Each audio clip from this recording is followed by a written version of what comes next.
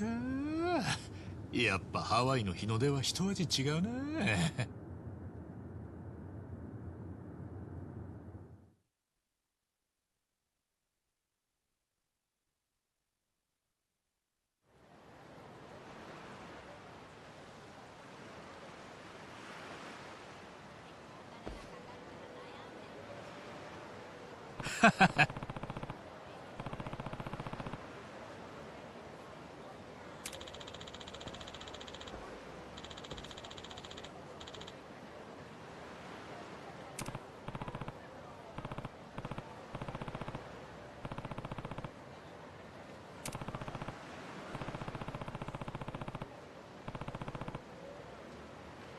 任せろ。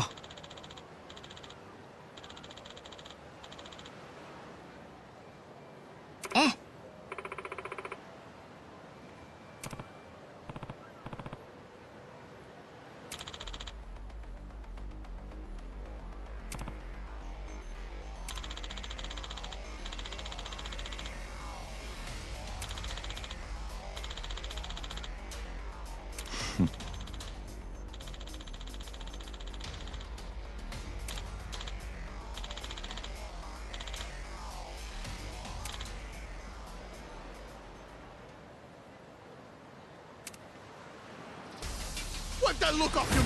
どうした？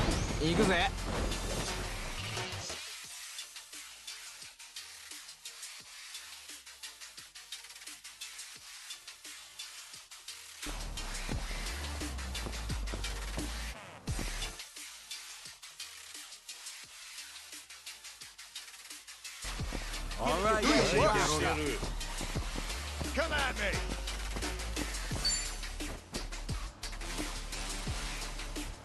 さっさと来い。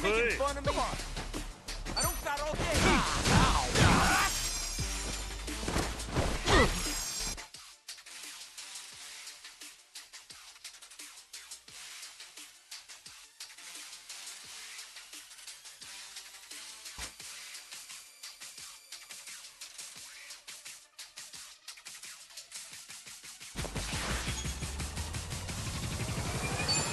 らせる。出てや。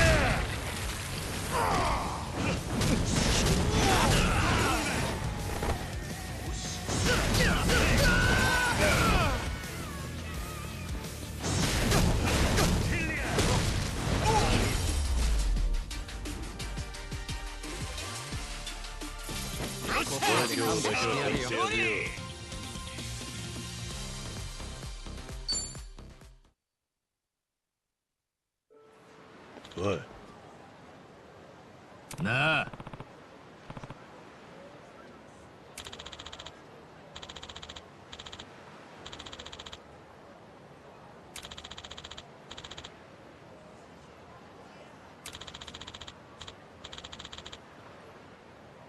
富澤。ああ。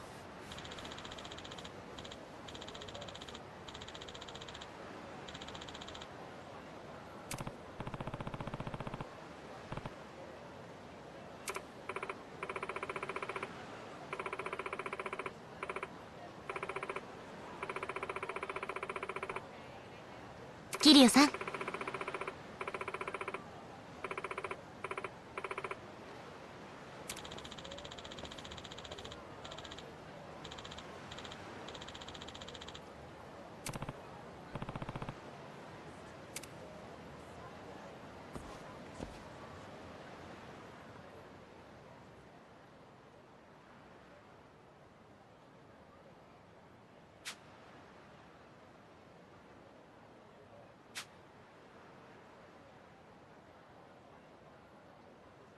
いいコンディションだ。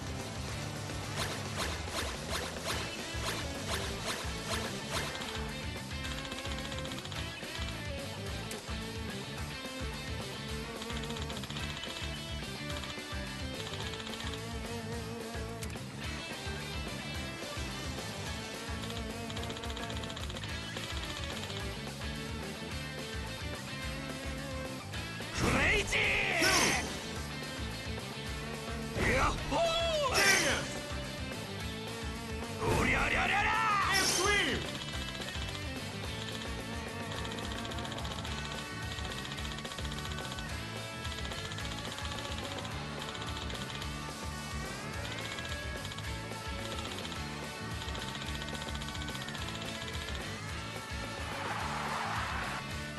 Super Crescent Adversary! 頼んでくれよな。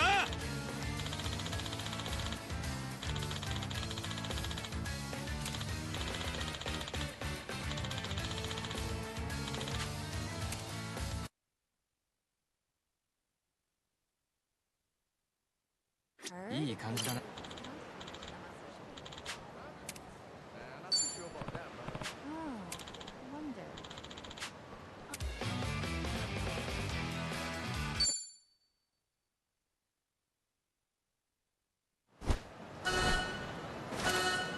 Are you ready? ク Let's レイジ crazy! ーに決めてやるぜ。ラッ Avowed! キークレイジー。ああ、調子に乗りす Tap the engine!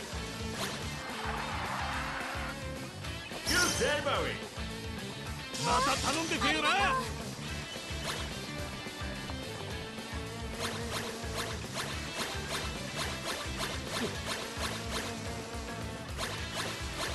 やっほー。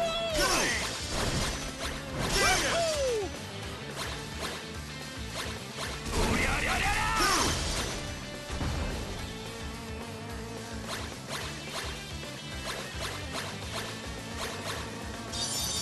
飛ばすぜ。おらららららららららら。大ジャンプ。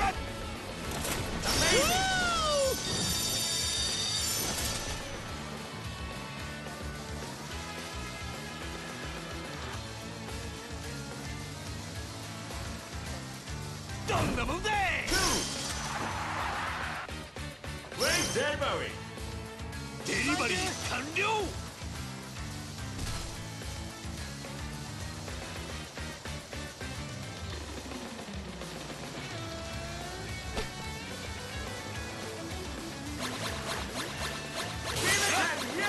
クレイジー。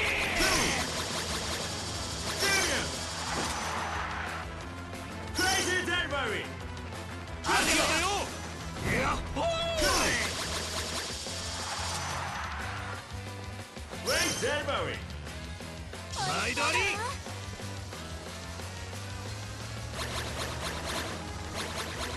Avowed! おりゃりゃりゃりゃ。どんなもんだい。 Extreme! Super Crescent Adversary! また頼んでくれよな。クレイジー。やっほー。しくじったぜ。おりゃりゃりゃりゃ。 Extreme! Super Crescent Adversary! デリバリー完了。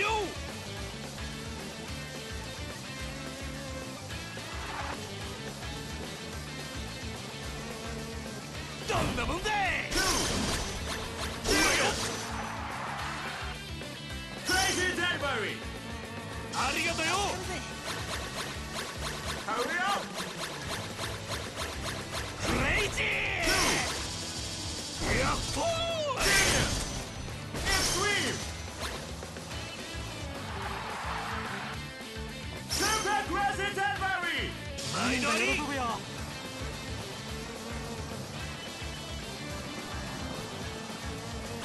おりゃりゃりゃりゃ。どんなもんだい。 Crazy Adversary! また頼んでくれよな。クレイジー。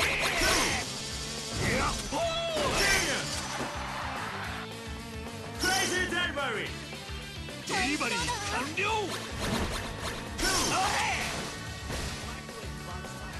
おりゃりゃりゃりゃ。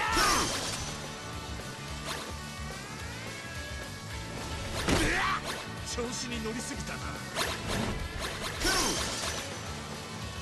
どんなもんだい。 Crazy Adversary!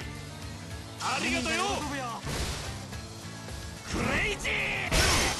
しくじったぜ。やっほ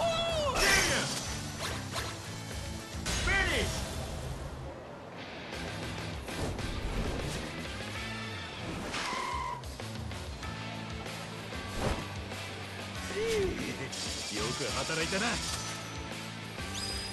し、まあこんなもんだろう。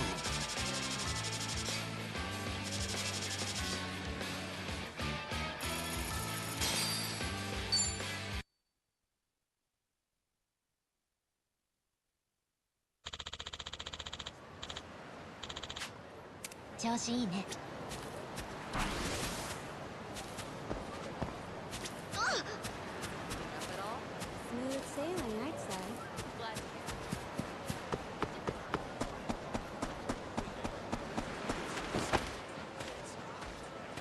アロハ。ハロー。アロハ。アロハ。ヘイ。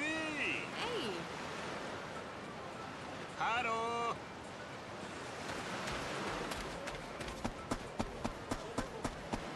さすがハワイの海、いつ見ても綺麗だな。人泳ぎするか。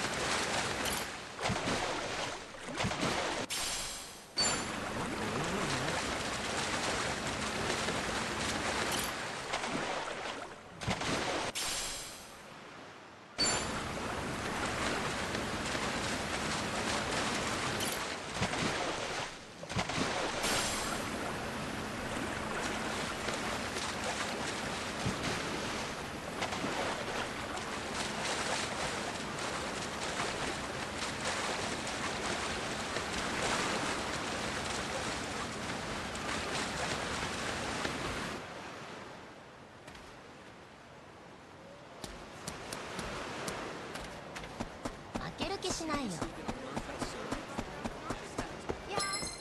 覚悟はいいんだね。よっしゃ、行くぜ。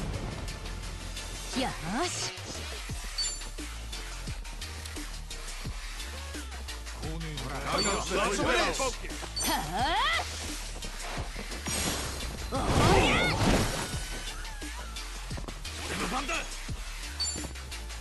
相手してあげる。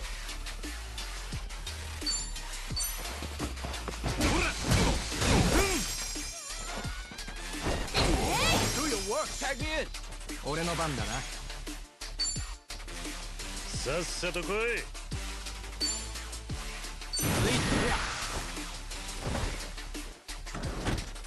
ご乗車ありがとうございます。シートベルトをお締めください。右へ曲がります。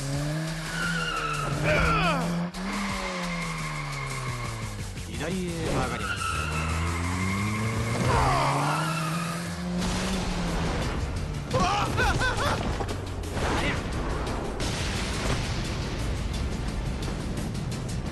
ご利用ありがとうございました。行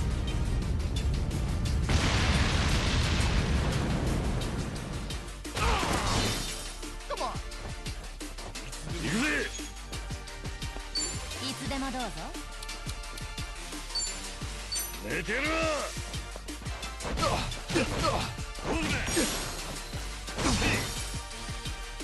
ビビってんのか。私の出番ね。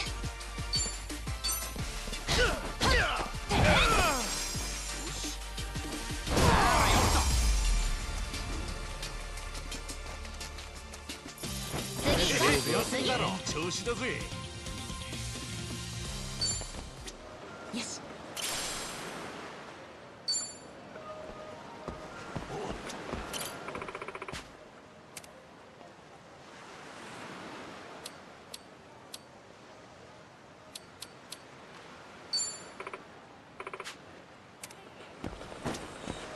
安全運転。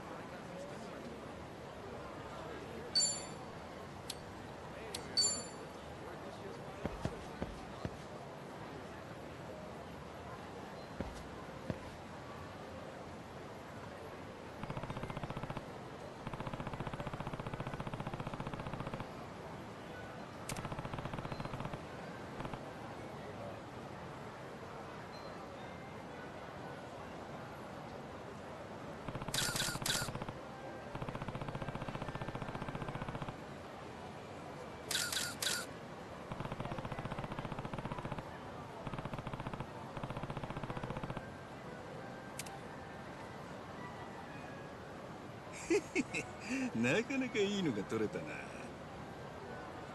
よう、いい写真撮れたのかい？ああ、バッチリだ。最高のショットが撮れたよ。やっぱ写真を撮るならハワイが一番だな。確かにビーチとか綺麗なもんが多い街だもんな。写真撮るには最高なんだろうな。なあ、もしよかったら撮ったやつ見せてくれねえか？ああ、いいぜ。もしかしてあんた観光客とかか？まあそんなところかな。いつもは横浜にいるんだけど、ちょっと用事で来てんだい。春日一番だ。よろしくね。俺はジョージ・クロキ。トロリーに乗っていつも写真を撮っているんだ。こちらこそよろしくな、春日ちゃん。さて、写真が見たいんだったな。ほれ、見てみろ。自信作ばかりだ。どれどれ。ど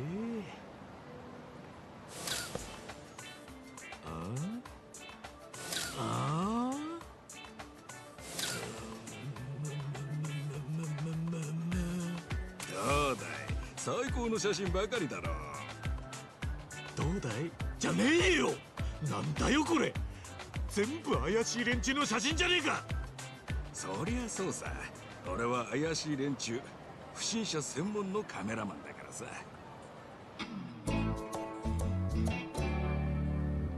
不審者専門のカメラマン？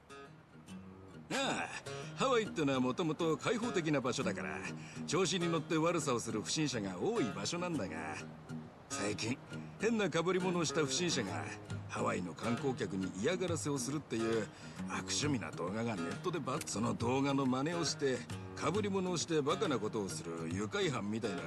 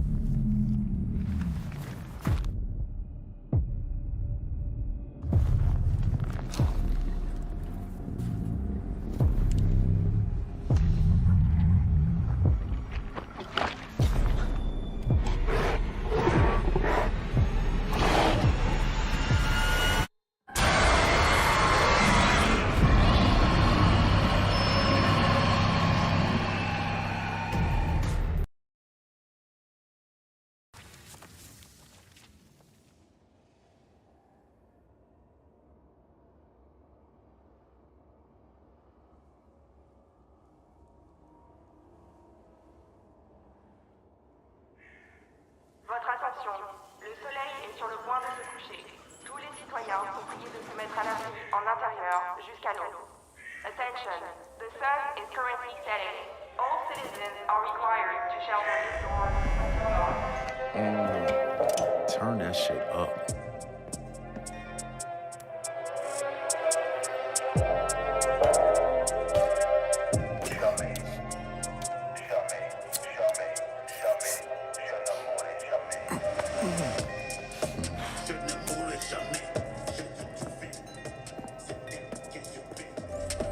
Relax, man. I don't bite.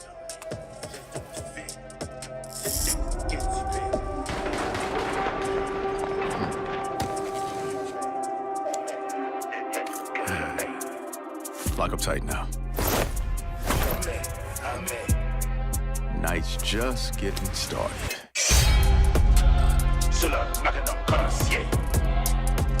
Je traque the code comme un braconnier.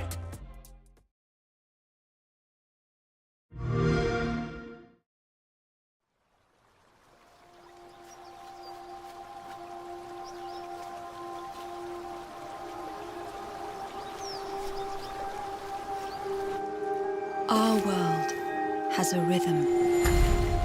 We all sense it. But only a few truly feel it. It is found in the smallest moments. In every step of a perilous journey. In the symmetry of ritual.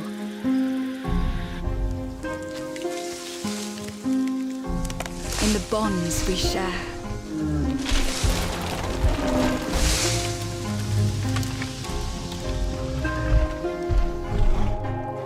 And in moments of stillness.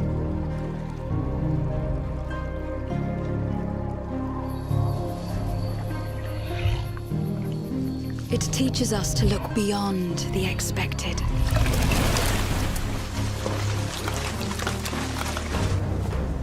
To be a light in dark places. To seek answers.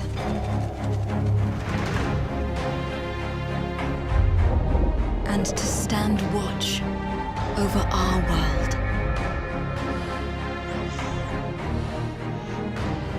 Our world has a rhythm. We all sense it. But only a few truly feel it.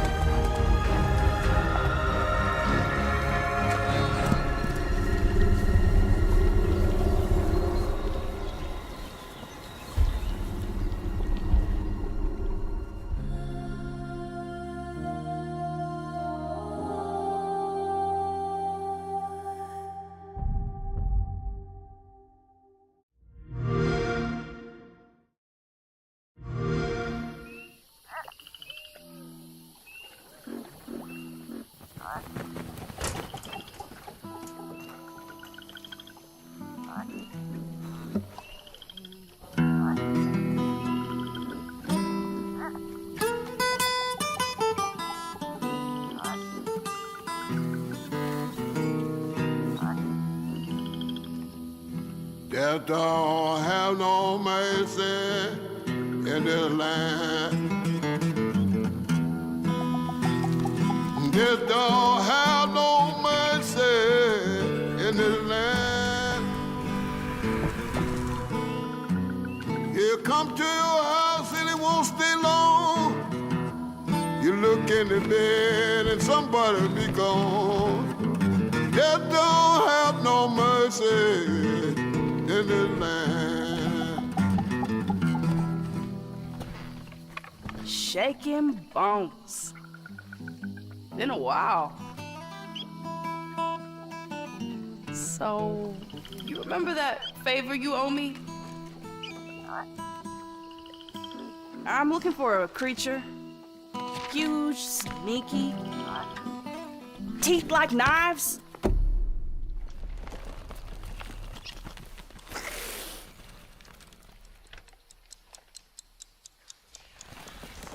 No? Well, hey, how about you guys? No? Nobody? Not helpful.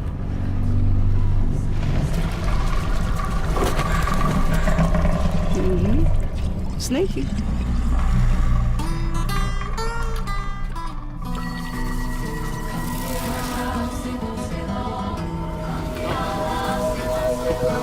Well, they come to your house and it won't stay long. Well, you look in the bed and somebody'll be gone. They're gonna give you time to get ready.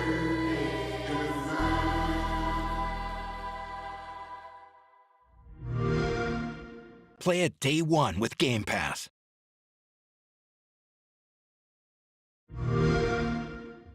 We begin by hearing an old, wise-sounding voice.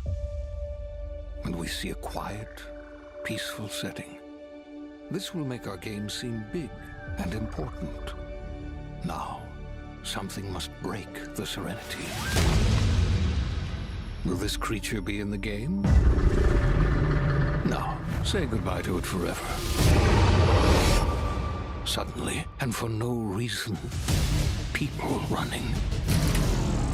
These pointless slow-motion shots make everything seem cool and should bolster pre-sale numbers. That wah sound can mean only one thing. We must gaze over an epic shot of a world, and there should be lens flares.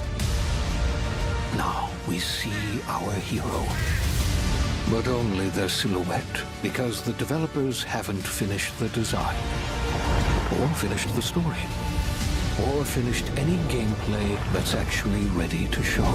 In fact, the only thing they have finished is the title.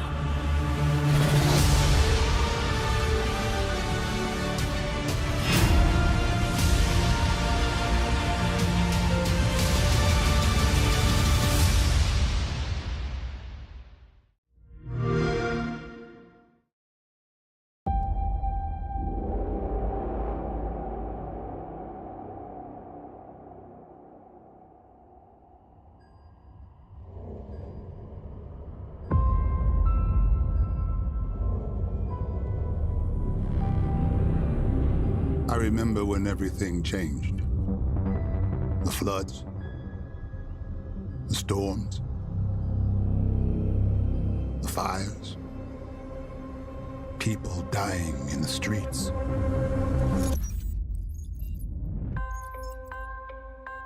The corporations gave us solutions. A better world.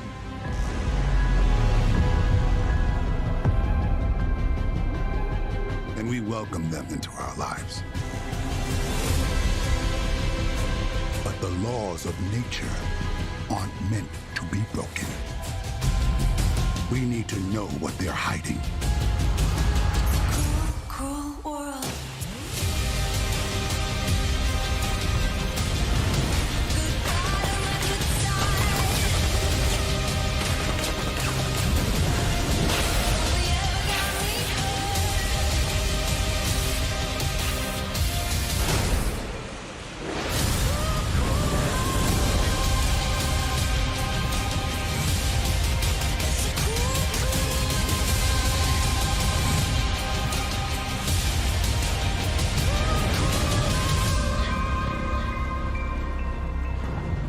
Did you find the answers you were looking for, Agent Dark? Not yet. This is just the beginning.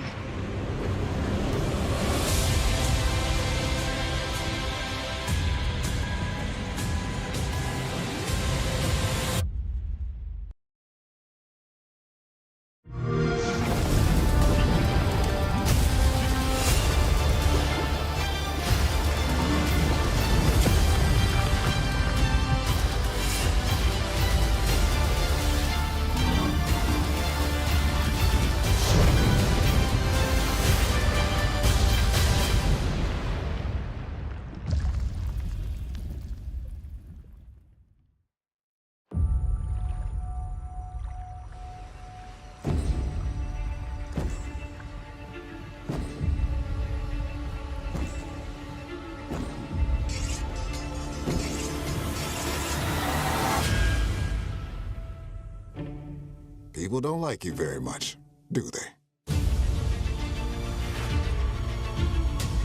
Sent here to the living lands by an emperor who couldn't bother to come himself.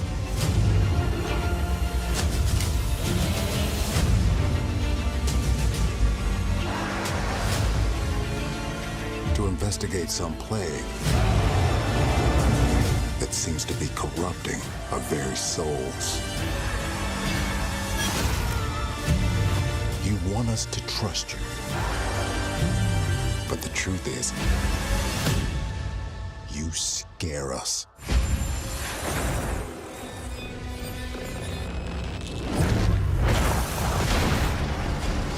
The way you fight. The power you wield. The secrets you keep. You're either here to save us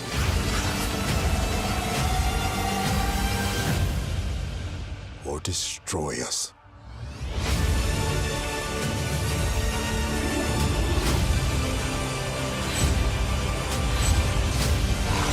So now that you have all this power,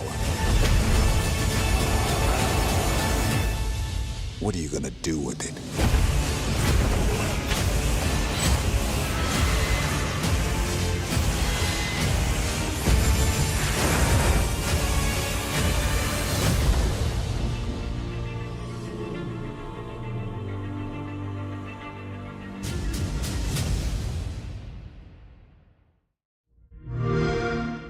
Play it day one with Game Pass.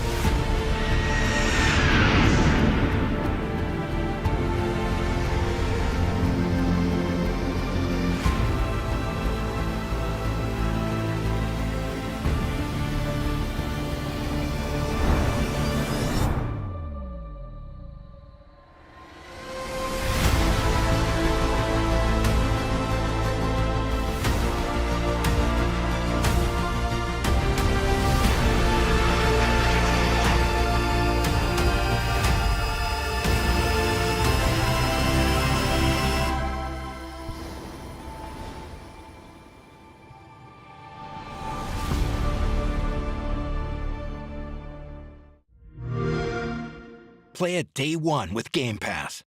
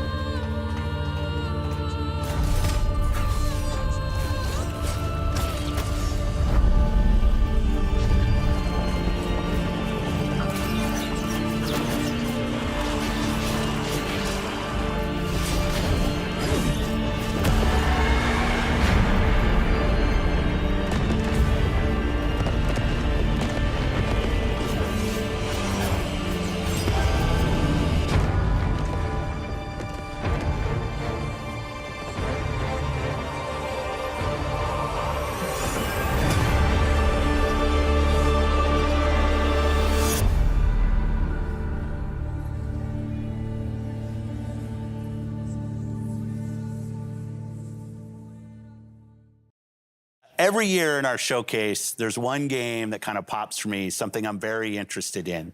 This year, we got to announce 33 Immortals from Thunder Lotus. And I'm here now with Stefan and Will to walk through a demo of the game, which I've never played before. First time. We have 33 people online, incredibly excited about this. So we're going to jump in? All right, let's jump in and start playing. 33 Immortals is a co-op action roguelike for 33 players. You play a damned soul who must rebel against God's final judgment. So there are 3 of us here today on stage, 3 upstairs, and 27 people joining us from Montreal in the studio. Hi, everyone. And we are ready. That's us. Everybody's spawning in. That's us. This is 33-player multiplayer. Yeah. Not a normal number of characters for a multiplayer game. Yeah. How did you come up with 33 players? We were searching for a significant number where we can all play on the screen. Yeah. We stay together on the screen, so 33 felt good. 32 felt good. But as the game is inspired by the Divine Comedy, the medieval poem from Dante Alighieri, written in the 14th century. And this poem has 3 sections: Inferno, Purgatorio, Paradiso. Each section has 33 chapters. And so we say, oh, let's do 33 players. I love it. 33 Immortals. Man, I love what you said, Will, that when you guys started this game, there weren't even 33 people at the studio, so you didn't have enough people in the studio to fill out the full roster of the game. Yeah. It's just such an awesome point. It's a challenge. It's a challenge when you're trying to do that. I love it.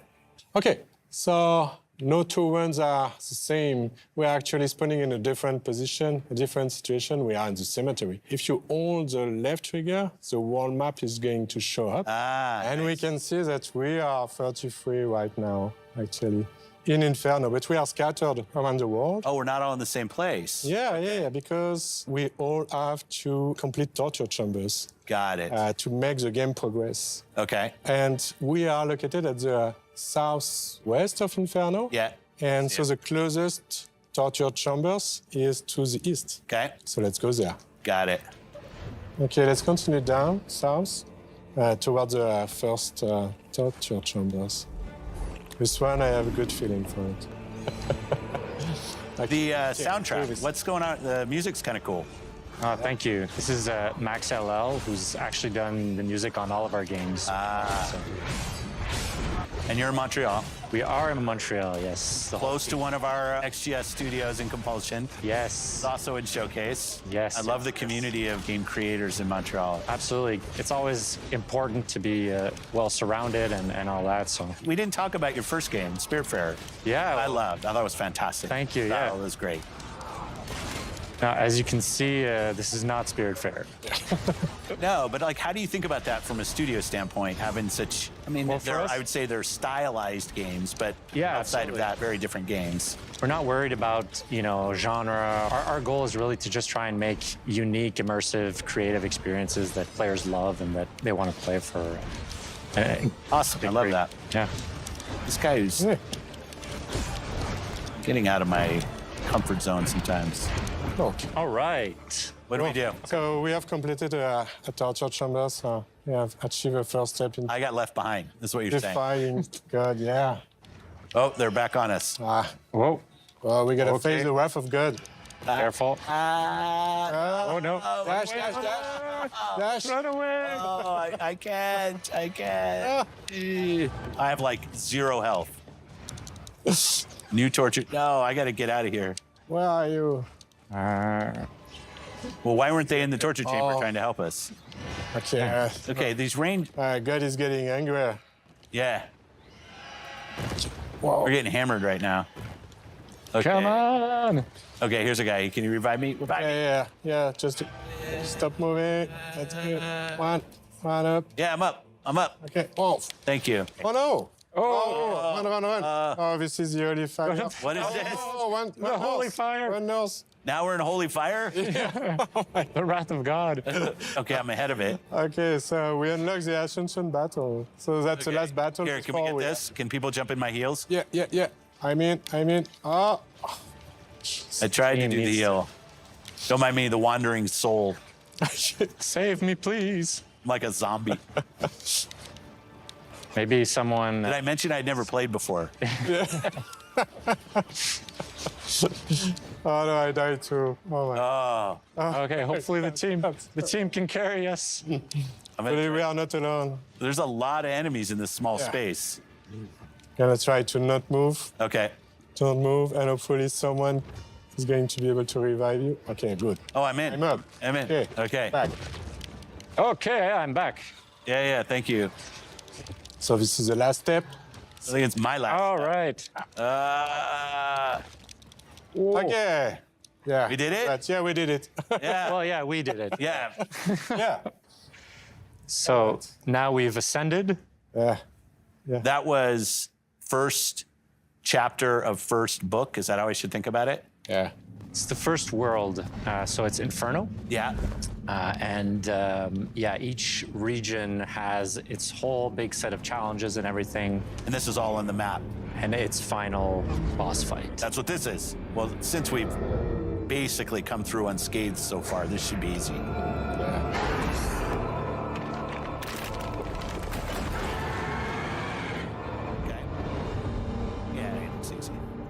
You saved us from having to kill the final boss. Yeah.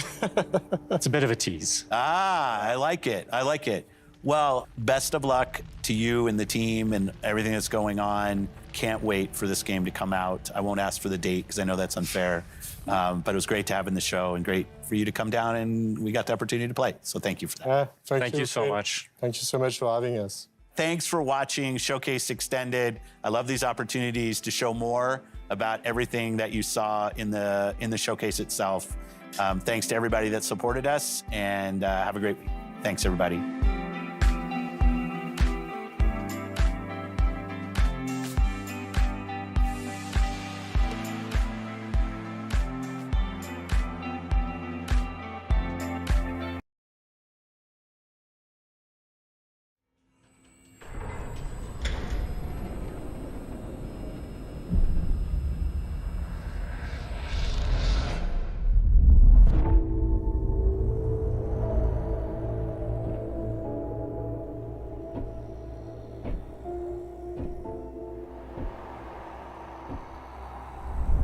You asked me about my good luck charm.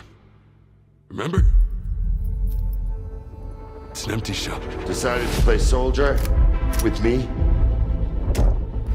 Dimitri and I were just discussing a certain puzzle we found in the zone. But we can't quite seem to get all the pieces to fit. Maybe you can figure it out. It reminded me that we used to be puppets. I took just one awkward step, and my whole world plunged into darkness. I'm sorry, Strider.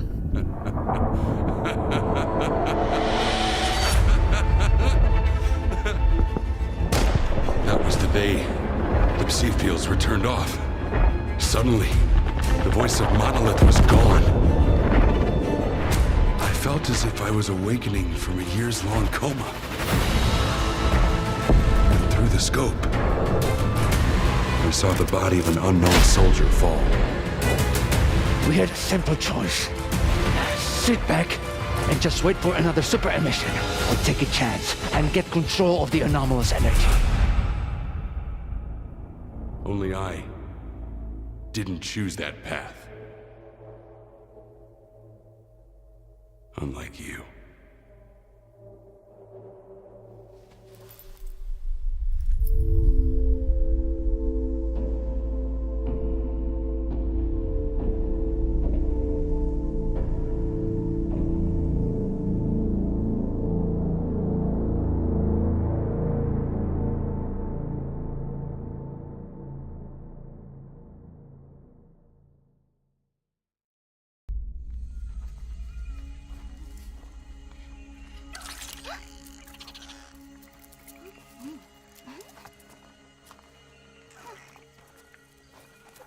It's time to go.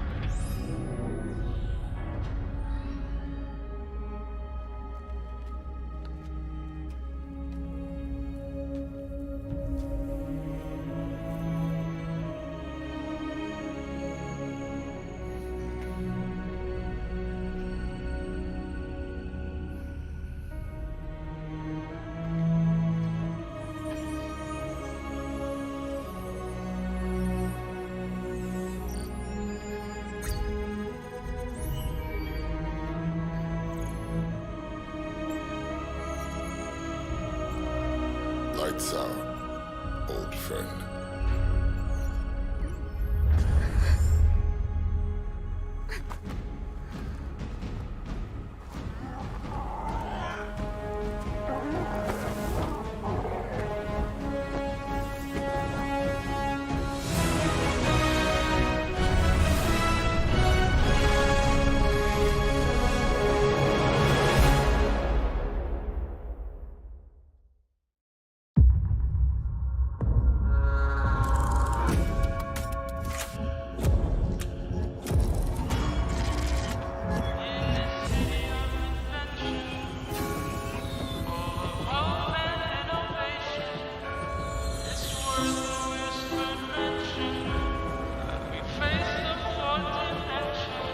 This city is a miracle of progress. A finely tuned, delicately balanced machine.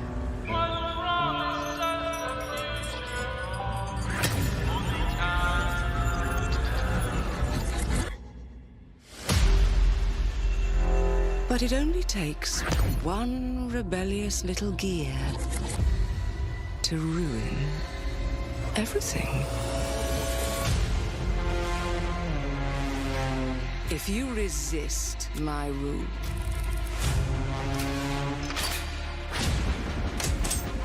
if you alter our past, if you threaten what I have built,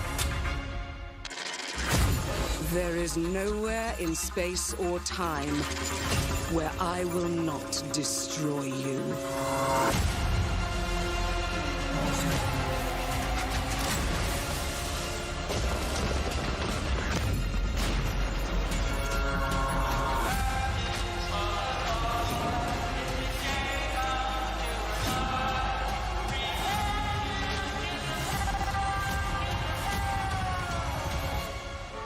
Oh no. What did I do? Any last words before my friend puts one in your scalp?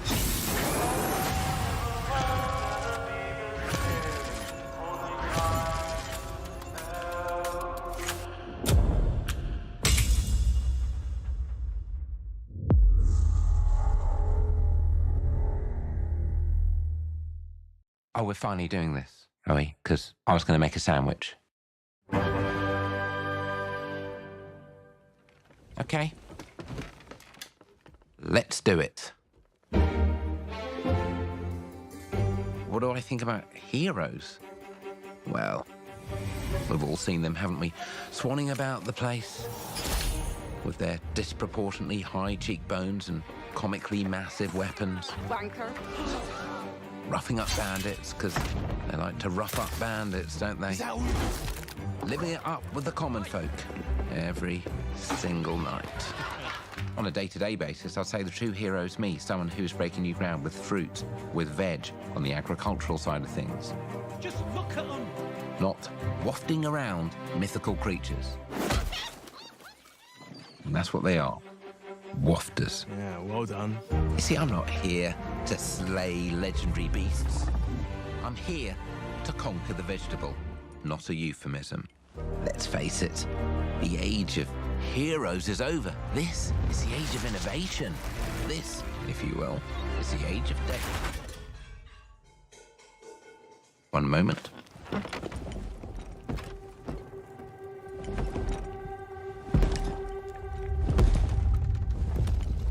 This is awkward. Yeah.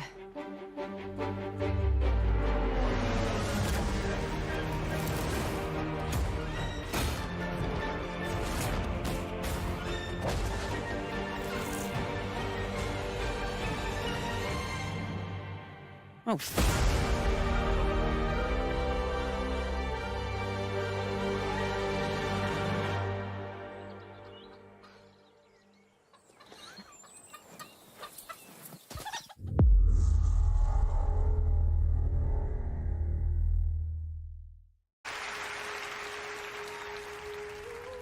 I've dreamt of this.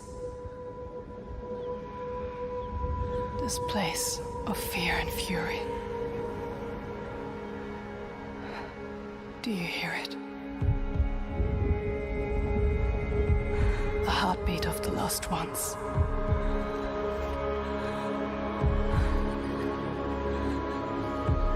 I can feel them on my skin.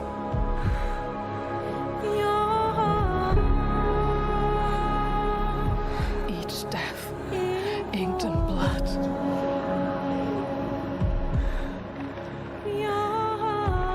I won't stop fighting for them. Until the very last beat fades away.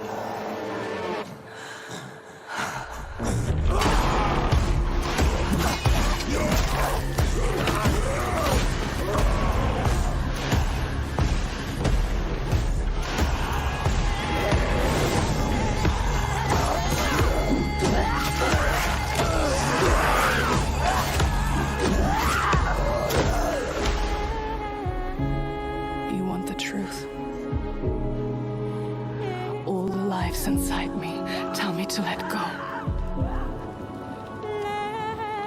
The shadow will always hang over me.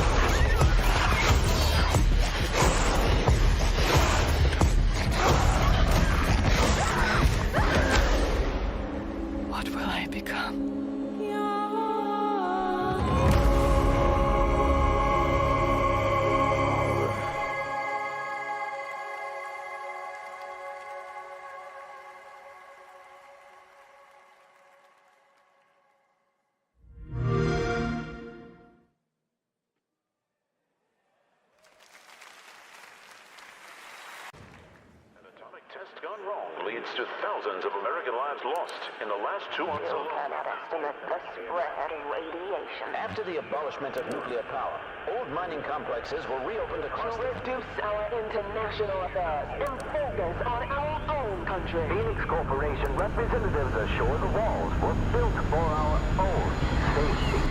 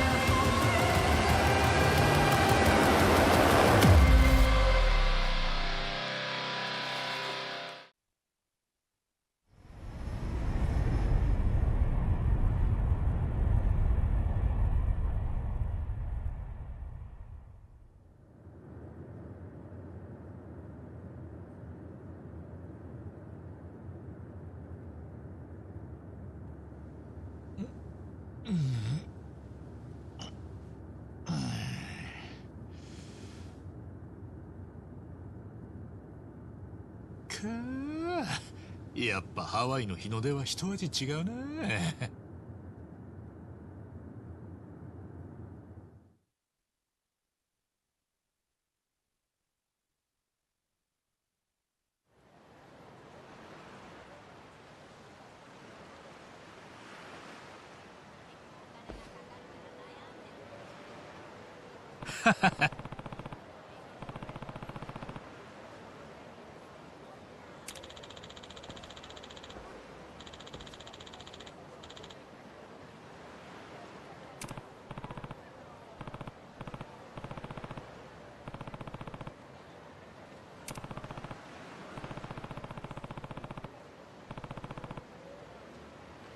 任せろ。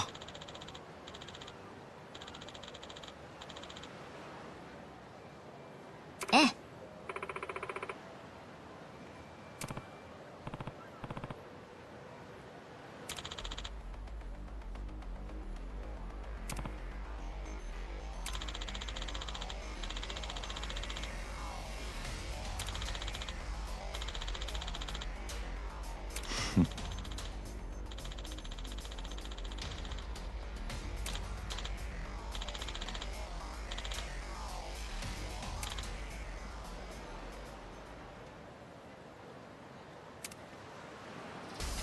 Wipe that look off your mug.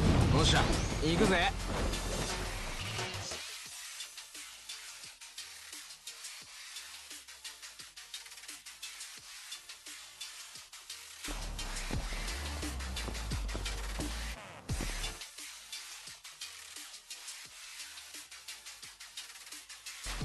All right, Come at me.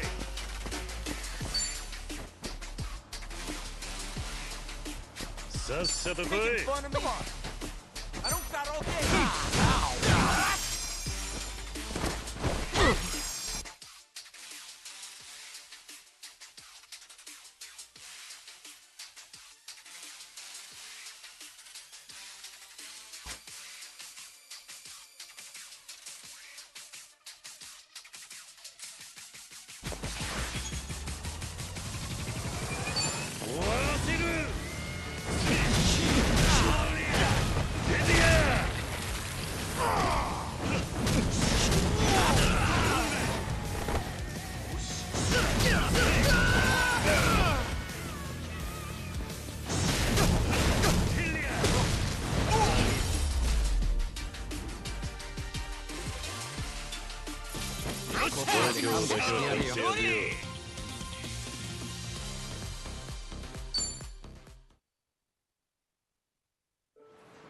おい。なあ。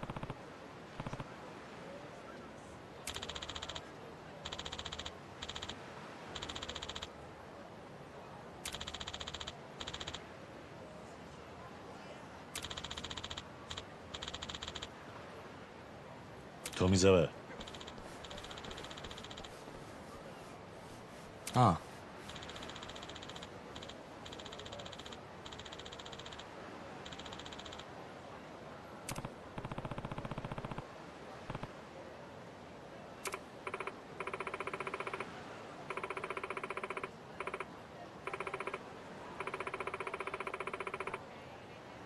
桐生さん。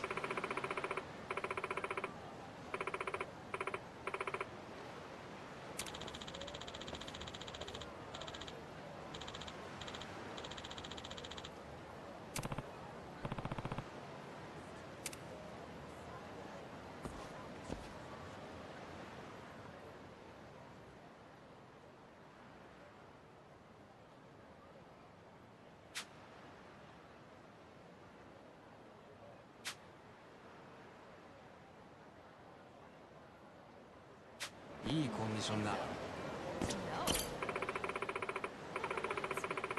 Gotta tell me how things are going with the new boy toy. It's all right, I guess. Glad to hear. In any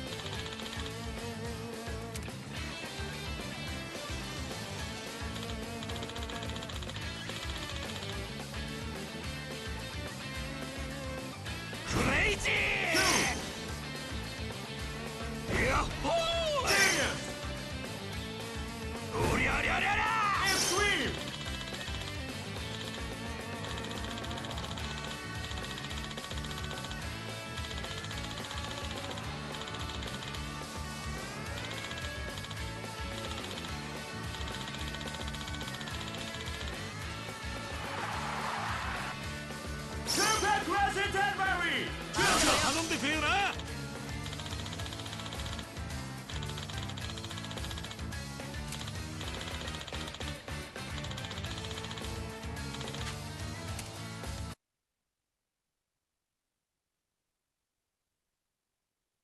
いい感じだな。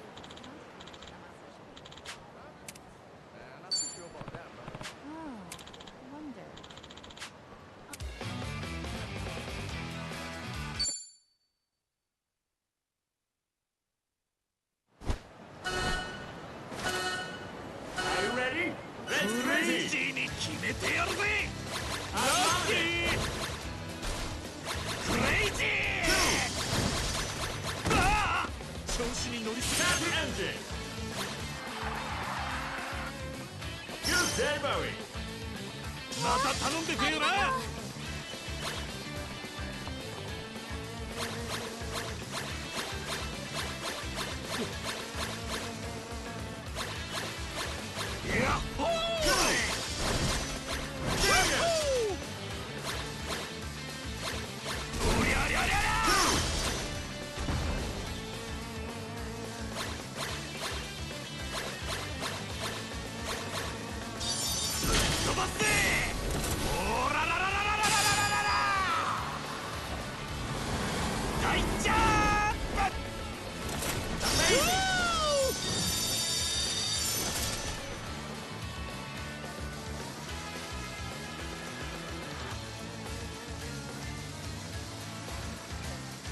どんなもんだい。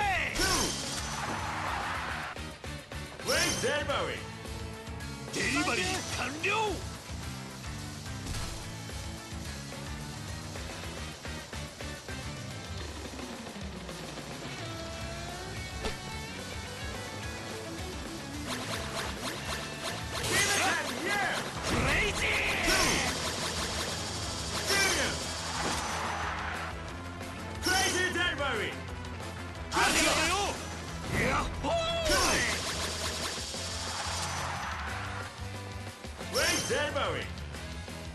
毎度あり。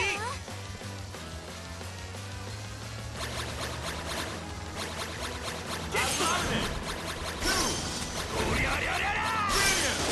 どんなもんだい。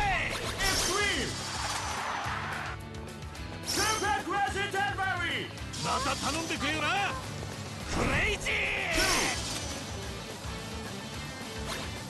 やっほー。しくじったぜ。おりゃりゃりゃりゃ。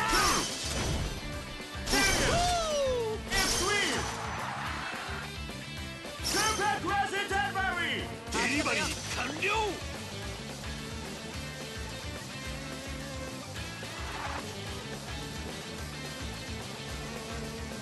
どんなもんだい。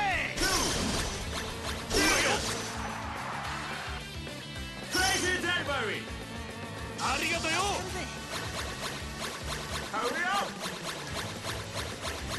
クレイジー。やっほー。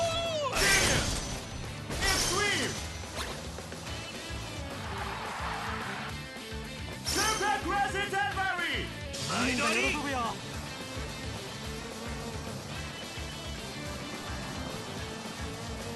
おりゃりゃりゃりゃ。どんなもんだい。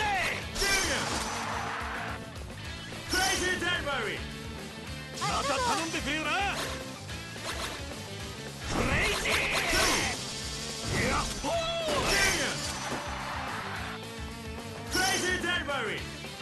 デリバリー完了。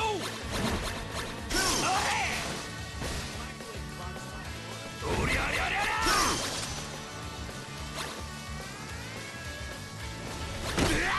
調子に乗りすぎたな。どんなもんだい。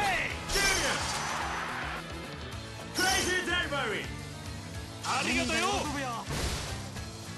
クレイジー。しくじったぜ。やっほー。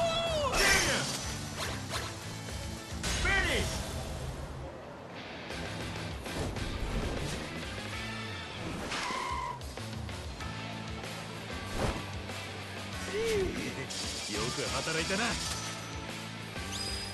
し、まあこんなもんだろう。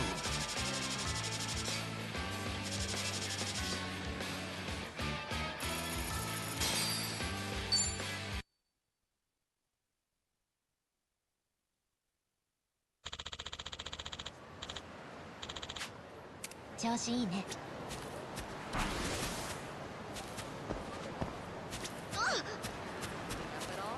Smooth sailing, I'd say.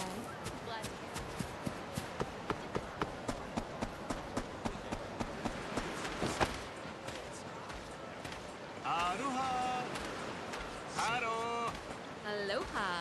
Aloha. Hey. Hey. Hello.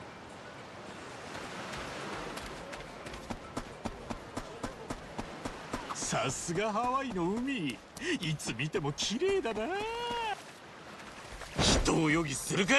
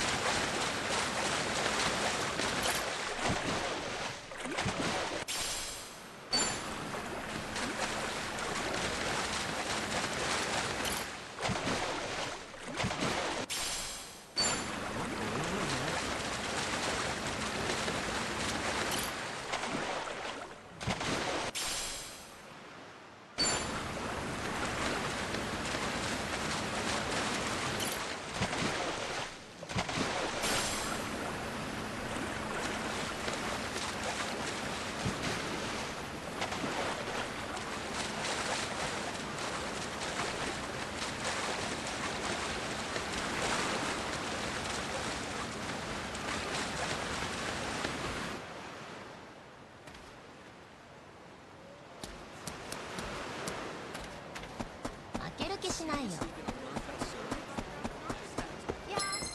覚悟はいいんだね。よっしゃ、行くぜ。よーし。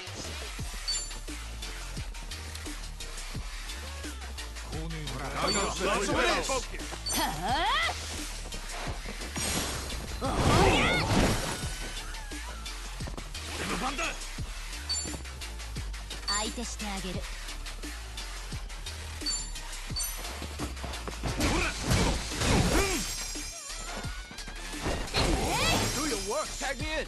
俺の番だな。さっさと来い。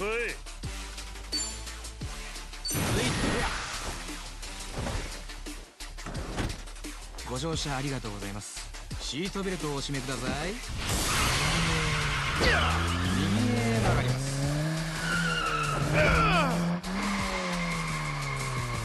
左へ曲がります。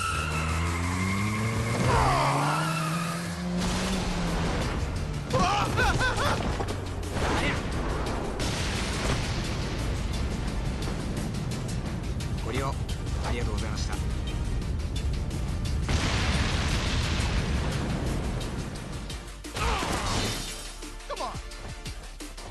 くぜ。いつでもどうぞ。寝てるな。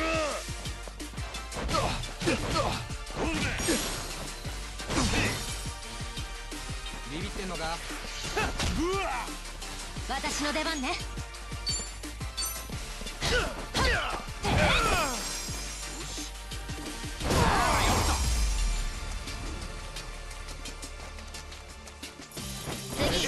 次だろ。調子だぜ。よし。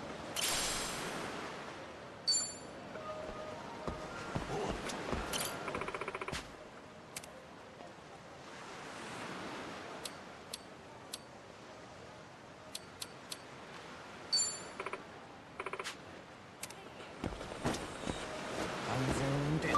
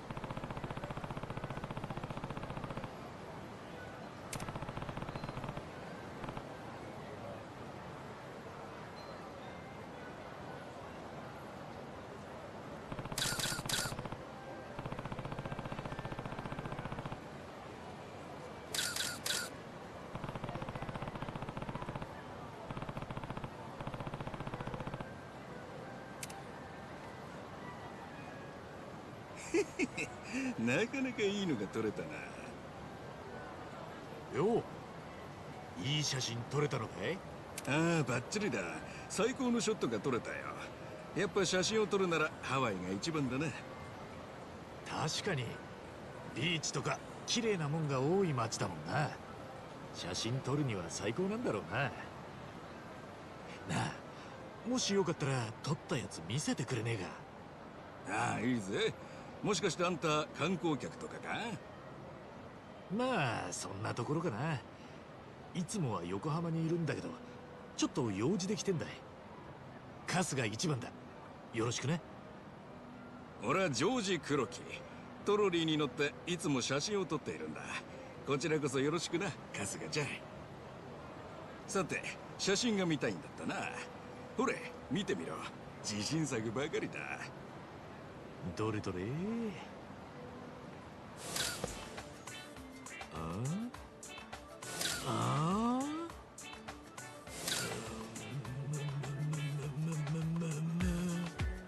うだい、最高の写真ばかりだろ。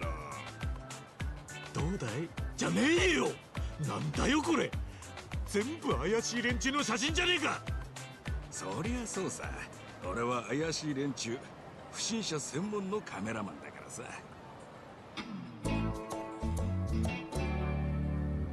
不審者専門のカメラマン？ああ、ハワイってのはもともと開放的な場所だから、調子に乗って悪さをする不審者が多い場所なんだが、最近変な被り物をした不審者がハワイの観光客に嫌がらせをするっていう悪趣味な動画がネットでその動画の真似をして被り物をしてバカなことをする愉快犯みたいな。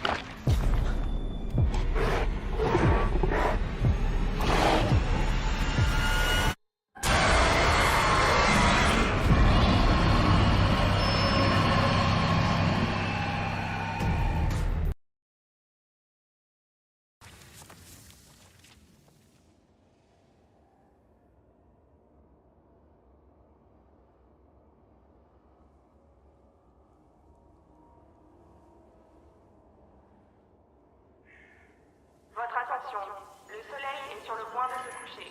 Tous les citoyens sont priés de se mettre à l'abri en intérieur jusqu'à l'aube. Attention, the sun is currently setting. All citizens are required to shelter indoors. Turn that shit up.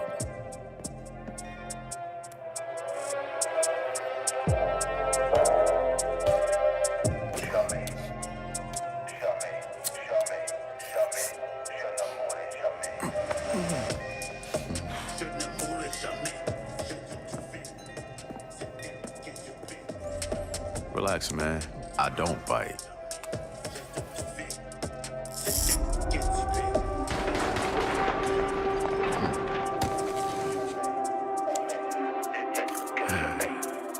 Lock up tight now. Night's just getting started.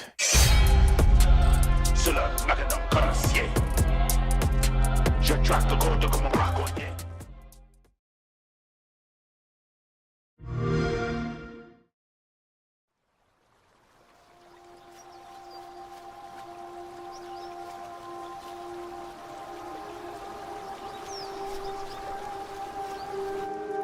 Our world has a rhythm. We all sense it. But only a few truly feel it. It is found in the smallest moments. In every step of a perilous journey. In the symmetry of ritual.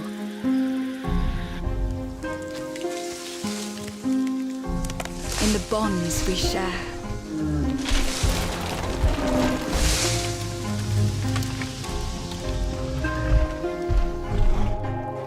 And in moments of stillness.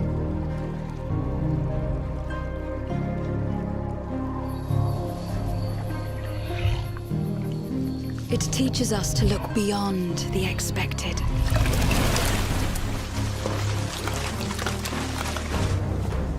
To be a light in dark places.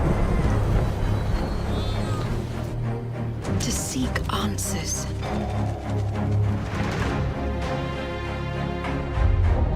And to stand watch over our world. Our world has a rhythm. We all sense it. But only a few truly feel it.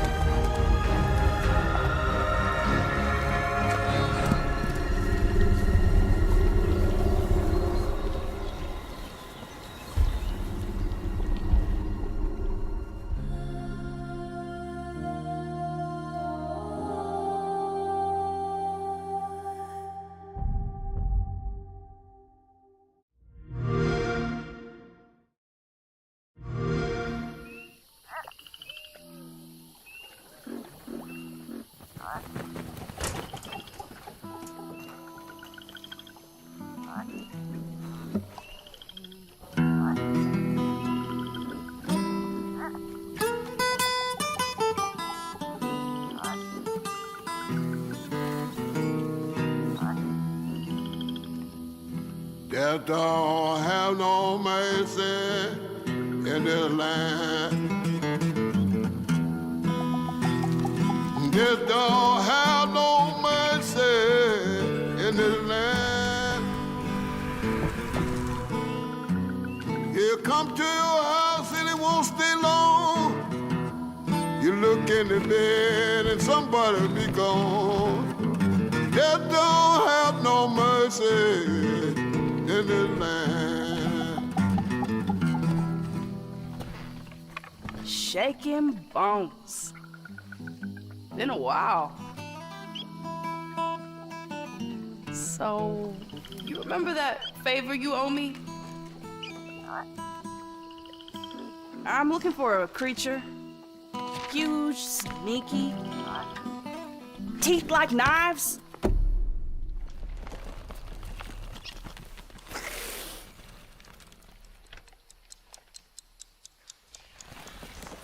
No?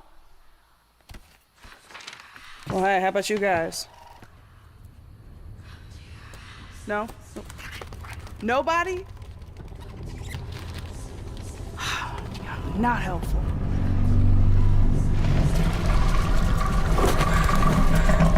Mm-hmm. Sneaky.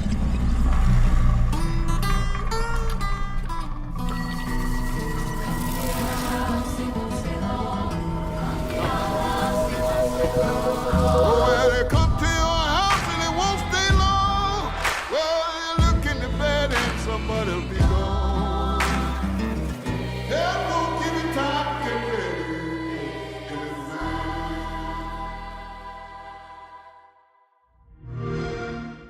Play it day one with Game Pass.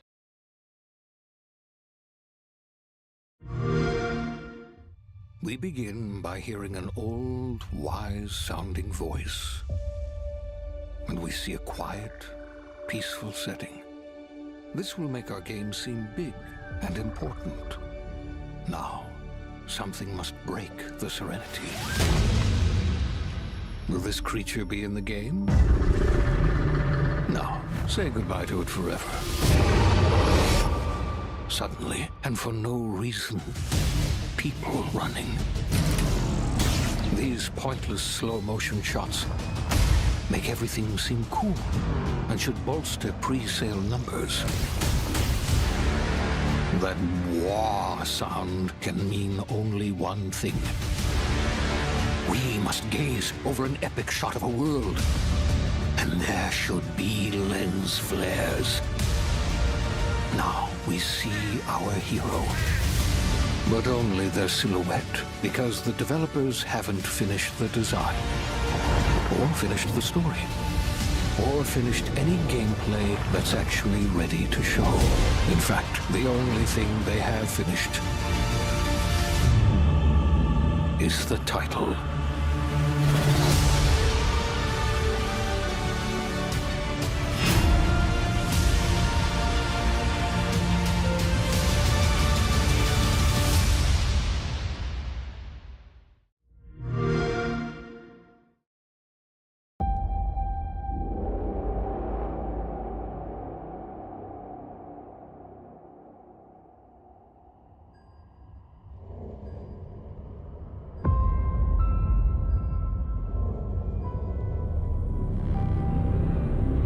I remember when everything changed. The floods, the storms, the fires, people dying in the streets.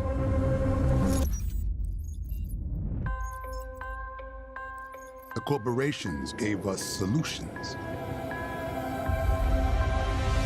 A better world.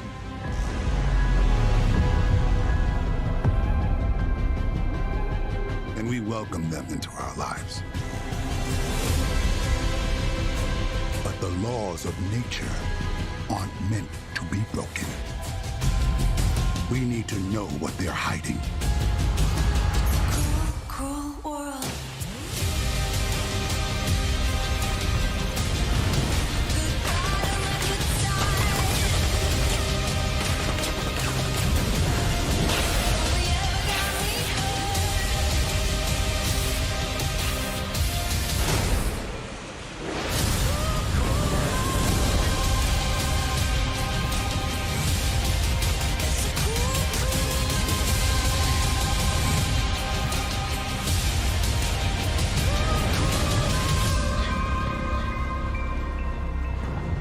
Did you find the answers you were looking for, Agent Dark?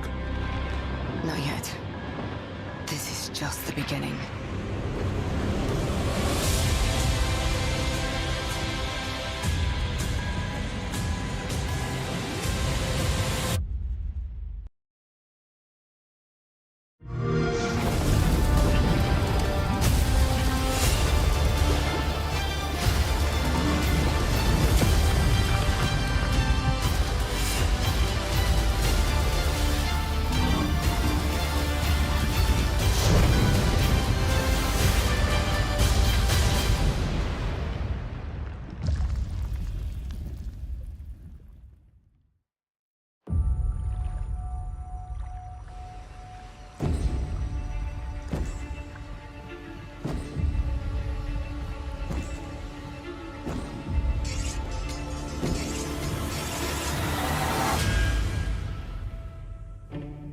People don't like you very much, do they?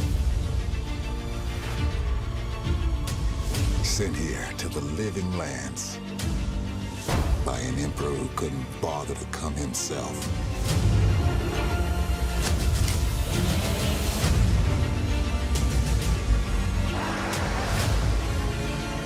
To investigate some plague that seems to be corrupting our very souls. You want us to trust you. But the truth is, you scare us.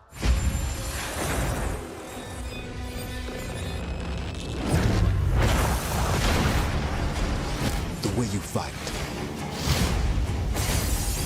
The power you wield. The secrets you keep. You're either here to save us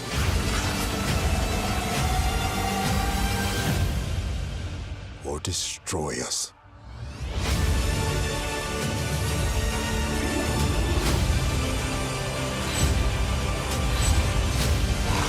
So now that you have all this power, what are you gonna do with it?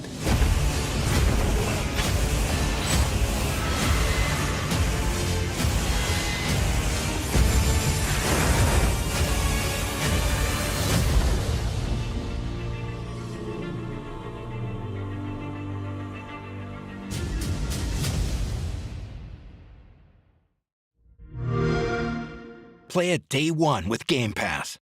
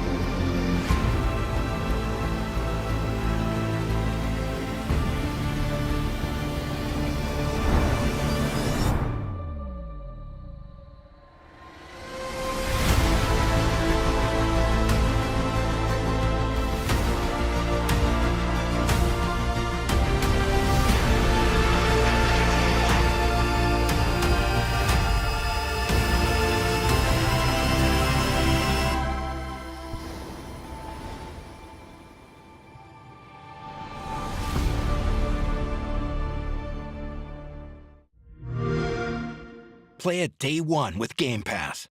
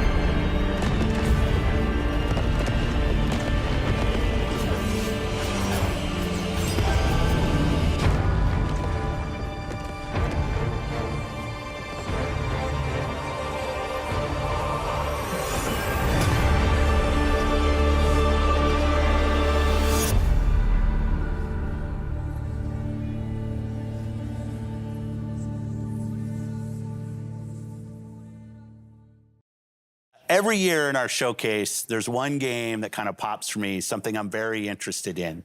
This year, we got to announce 33 Immortals from Thunder Lotus. And I'm here now with Stefan and Will to walk through a demo of the game, which I've never played before. First time. We have 33 people online, incredibly excited about this. So we're going to jump in? All right, let's jump in and start playing.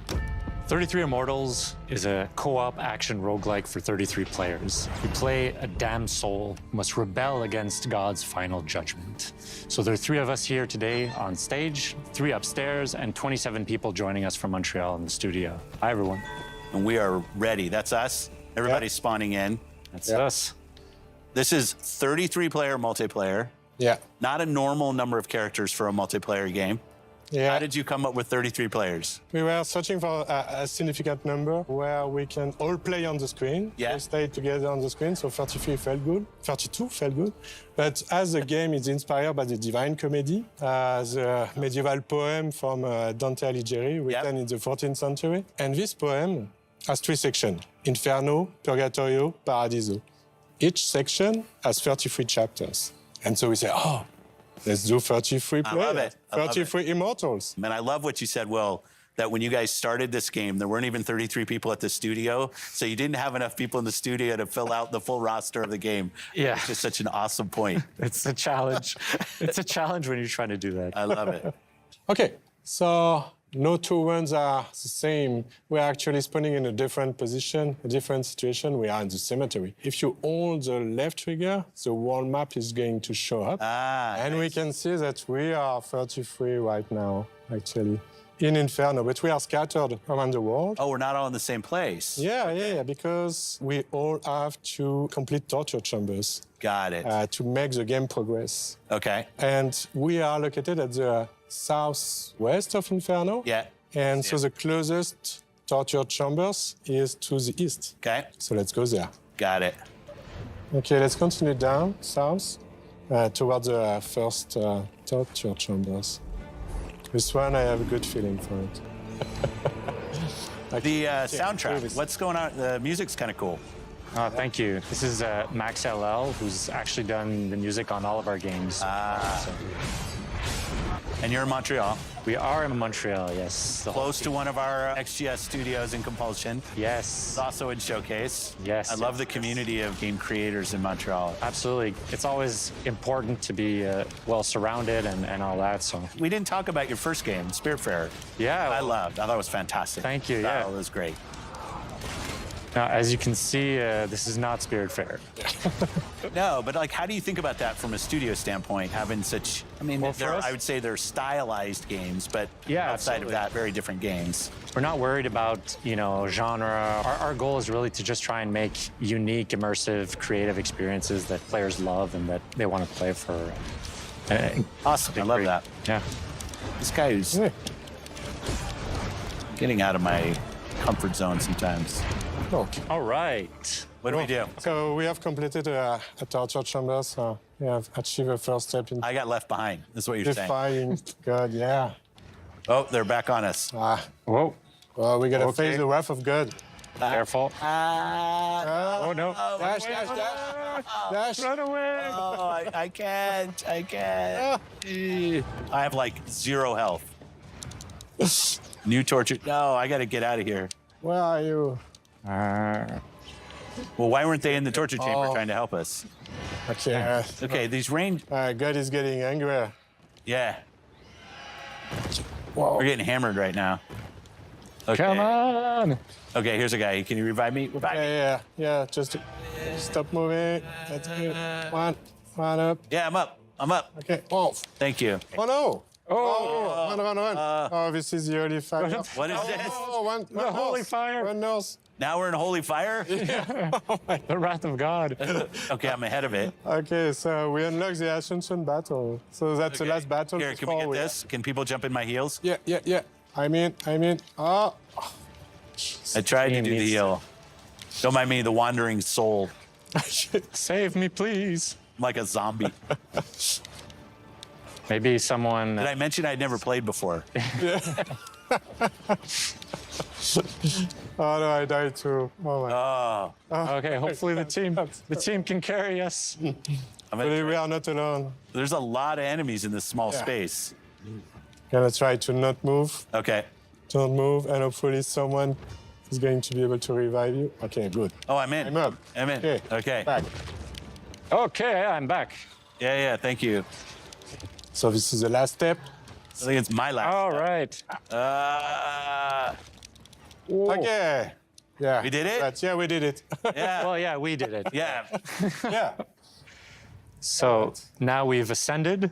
Yeah. That was first chapter of first book. Is that how I should think about it? Yeah. It's the first world, so it's Inferno. Yeah. Each region has its whole big set of challenges and everything. And this is all on the map. And its final boss fight. That's what this is. Well, since we've basically come through unscathed so far, this should be easy. Yeah.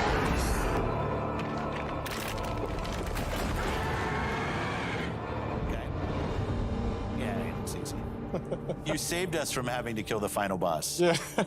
It's a bit of a tease. I like it. I like it. Well, best of luck to you and the team and everything that's going on. Can't wait for this game to come out. I won't ask for the date because I know that's unfair. But it was great to have in the show and great for you to come down and we got the opportunity to play. So thank you for that. Thank you so much. Thank you so much for having us. Thanks for watching Showcase Extended. I love these opportunities to show more about everything that you saw in the showcase itself. Thanks to everybody that supported us, and have a great week. Thanks, everybody.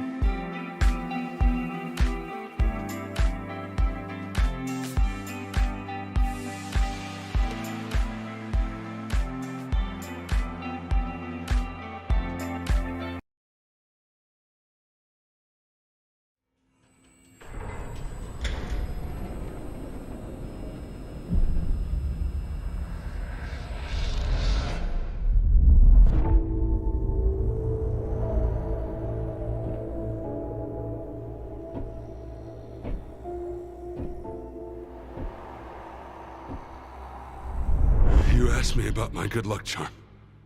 Remember? It's an empty shell. Decided to play soldier with me? Dimitri and I were just discussing a certain puzzle we found in the zone. But we can't quite seem to get all the pieces to fit. Maybe you can figure it out. It reminded me that we used to be puppets. I took just one awkward step, and my whole world plunged into darkness. I'm sorry, Strider.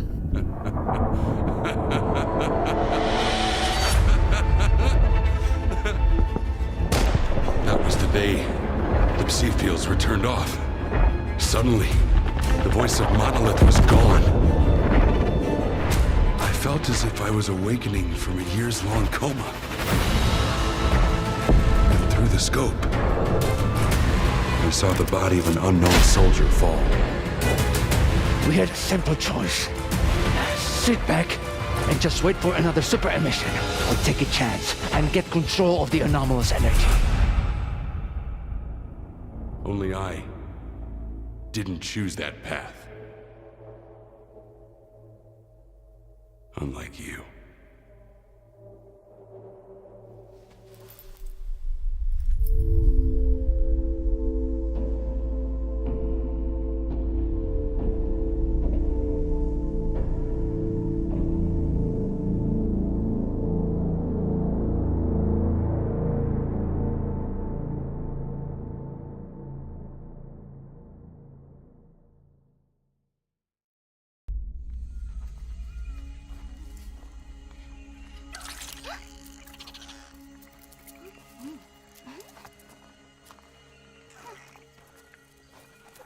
It's time to go.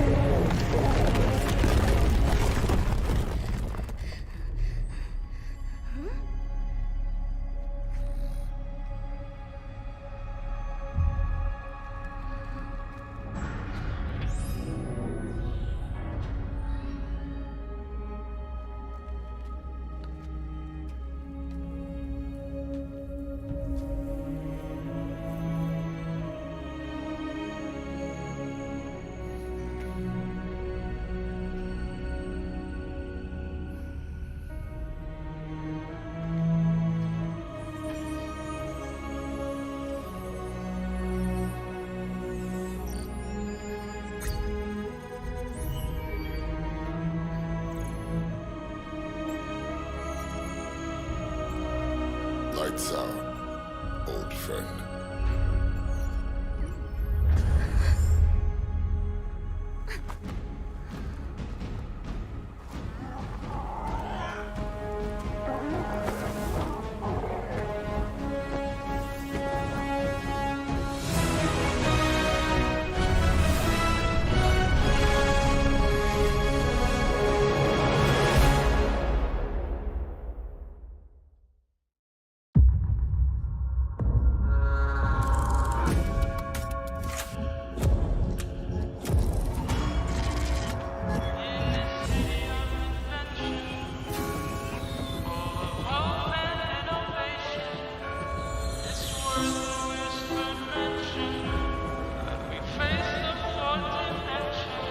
This city is a miracle of progress.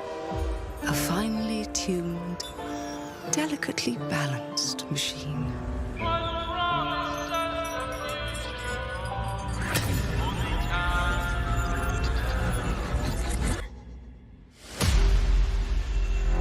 But it only takes one rebellious little gear to ruin everything. If you resist my rule,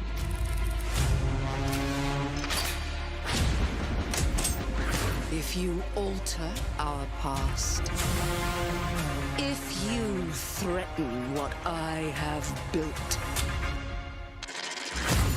there is nowhere in space or time where I will not destroy you.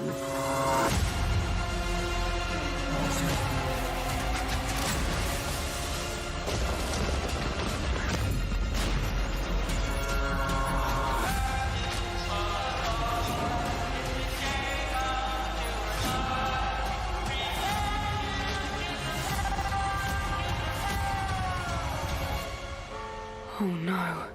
What did I do? Any last words before my friend puts one in your scalp?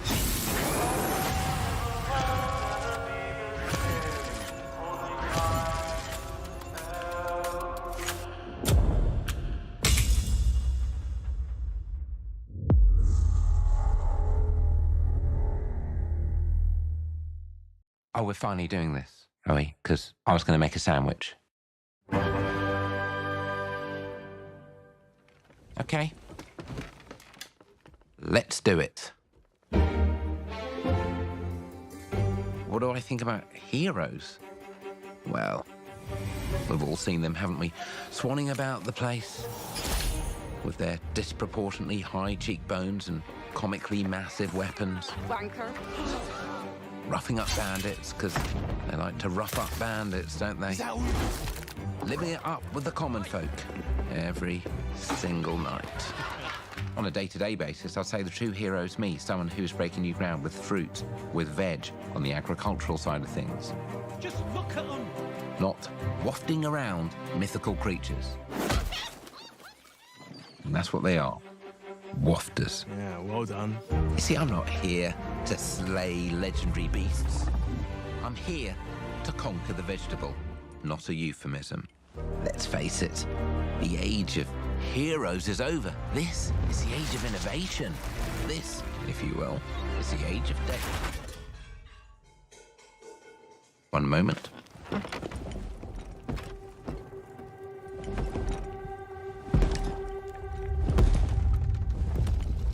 This is awkward. Yeah.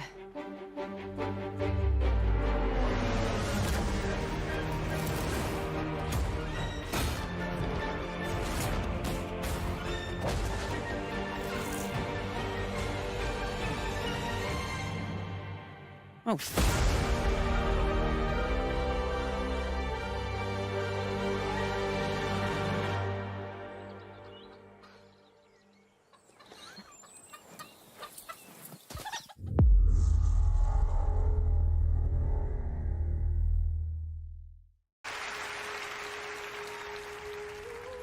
I've dreamt of this.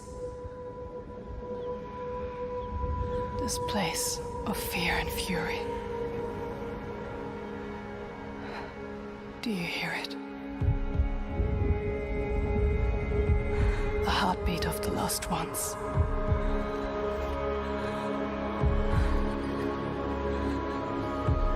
I can feel them on my skin.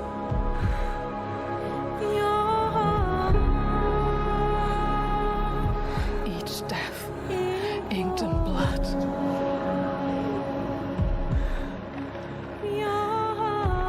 I won't stop fighting for them. Until the very last beat fades away.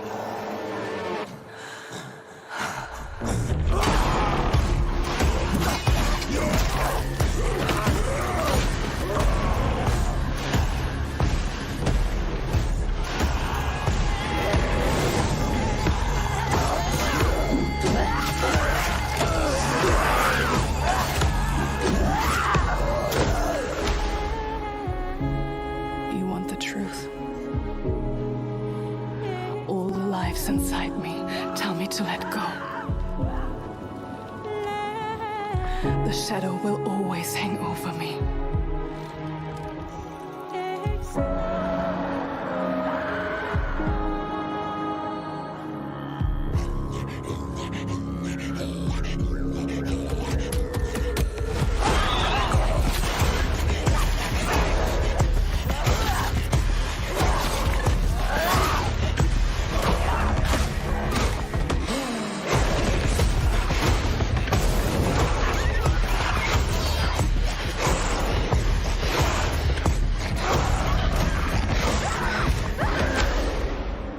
What will I become?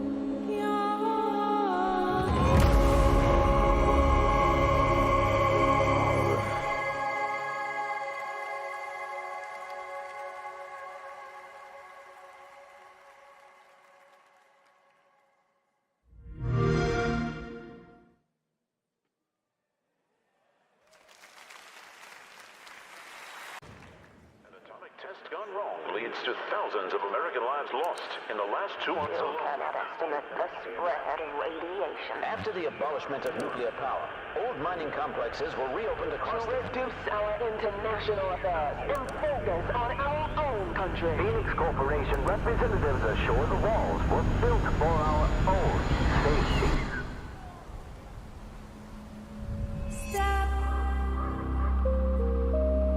Within this cage, in perilous rise, I'm dying twice.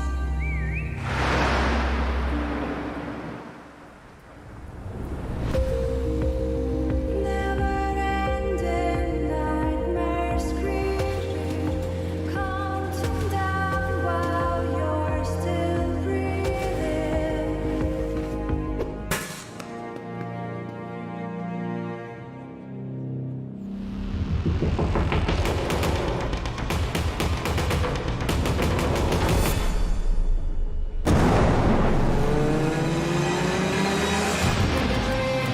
You'll see myself killing me, turn flash, then the wall, pushing me till I fall by myself in my head, counting clicks till I'm dead.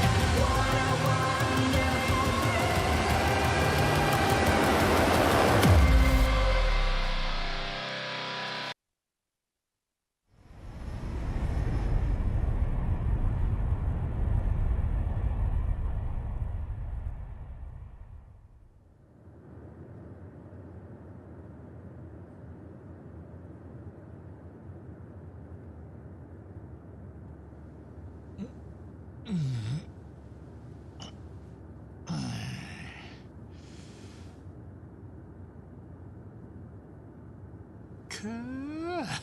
やっぱハワイの日の出は一味違うな。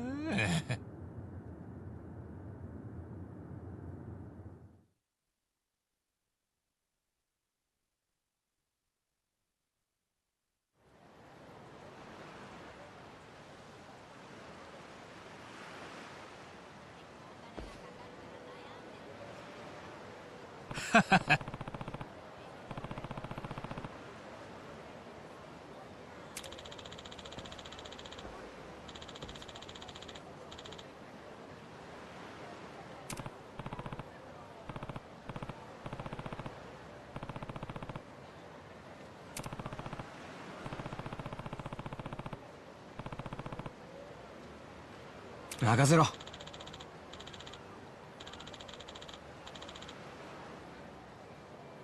ええ。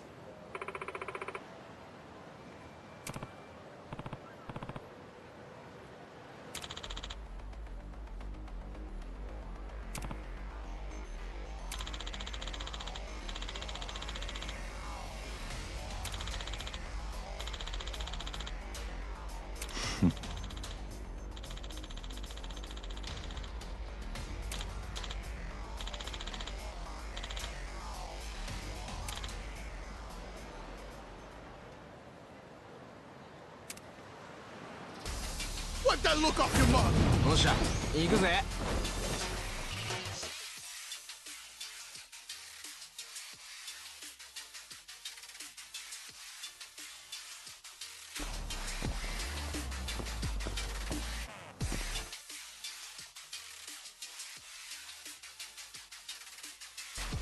All right, come at me.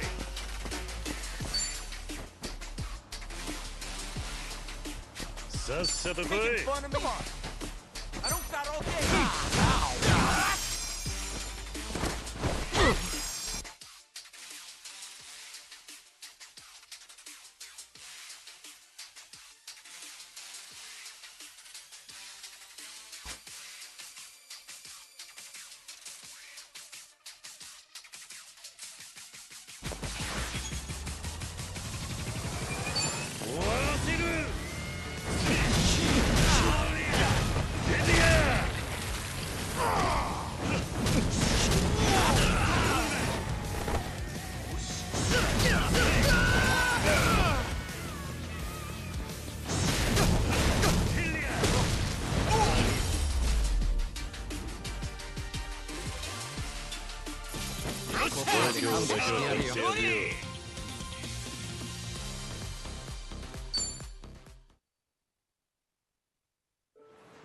おい。なあ。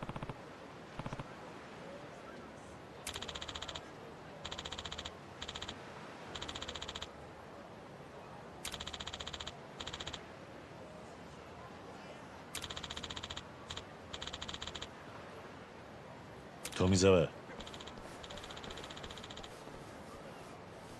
ああ。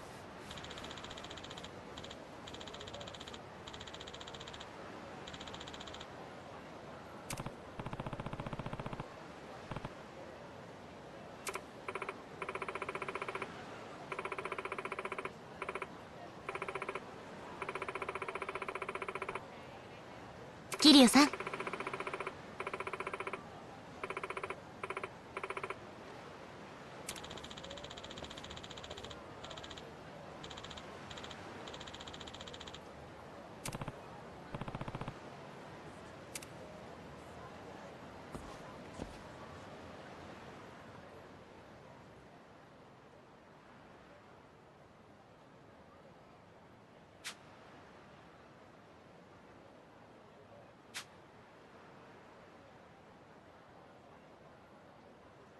いいコンディションだ。Gotta tell me how things are going with the new boy toy. It's all right, I guess.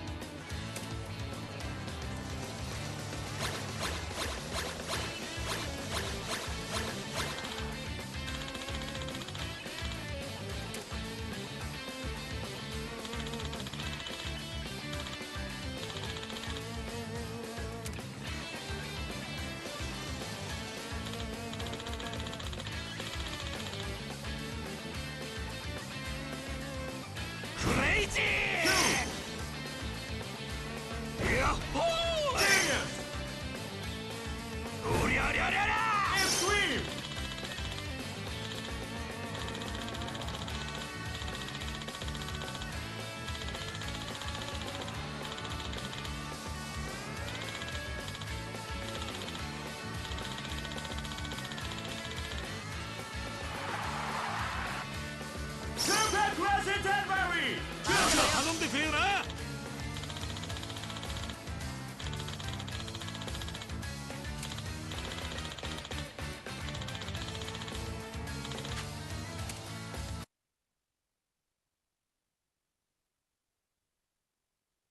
いい感じだな。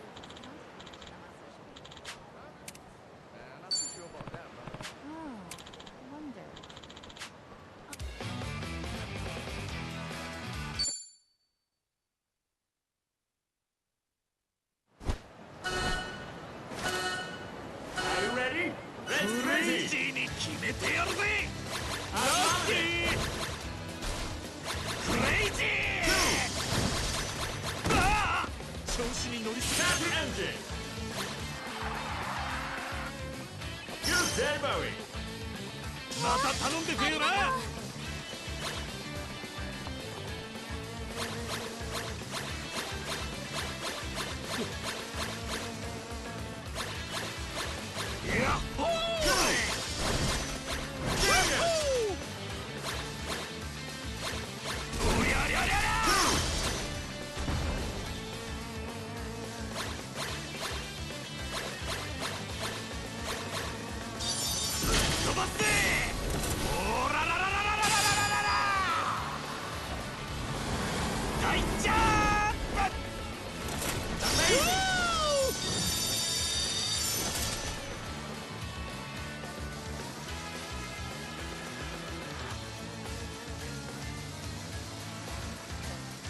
どんなもんだい。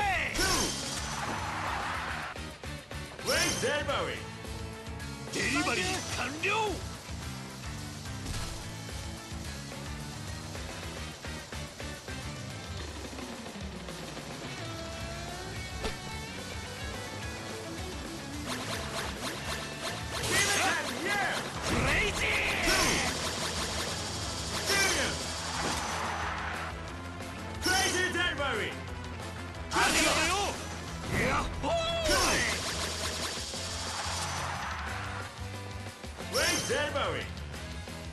毎度あり。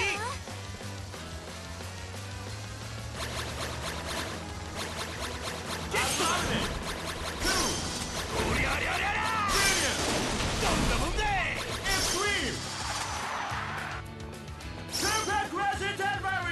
また頼んでくれよな。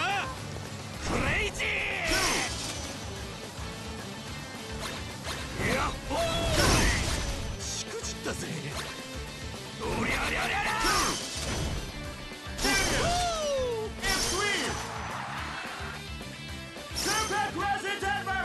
デリバリー完了。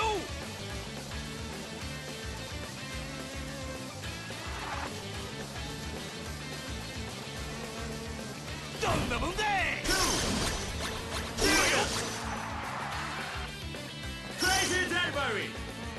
ありがとよ。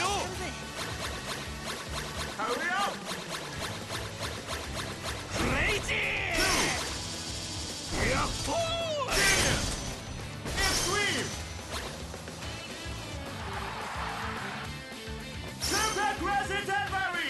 毎度あり。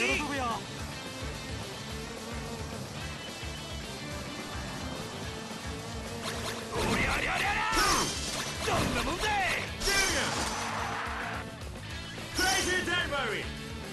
また頼んでくれよな。クレイジー。やっほー。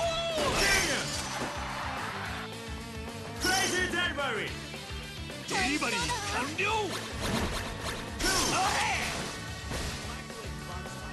おりゃりゃりゃりゃ。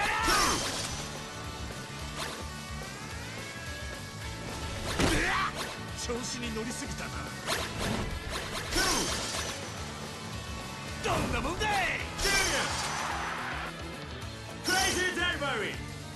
ありがとよ。クレイジー。しくじったぜ。やっほー。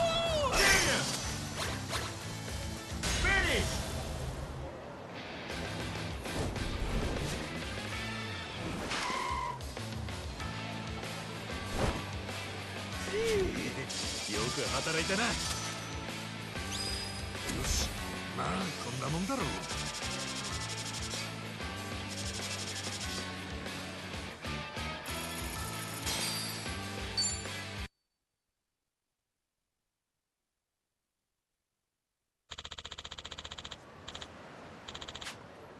調子いいね。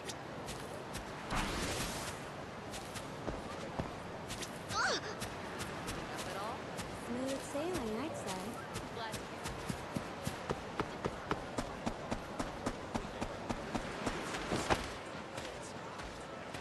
アロハ。ハロー。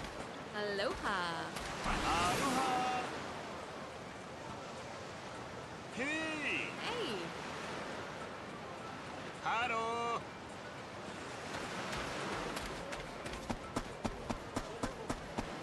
さすがハワイの海。いつ見ても綺麗だな。人泳ぎするか。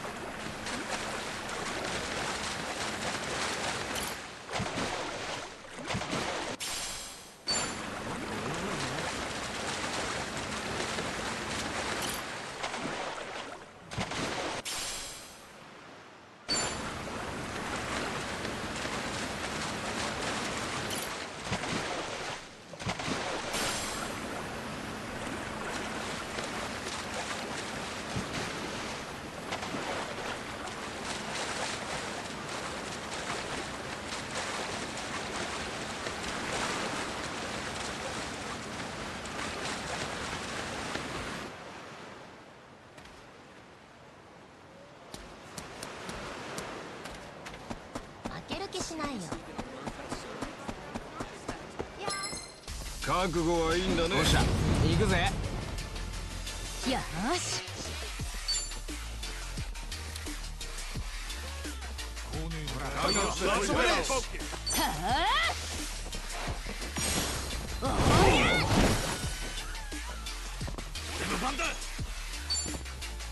相手してあげる。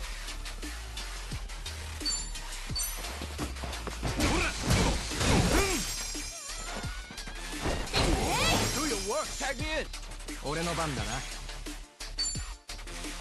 さっさと来い。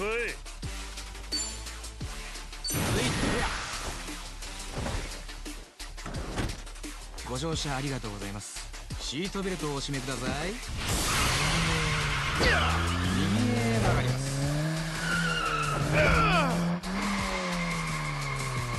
左へ曲がります。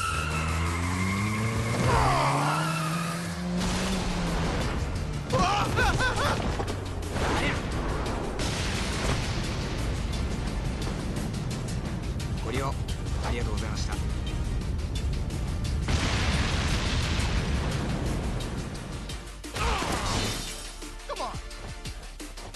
くぜ。いつでもどうぞ。寝てるわ。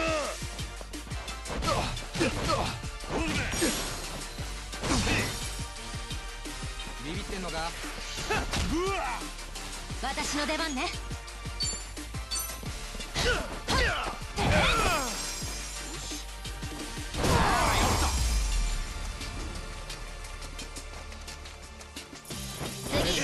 次だろ。調子だぜ。よし。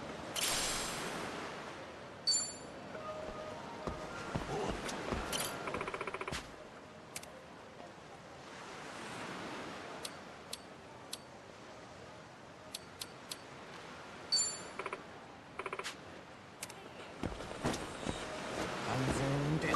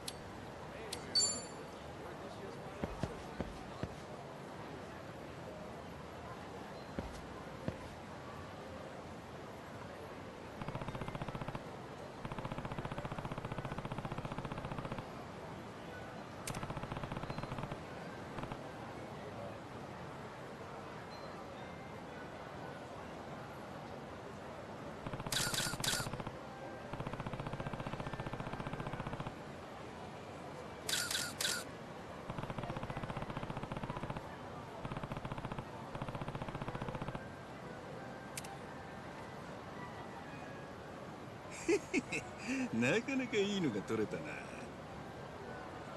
よう、いい写真撮れたのかい？ああ、バッチリだ。最高のショットが撮れたよ。やっぱ写真を撮るならハワイが一番だな。確かにビーチとか綺麗なもんが多い街だもんな。写真撮るには最高なんだろうな。なあ、もしよかったら撮ったやつ見せてくれねえか？ああ、いいぜ。もしかしてあんた観光客とかか？まあそんなところかな。いつもは横浜にいるんだけど、ちょっと用事で来てんだい。春日一番だ。よろしくね。俺はジョージ・黒木。トロリーに乗っていつも写真を撮っているんだ。こちらこそよろしくな、春日ちゃん。さて、写真が見たいんだったな。ほれ、見てみろ。自信作ばかりだ。どれどれ。ど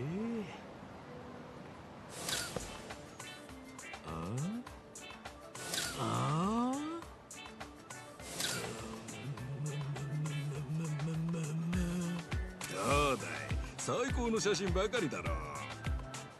どうだいじゃねえよ。なんだよこれ。全部怪しい連中の写真じゃねえか。そりゃそうさ。俺は怪しい連中、不審者専門のカメラマンだからさ。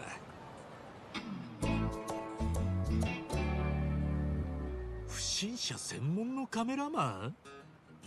ああ、ハワイってのはもともと開放的な場所だから、調子に乗って悪さをする不審者が多い場所なんだが、最近変な被り物をした不審者がハワイの観光客に嫌がらせをするっていう悪趣味な動画がネットでその動画の真似をして被り物をしてバカなことをする愉快犯みたいな。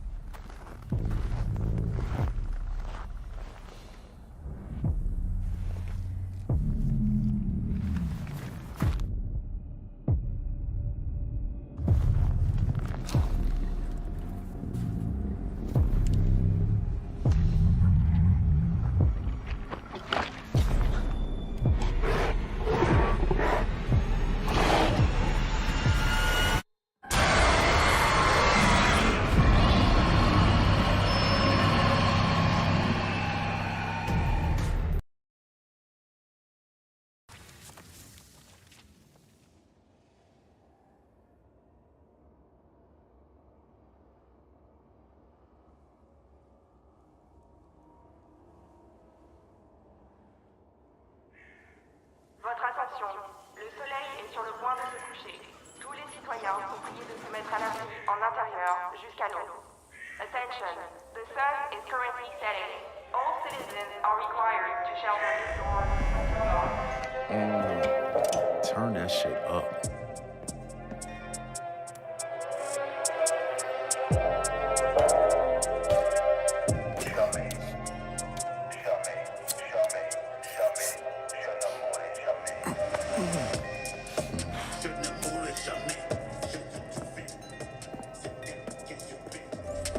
Relax, man. I don't bite.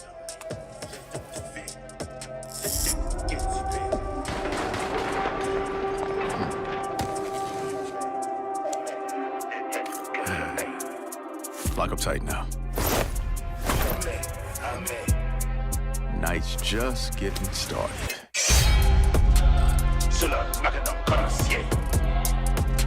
Je traque the code comme un braconnier.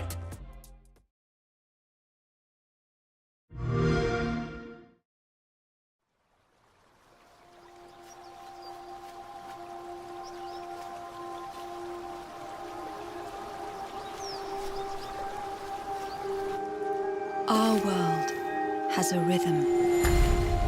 We all sense it. But only a few truly feel it. It is found in the smallest moments. In every step of a perilous journey. In the symmetry of ritual.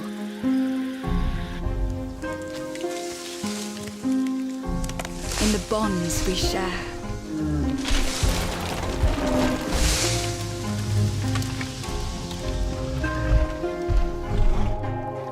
And in moments of stillness.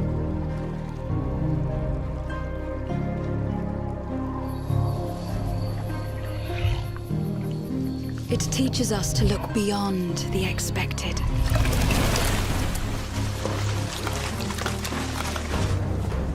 To be a light in dark places. To seek answers.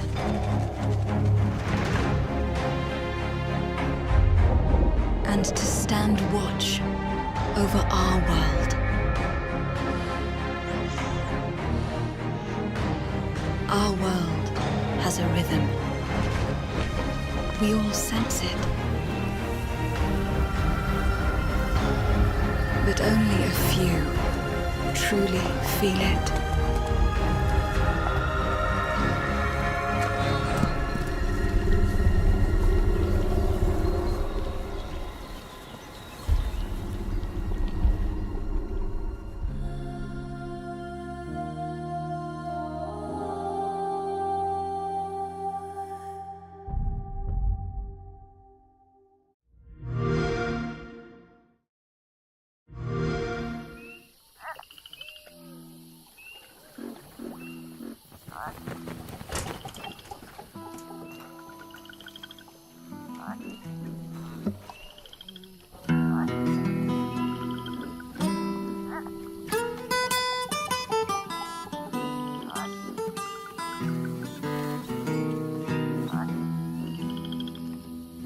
Death don't have no mercy in this land. Death don't have no mercy in this land. He'll come to your house and he won't stay long. You look in the bed and somebody'll be gone. Death don't have no mercy in this land. Shaking bones. Been a while. So, you remember that favor you owe me? I'm looking for a creature. Huge, sneaky, teeth like knives.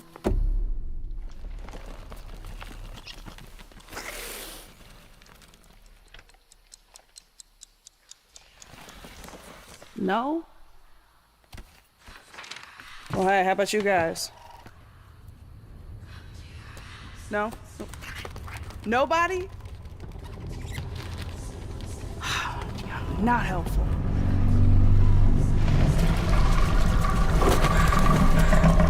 Mm-hmm. Sneaky.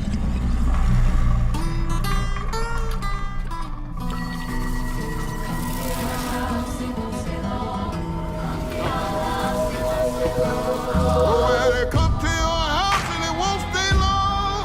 Well, you look in the bed and somebody'll be gone. They're gonna give you time to get ready.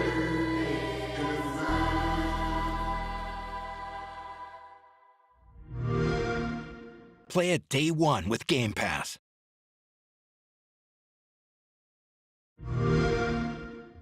We begin by hearing an old, wise-sounding voice.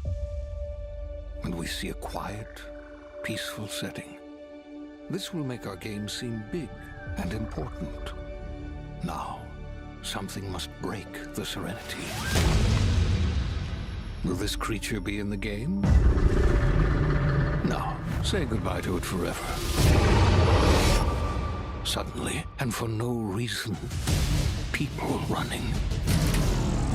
These pointless slow-motion shots make everything seem cool and should bolster pre-sale numbers.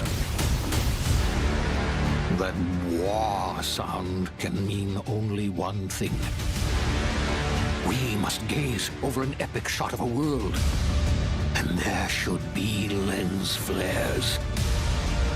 Now we see our hero, but only their silhouette, because the developers haven't finished the design, or finished the story, or finished any gameplay that's actually ready to show.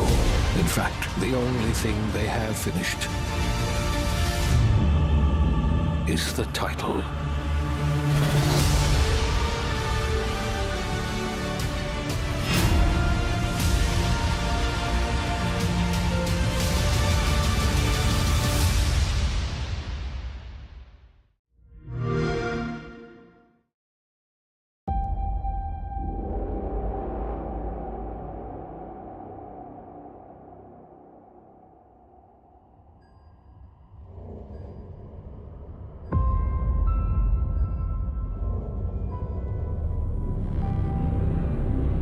I remember when everything changed. The floods, the storms, the fires, people dying in the streets.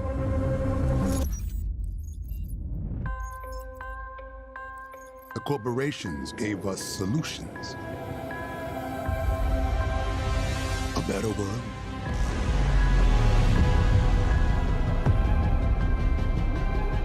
And we welcome them into our lives.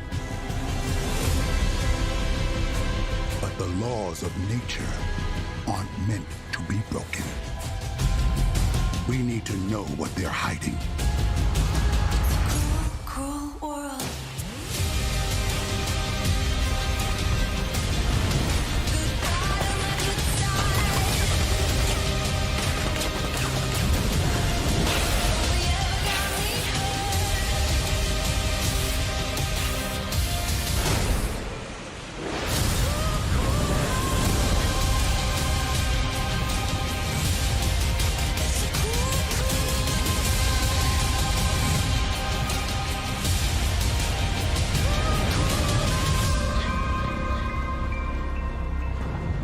Did you find the answers you were looking for, Agent Dark?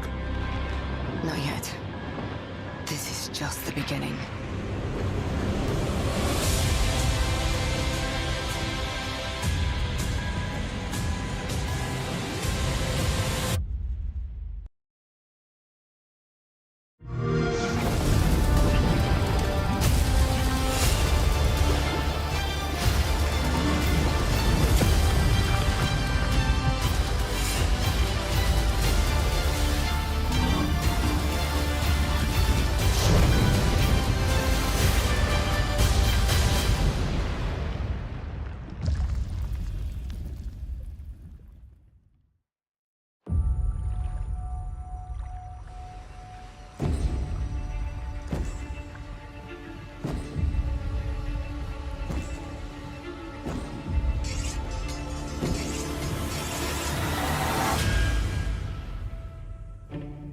People don't like you very much, do they? Sent here to the living lands by an emperor who couldn't bother to come himself.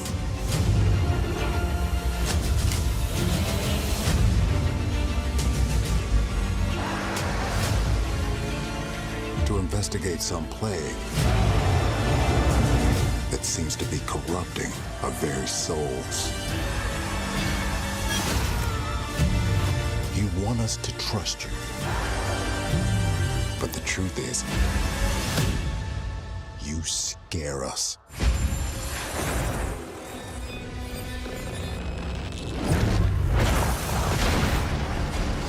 The way you fight.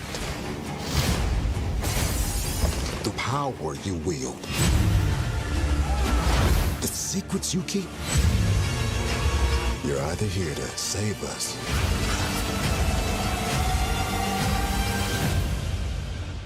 destroy us.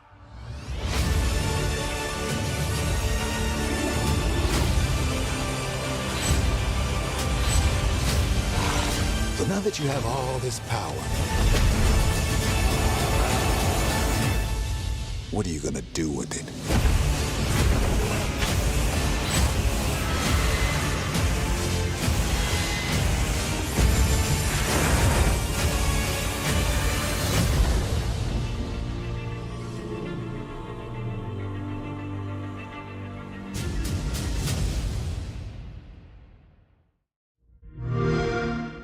Play it day one with Game Pass.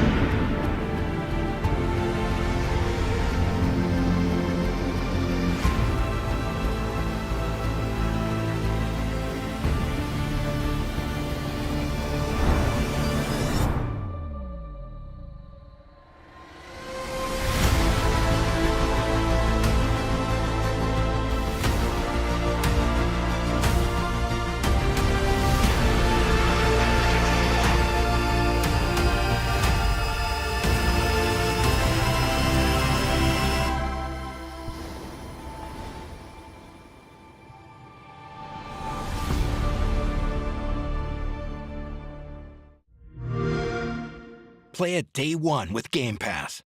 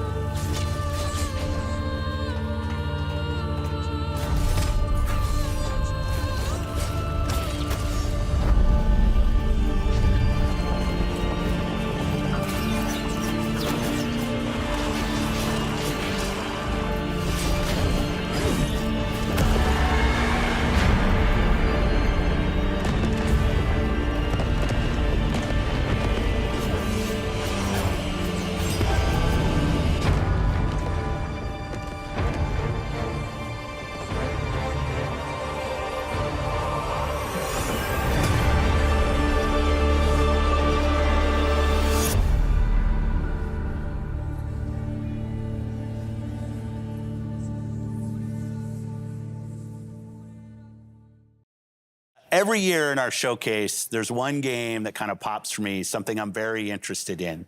This year, we got to announce 33 Immortals from Thunder Lotus. And I'm here now with Stefan and Will to walk through a demo of the game, which I've never played before. First time. We have 33 people online, incredibly excited about this. So we're going to jump in? All right, let's jump in and start playing. 33 Immortals is a co-op action roguelike for 33 players. You play a damned soul who must rebel against God's final judgment. So there are 3 of us here today on stage, 3 upstairs, and 27 people joining us from Montreal in the studio. Hi, everyone. And we are ready. That's us. Everybody's spawning in. That's us. This is 33-player multiplayer. Yeah. Not a normal number of characters for a multiplayer game. Yeah. How did you come up with 33 players? We were searching for a significant number where we can all play on the screen. Yeah. We stay together on the screen, so 33 felt good. 32 felt good. But as the game is inspired by the Divine Comedy, the medieval poem from Dante Alighieri, written in the 14th century. And this poem has 3 sections: Inferno, Purgatorio, Paradiso. Each section has 33 chapters. And so we say, oh, let's do 33 players. I love it. 33 Immortals. Man, I love what you said, Will, that when you guys started this game, there weren't even 33 people at the studio, so you didn't have enough people in the studio to fill out the full roster of the game. Yeah. It's just such an awesome point. It's a challenge. It's a challenge when you're trying to do that. I love it.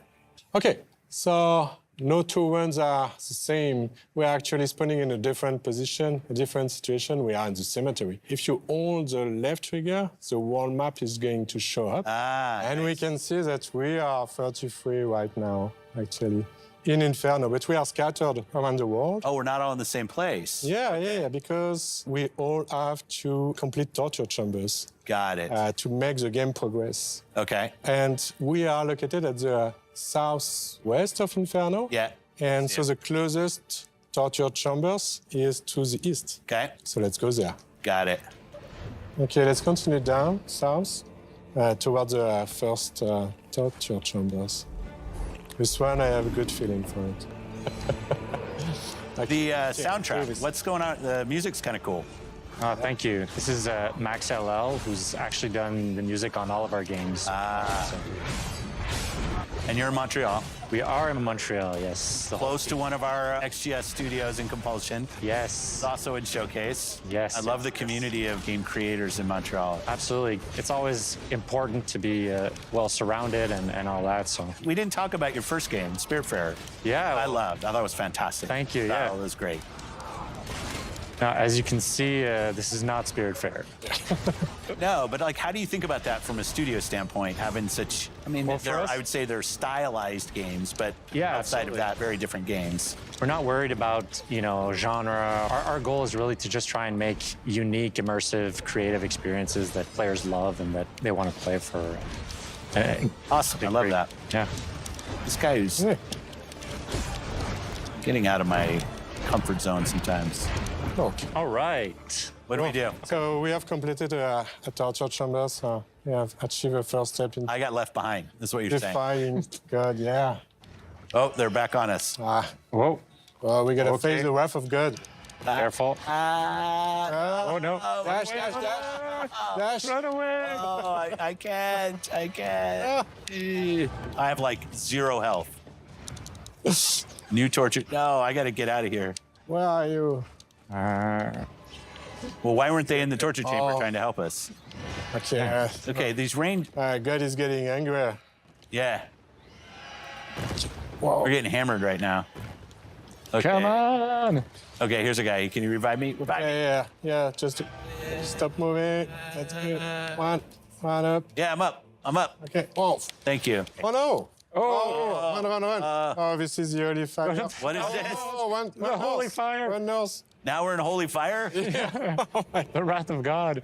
Okay, I'm ahead of it. Okay, so we unlock the Ascension battle. So that's the last battle. Here, can we get this? Can people jump in my heels? Yeah.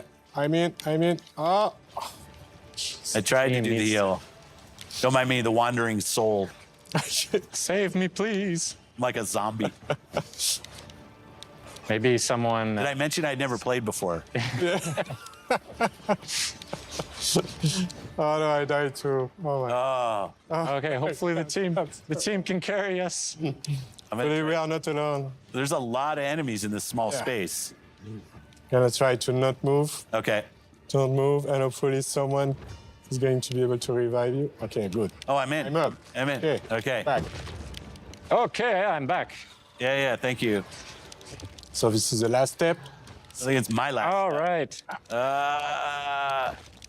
Okay. Yeah. We did it? Yeah, we did it. Yeah. Well, yeah, we did it. Yeah.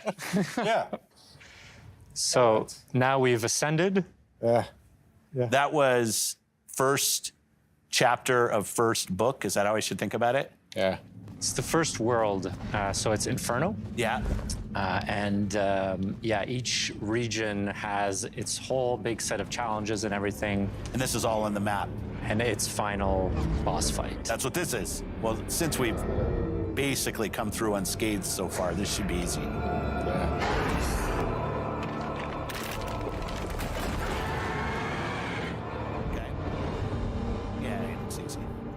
You saved us from having to kill the final boss. Yeah.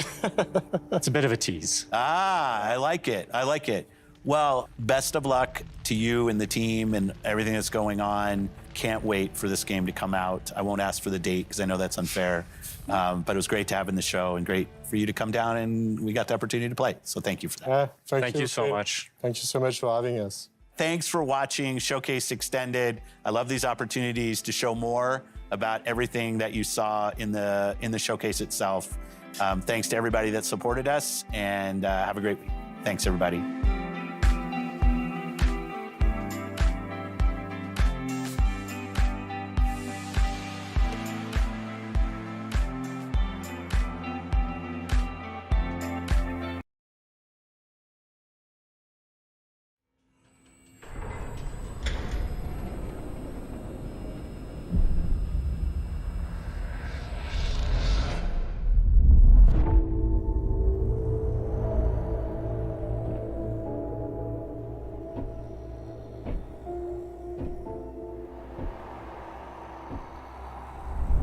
You asked me about my good luck charm.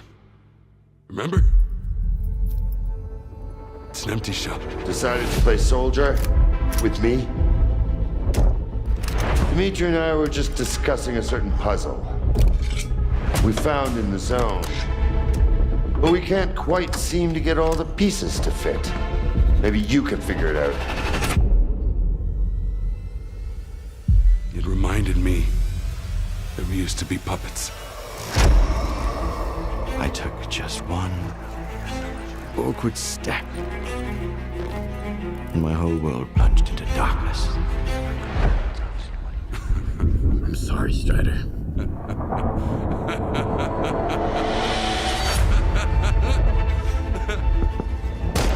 That was the day the perceived fields were turned off.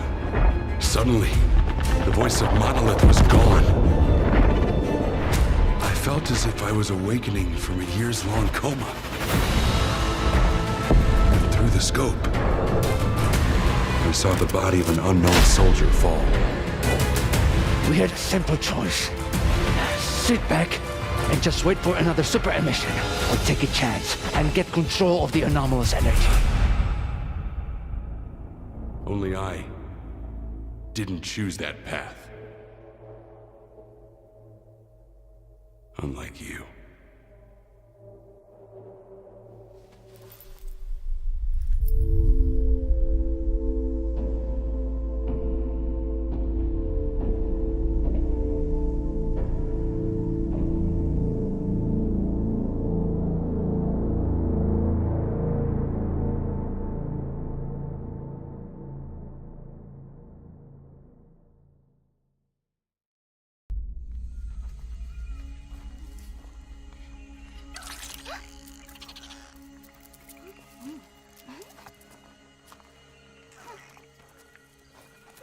It's time to go.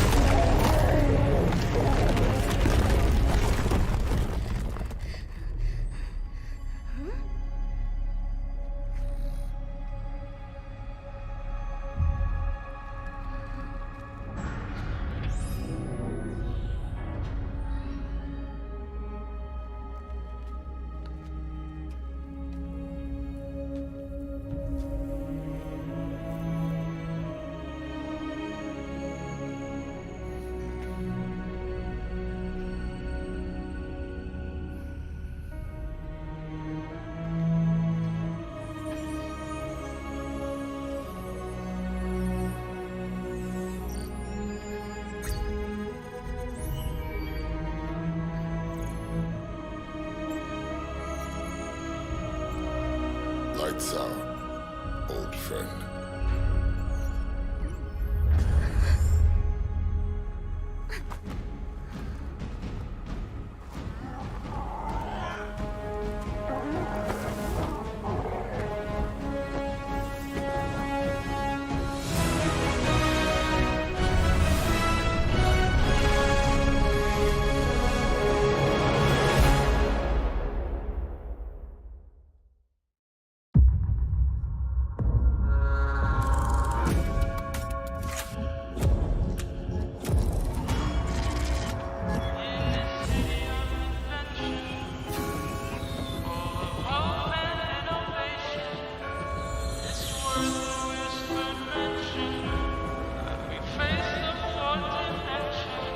This city is a miracle of progress.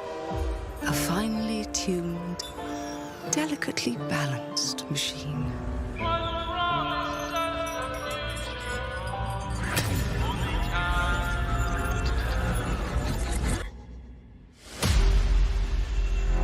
But it only takes one rebellious little gear to ruin everything. If you resist my rule,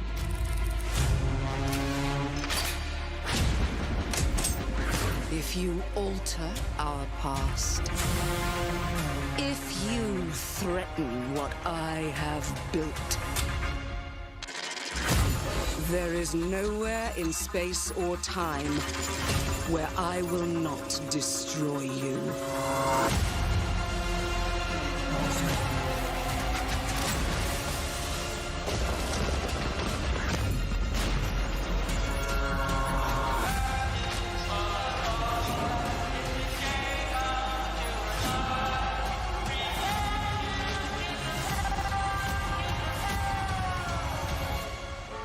Oh no. What did I do? Any last words before my friend puts one in your scalp?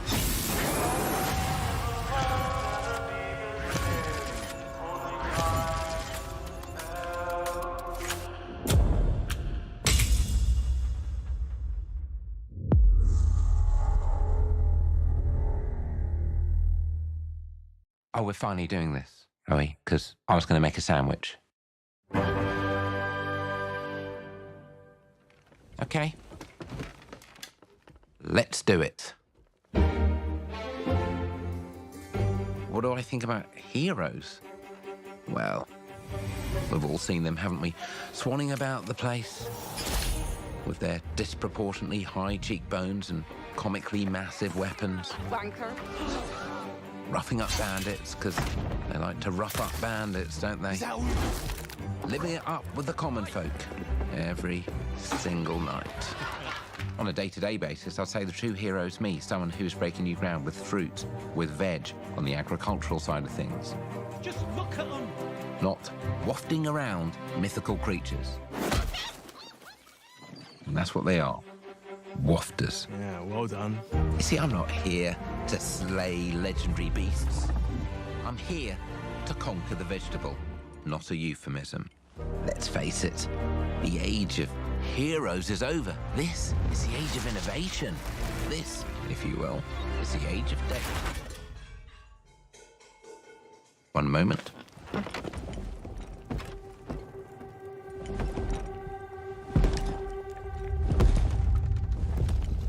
This is awkward.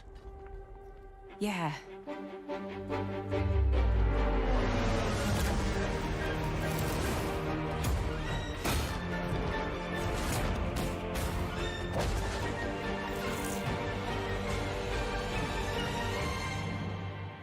Oh.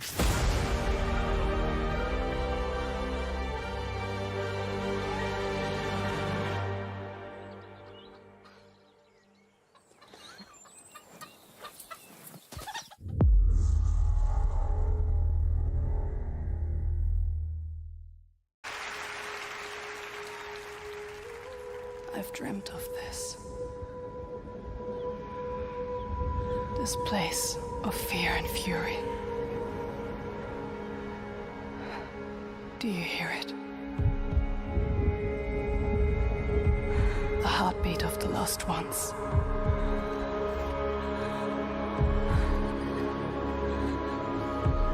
I can feel them on my skin.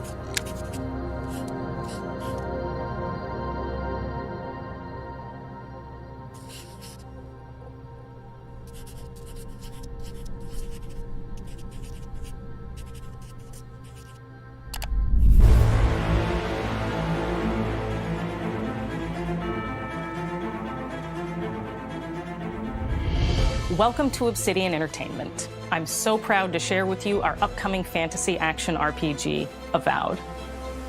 Avowed is an adventure into the heart of the Living Lands, a frontier at the edge of the known world, where you must put a stop to a mysterious spiritual plague and discover a secret at the heart of the Living Lands. At Obsidian, we love creating worlds with deep themes, dynamic gameplay, and thoughtful reactivity. And Avowed is no different. We set out to blend the believable and fantastical to give players a world and experience like no other. It's colorful, it's vibrant, it's strange. It's one of the most incredible settings in the world of Aora. There's going to be a lot of great secrets to discover, one of which has a really personal connection to you as the player character, and you're going to have a great time getting to know those secrets and leaving your mark on the world. And when it comes to encounters, our combat brings the best of the moment-to-moment fun that comes with action-oriented gameplay and the depth and breadth of choice that you get with an RPG. Here to talk more about Avowed's combat is Gabriel Paramo, Gameplay Director. Here at Obsidian, our team's overarching goal is to empower you with choice. So we developed a flexible combat system that allows you to quickly swap from spellcasting and sharpshooting to melee combat. We want to give you the freedom to mix and match your loadout to fit the way you want to play from moment to moment, uninterrupted. For all battles, you can combine a variety of weapons, attacks, and abilities for tactical advantages against a wide range of enemy types. It's not just hacking and slashing. You're making real-time decisions about when to use your abilities, powerful melee attacks, blocks, parries, and special attacks. If you choose to approach combat with a one-handed wand, it feels quick and snappy when dealing damage to enemies at mid-range. Using the Tanglefoot ability, you can stop enemies in their tracks, giving you the opportunity to focus on weaker or tougher combatants in an intentional and controlled manner. It's important to pay attention to the types of enemies you're dealing with. Some units are extremely defensive, some are brutishly difficult, and others you must make sure you prioritize, or their healing capabilities will put you in a tough spot. To help with the different encounters you will face, we provide customizable loadouts that can be quickly switched during combat. That means you can play however you want. Equip a sword and shield and charge into battle. Dual-wield pistols and control the encounter mid-range. Or even dual-wield wands to feel like a gunslinging mage. You could use your enchanted wand to freeze enemies, and then use your offhand weapon's power attack to shatter them.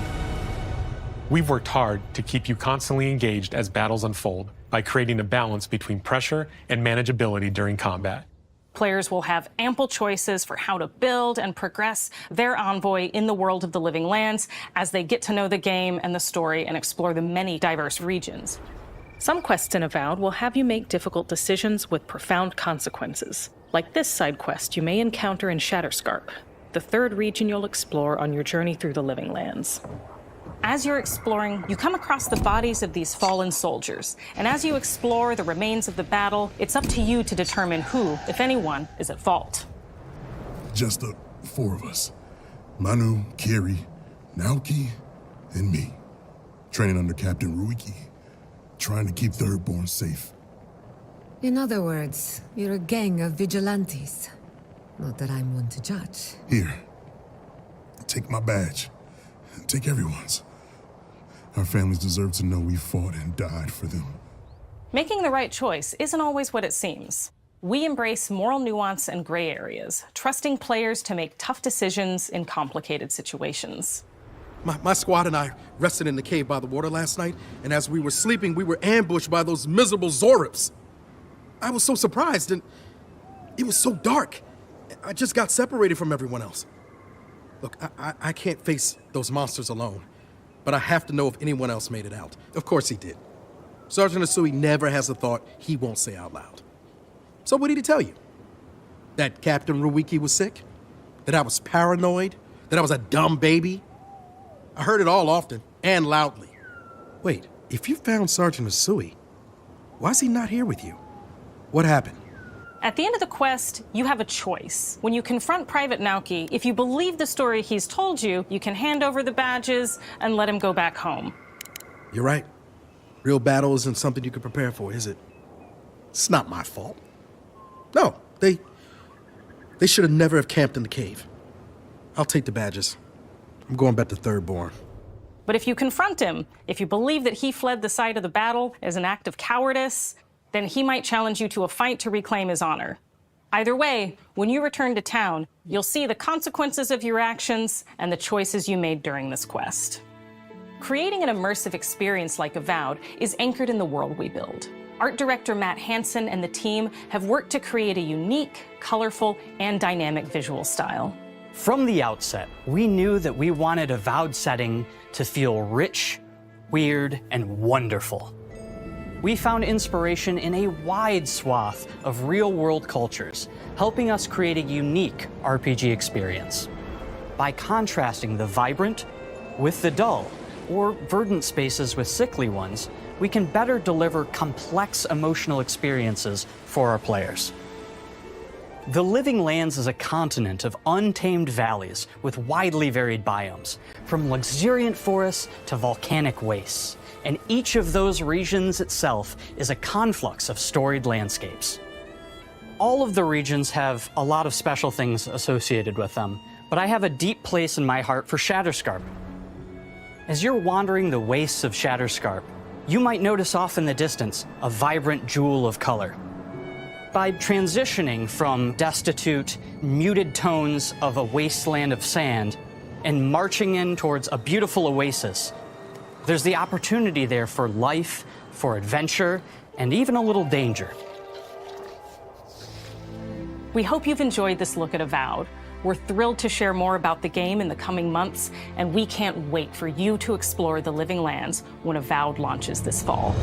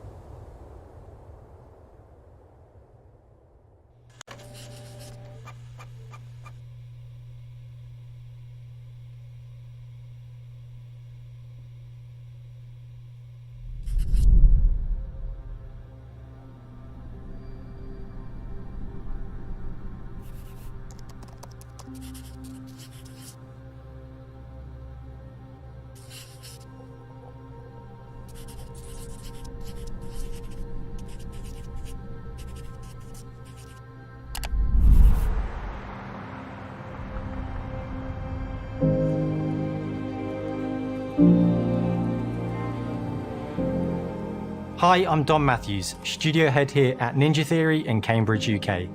We're now in the final months of development on Senua's Saga Hellblade 2, and the team is working hard to bring you an unforgettable journey into Senua's unique world and her battle for survival, where we have once again combined high fidelity and immersive presentation with a shorter, narrative-led experience that focuses on the things that we really care about, and that we hope you care about too.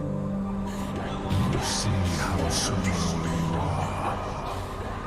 Do you see how the pitiless world stamps you down? Senua is back with a new quest. She wants to stop the Vikings who raided her village right at their source, in Iceland. But not just her quest has changed. Senua herself has grown since the first Hellblade. She's made peace with her past and is no longer in such fear of her visions and voices. While the Furies are still her constant companions, she encounters new people along the way, some of which will value her unique perspective, and others who will reject it. Little by little, this settlement became my tribe.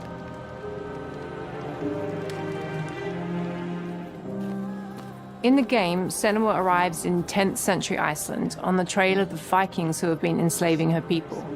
In the story, we're trying to be as faithful to history as we can up to a point, establishing a solid framework and then building more surreal elements on top.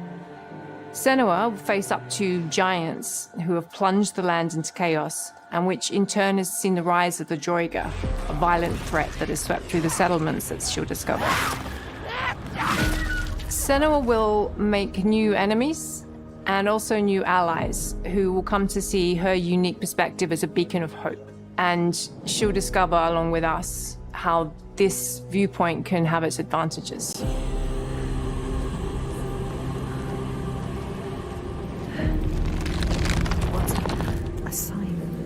Senua is a Celtic warrior who experiences psychosis, seeing things that other people don't, hearing voices, and having unique beliefs about the world around her. To bring Senua's perspective of the world to life in a truthful way, we have once again worked closely with Professor Paul Fletcher at the University of Cambridge, as well as people with lived experience of psychosis. What does that mean? What does that mean? It's terrifying. Players will find themselves traversing beautiful and hostile environments, seeking answers from patterns and signs that Senua sees in her own unique way, and battling through encounters with enemies that will push Senua to her limits.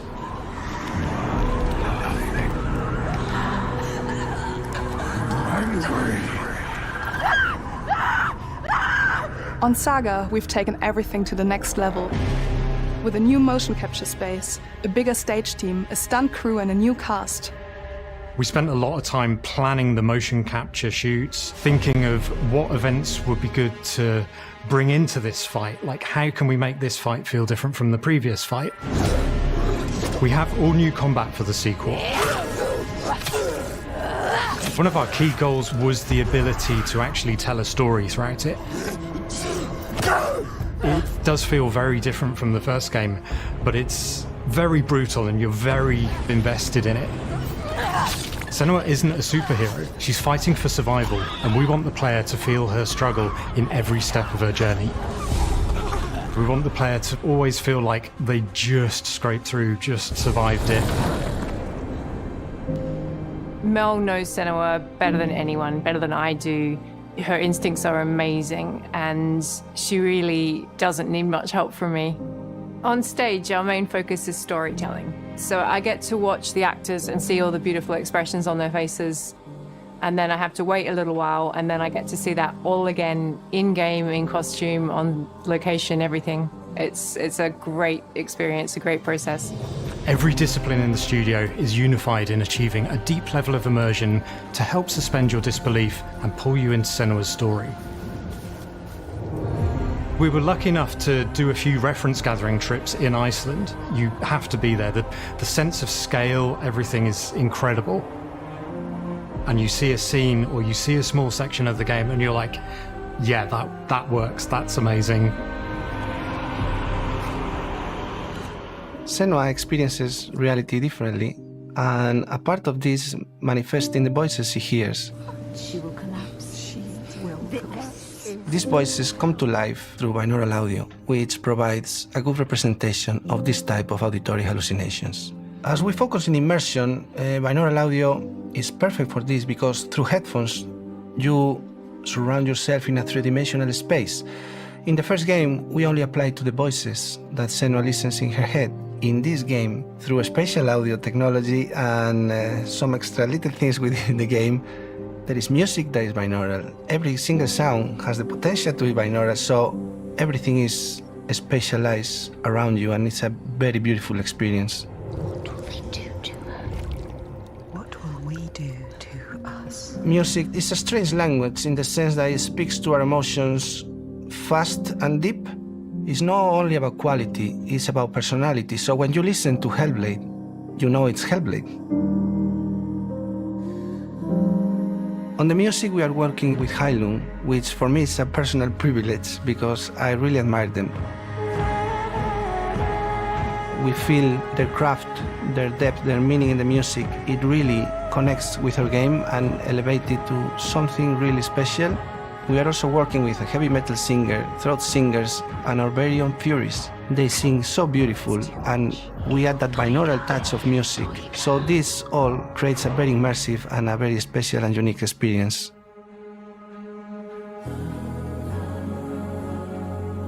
Our mission here at Ninja Theory is to craft life-changing art with game-changing tech. And that's our aim in Senua Saga Hellblade 2, is to not only see where Senua goes next, but to deliver something really meaningful for our players. My hope is that they will really connect to Senua as a character, and even if they can't really relate to what she's going through, maybe they know someone that relates to that character and they can then understand that person better. Well, I don't want to sound cheesy, but in a way I'm Senua, right? She exists and doesn't. It exists through all of our work, through every ninja. So we all are Senua, and we are creating this character that grows and grows and grows and grows and keep growing and keep changing. So that makes it real. I'm so proud of the love, care, and passion our team here at Ninja Theory are putting into Senua's Saga Hellblade 2. Our hope is to not only create a game that is great to play, but to craft an experience that leaves you thinking and feeling. From our combat gameplay through to our action set pieces, from our cinematic scenes to our puzzle solving, everything is crafted in service of Senua's journey, a journey that you can embark on May 21st.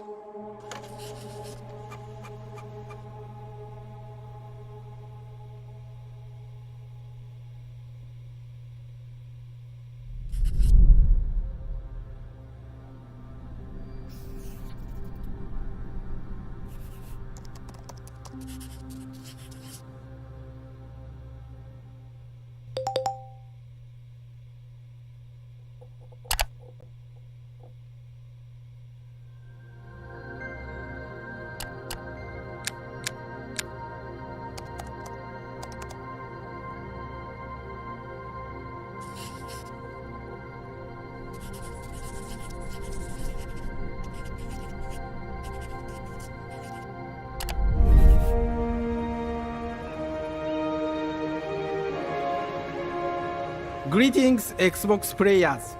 My name is Masaru Oyamada, producer for the Mana series here at Square Enix.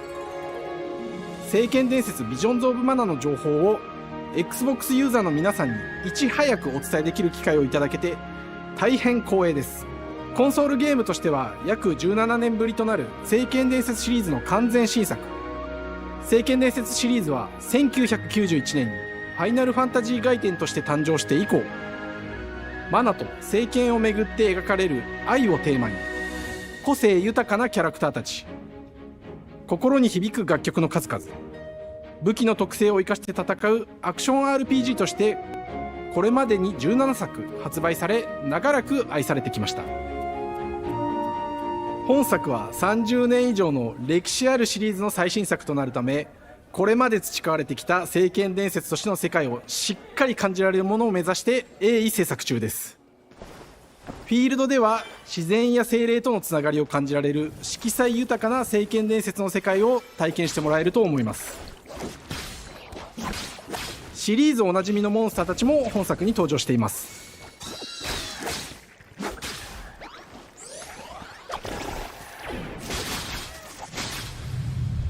今回これらのおなじみのモンスターたちを作り出した聖剣伝説の生みの親である石井浩一さんとともに聖剣伝説ビジョンズ・オブ・マナの内容を紹介していきたいと思います。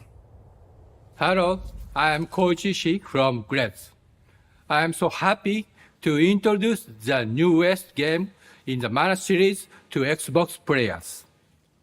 初期の頃からシリーズ作品に登場しているモンスターたちは私が考案したものですが、中には小学生の頃、すでにイメージができていたものもあります。今作では、はじめはドット絵からスタートしたモンスターたちをどのような形で最新化して、聖剣伝説ビジョンズ・オブ・マナに落とし込むか、デザインの方向性からモデルの完成イメージまでを監修する立場でプロジェクトに参加しました。聖剣伝説ファイナルファンタジー外伝を作っていた頃から、自分の頭の中ではモンスターたちは立体的に生き生きと動いて、これまで自分が携わった作品では、それらをどうやって当時の技術で表現できるかにこだわって作ってきました。最新作では、聖剣伝説のモンスターたちのただ可愛いだけではなく、恐ろしさの部分もしっかりと表現できているので、バトル中はモンスターたちの表情にも注目してください。これまで聖剣伝説シリーズには空を旅する、海を渡る手助けをしてくれる頼もしい仲間たちがいましたが、今作には広大なフィールド探検に欠かせない新たな仲間が登場します。陸上を猛スピードで駆け回ってくれるピックル。ピックルも石井さんが新たに考案してくださっています。新たな仲間を考えるにあたっては、今作のマスコットキャラクターになるくらい可愛い動物にしたいという漠然とした思いがありました。その上で、ヨークシャテリアの毛並み、見た目はアルマジルによく似た仙山港や古代エジプト神のアヌビスの子供といった具体的なイメージが浮かんできて、それぞれの特徴を取り入れながらラフデザインを書き起こしました。デザイナーにもアイデアを出してもらいながら、足の長さや丸まった時のイメージなど、ゲームの中での見え方も考えながら調整を重ねていき、ピックルは誕生しました。もう一つの挑戦は楽曲面です。過去さまざまなコンポーザーが携わられた楽曲の雰囲気が感じられつつも、最新作として素晴らしい新たな楽曲が生まれました。 BGM でもしっかり聖剣伝説シリーズらしさを感じてもらえると思います。過去シリーズの楽曲を手掛けたクリエイターたちが全100曲という大ボリュームの制作に挑んでくれました。新たな試みとしてフィールドの探索からバトルまでをシームレスに体験できるよう、今作ではインタラクティブミュージックを導入しており、冒険の没入感を高めてくれます。探索中の BGM がバトルに入った瞬間、アレンジが切り替わる様を実際に聞いてみましょう。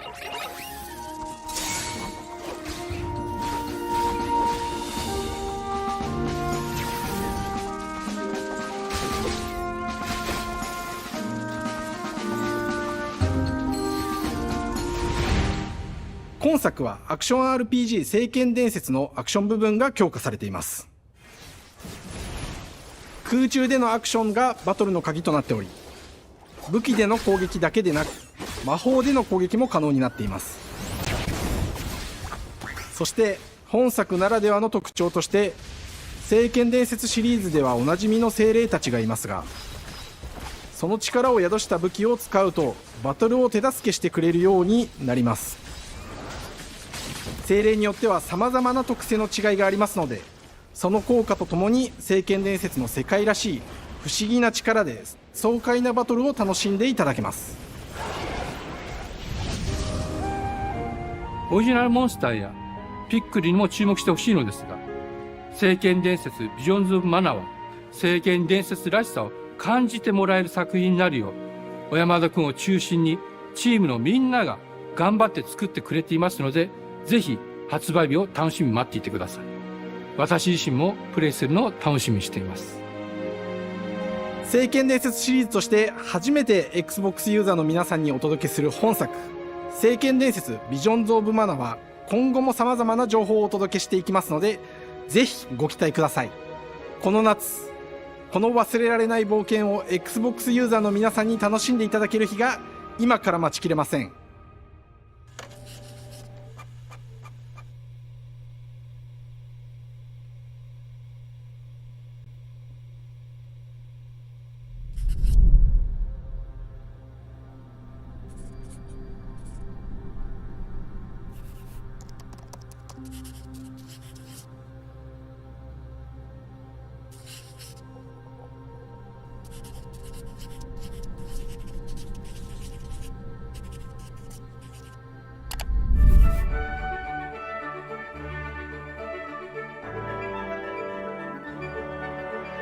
Hello, and welcome to Oxide Games.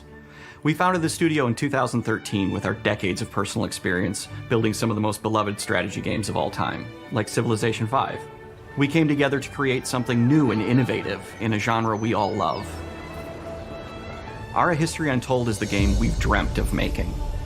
Ara is an homage to historical gamers, strategy gamers, 4X gamers. It features all the depth and gameplay fans of this genre love, where you'll explore the world, expand your nation, govern your people, and engage with your rivals on the international stage. But it isn't just more of the same.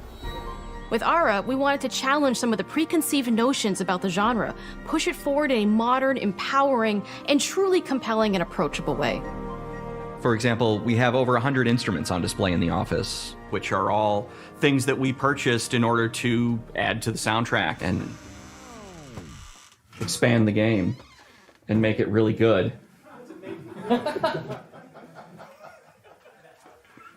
Hi, Dan. That's Dan. We started in his basement.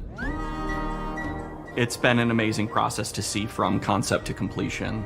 We started small, building a robust game engine, questioning our design assumptions, and prototyping out features, rediscovering what made us fall in love with strategy games in the first place. The end result is Ara, the historical grand strategy game that presents a living world where you can rule how you want to rule and chart your own path to becoming the most prestigious nation on the planet.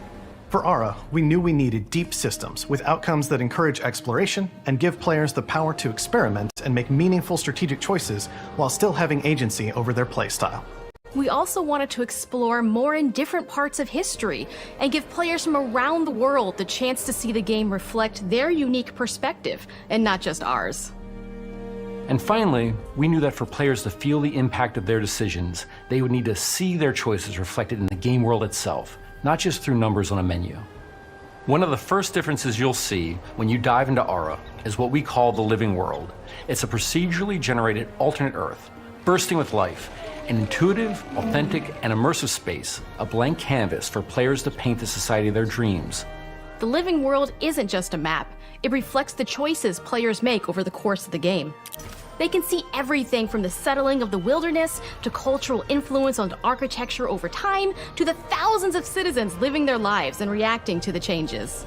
We want players to feel like they're truly occupying the world, leading their people as they thrive and grow. Core to the vision of Ara is our philosophy of rule how you want to rule. And no feature better exemplifies this than the prestige system. To win a game of Ara, players will compete with their rivals to build the most influential, impressive, and important nation the world has ever known. This is measured by prestige, the player's score that proves their worth as a leader. The prestige system gives players the chance to decide what kind of leader they want to be. Do they want to pursue great works of arts and culture? Military might? Scientific advancement? The choice is theirs. In Ara, there are no set victory conditions. Players get to decide what is most important to them and focus and prioritize on those goals while still being able to win the game. Personally, when I play Ara, I like to build triumphs. Triumphs are our collection of incredible monuments and architectural achievements from throughout human history. Like the Great Pyramid of Giza. They're hard to build, but worth it, giving huge prestige bonuses and game-changing abilities to the nation that constructs them. Another aspect of Ara that I'm personally excited about is our crafting system. The crafting system offers a unique challenge to the player that they generally won't see often in the 4X genre. Succeeding at balancing, gathering the right things, turning them into the tools that you need, and then finally getting to the outcome or reward of something like an important improvement or triumph just changes the challenge that exists in Ara compared to other 4X games. Crafting plays out in Ara at a national scale, with players honing and combining the natural resources they harvest into all manner of goods and components. Those are the foundation for everything, from international trade to improving their cities and citizens' lives, and even manufacturing the weapons necessary to draft military units. The crafting system in Ara encourages thoughtful, advanced planning. It rewards players who can see the strategic outcome of all their collective decisions, and not just the individual ones. I'm proud of the work that's gone into our simultaneous turn system. Many strategy games have players alternate taking turns and reacting to their opponent's moves. In Ara, all players' actions are resolved at the same time. This rewards players' ability to navigate uncertainty, to predict and strategically plan for a variety of scenarios in the moment. This system makes Ara just feel more real. In a typical strategy game, once your turn is finished, you have to wait for a long time. With simultaneous turns, generally speaking, those times are very low. You get to keep playing the game and stay engaged rather than having those periods of downtime where you're not doing anything. It's not easy sifting through all of history and picking what to include. For Ara, we wanted to offer a fresh perspective, so we looked at cultures and societies throughout the millennia with the broadest lens possible. Where this approach really shines is in our leaders. Leaders are so often seen as military personnel or prominent government figures, but leaders come in so many different forms. They're thought leaders, scientific and cultural prodigies, and many more. Each leader in Ara has a number of special abilities determined by their personality traits, as well as a powerful and unique leader trait informed by their contributions to world history. With a diverse global roster, we know players will find leaders that they will want to play. And even a few that may surprise them with how fun it is when those leaders are handed the reins of power. For us at Oxide, Player feedback is the only way to really understand what you're making. It gives us that priceless perspective from the people we're making Aura for, you. Building the game alongside real players has given us that critical player feedback. In the end, we believe this makes for a deeper connection between the players and the game. One of my favorite examples is when we first introduced the concept of dangerous wildlife to the game. It turns out, in our first iteration, it was maybe a little bit too aggressive or disruptive. We knew we should probably make a change when one of our insiders made a forum post that was just, "Cougars, cougars, Cougars, I hate cougars! Someone get these feline demons away from me." I'm happy to report, based on more recent feedback, that I think we ended up in a good place with the overall threat level of mountain lions to a player's citizenry. It's been years of hard work to bring you a strategy experience like no other. And we're so excited that we can finally see the finish line. We can't wait for players to get their hands on the game later this year. But the launch of Aura is only the beginning. We're going to maintain our insider program after the release date and continue to listen to players and support the game into the future.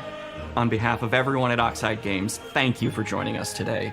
We can't wait for you to play Aura and to create your own history.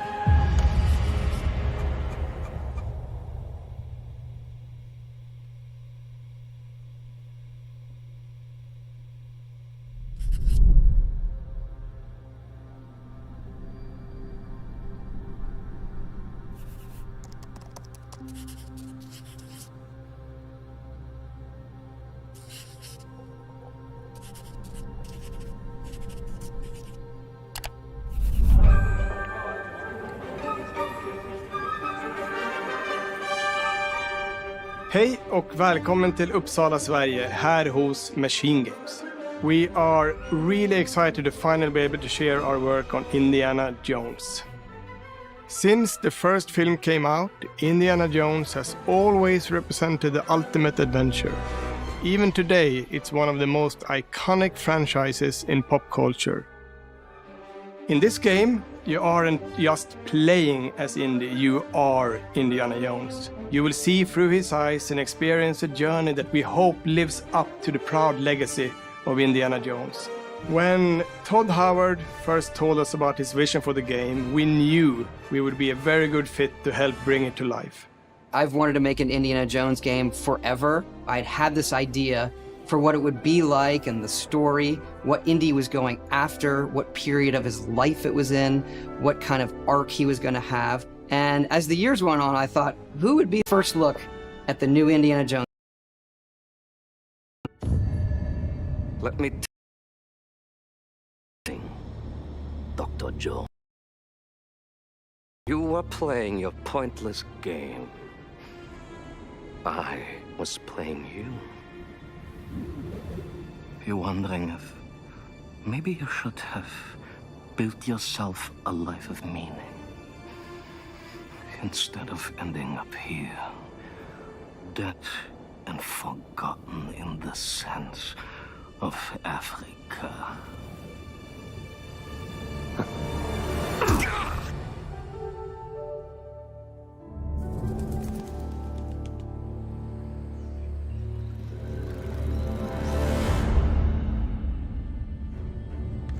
Myths, history,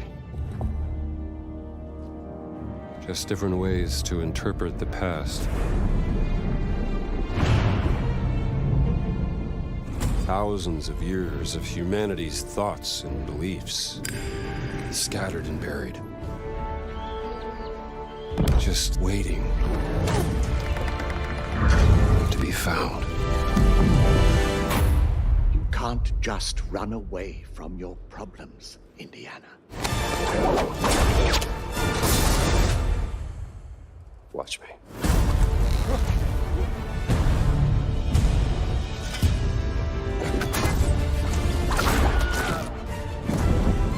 Throughout history, mankind has built sites of great spiritual significance. If you were to draw a line through these ancient sites around the globe, you get a perfectly aligned circle.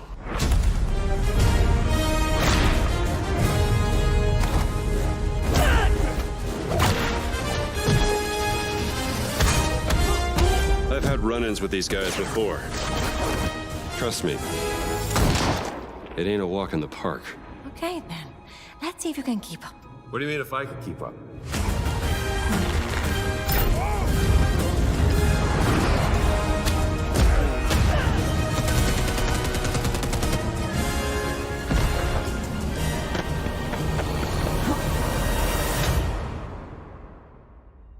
Patron of the fallen angels. Protector of the Chukulimani. The Great Circle.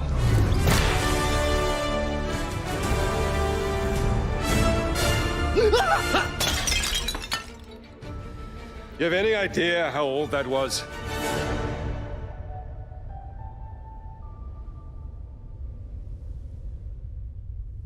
Indiana Jones is such an iconic character, and he means so much to so many people. Everyone here at the studio has their own indie stories and memories. Most of us grew up with his adventures and have been fans of the movies and the character for years. He's a brilliant archaeologist, he's a charismatic everyman, he's passionate and determined. And for us, he's synonymous with adventure. Now we have the opportunity to tell a new Indiana Jones story for a modern gaming audience. Our game is all about putting you in Indy's shoes, letting you see and feel what he sees and feels. For us at Machine Games, we do that best through first person. It's the ideal perspective to bring you into the rich, exciting and interactive world we've built. We believe that being up close and personal to the adventure is key, making each action feel like your own. Whether it's cracking your whip, solving puzzles in ancient temples, or seeing your knuckles go bloody in a fistfight, all of these moments are much more intense in first person. But we still want you to have those moments. Seeing his iconic silhouette with the hat, the whip, and so for things like cutscenes and environmental traversal, we pull the camera back for a third-person view. Indiana Jones and the Great Circle is set between Raiders of the Lost Ark and The Last Crusade. When our game begins, Indiana is working at Marshall College. He wakes up in the middle of the night to the sounds of a break-in and rushes to confront the thief in the college museum. The mysterious giant of a man makes off with what seems to be a historically insignificant artifact, sparking Indiana's curiosity. Who the hell are you? Following the trail, Indiana heads to the Vatican, hoping to learn why this particular relic was stolen, and discovers that things aren't what they appear. He starts pulling at the strings of a mystery, and it all unravels until he has no choice but to see it through to the end, whatever the end may be.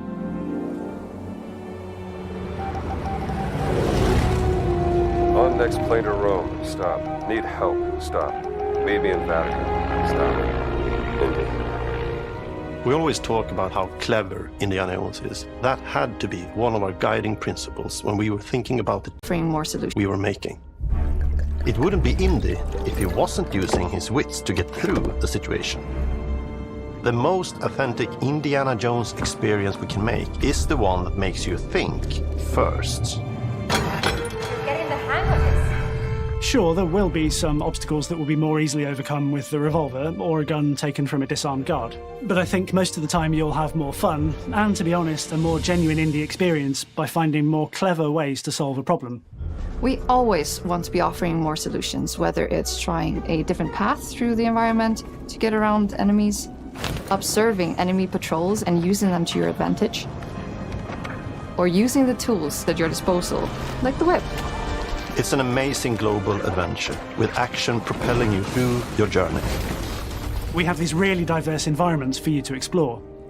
Indy's journey will take him to the forgotten temples of Sukhothai, the pyramids of Egypt, the snow-peaked Himalayas, and beyond. We look carefully at each location and the time period the game is set in, and we're trying to make it as authentic and accurate as possible. We love creating rich, vibrant worlds, and in this game, we also had the goal of making it feel like a true cinematic Indiana Jones adventure. One of the biggest ways to do that is with the music. John Williams is the original composer for the indie films, and we're really lucky to have found Gordy Hub, a composer who's been able to capture Williams' essence with his score for The Great Circle.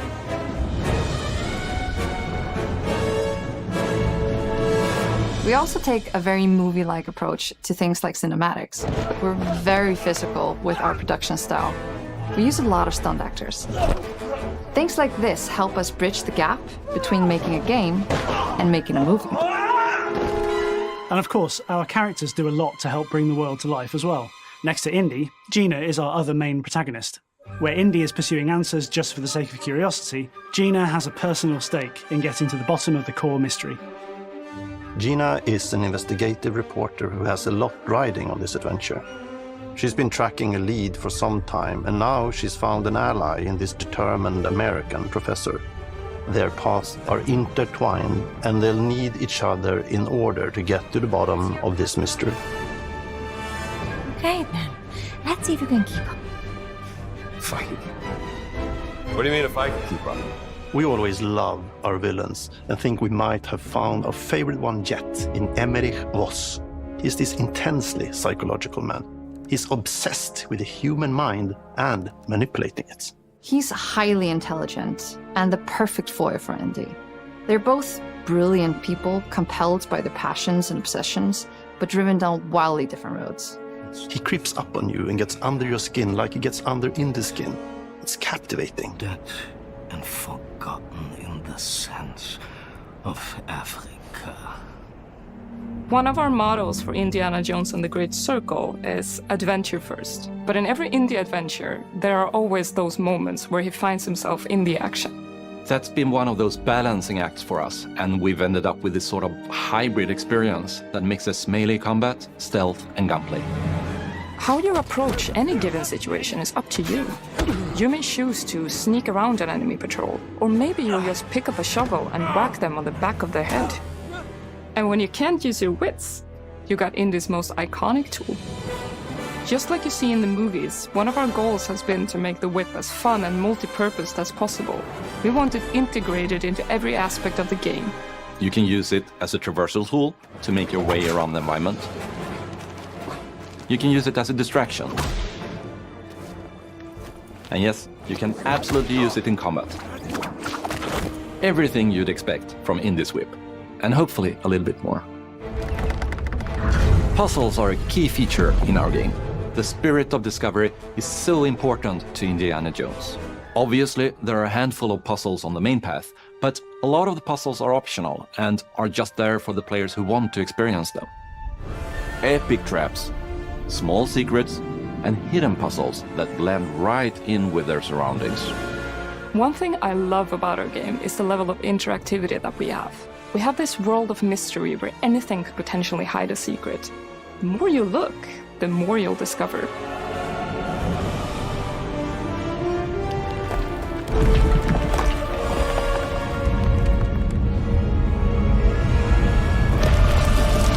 Oh, you gotta be kidding me. I want to thank you all for joining us for our big reveal of Indiana Jones and the Great Circle. Machine Games is known for creating these rollercoaster experiences with huge set pieces, surprising twists, and immersive narratives. It's exciting for us that we have been able to stay so true to the Indiana Jones franchise and create such an authentic experience while still being able to showcase what makes us us. We are making a game for everyone, whether you are very familiar with the franchise or not. Because at the heart of Indiana Jones is an incredible adventure, and I think that's something everyone wants to be part of.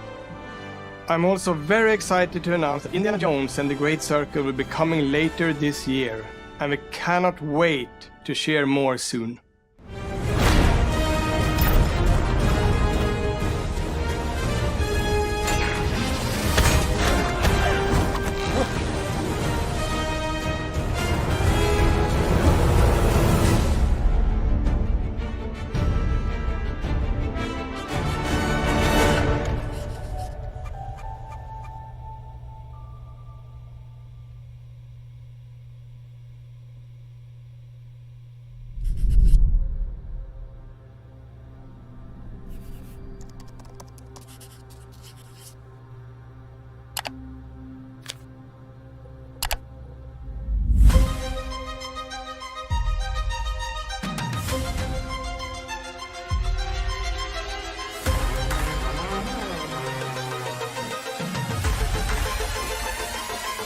Good take one.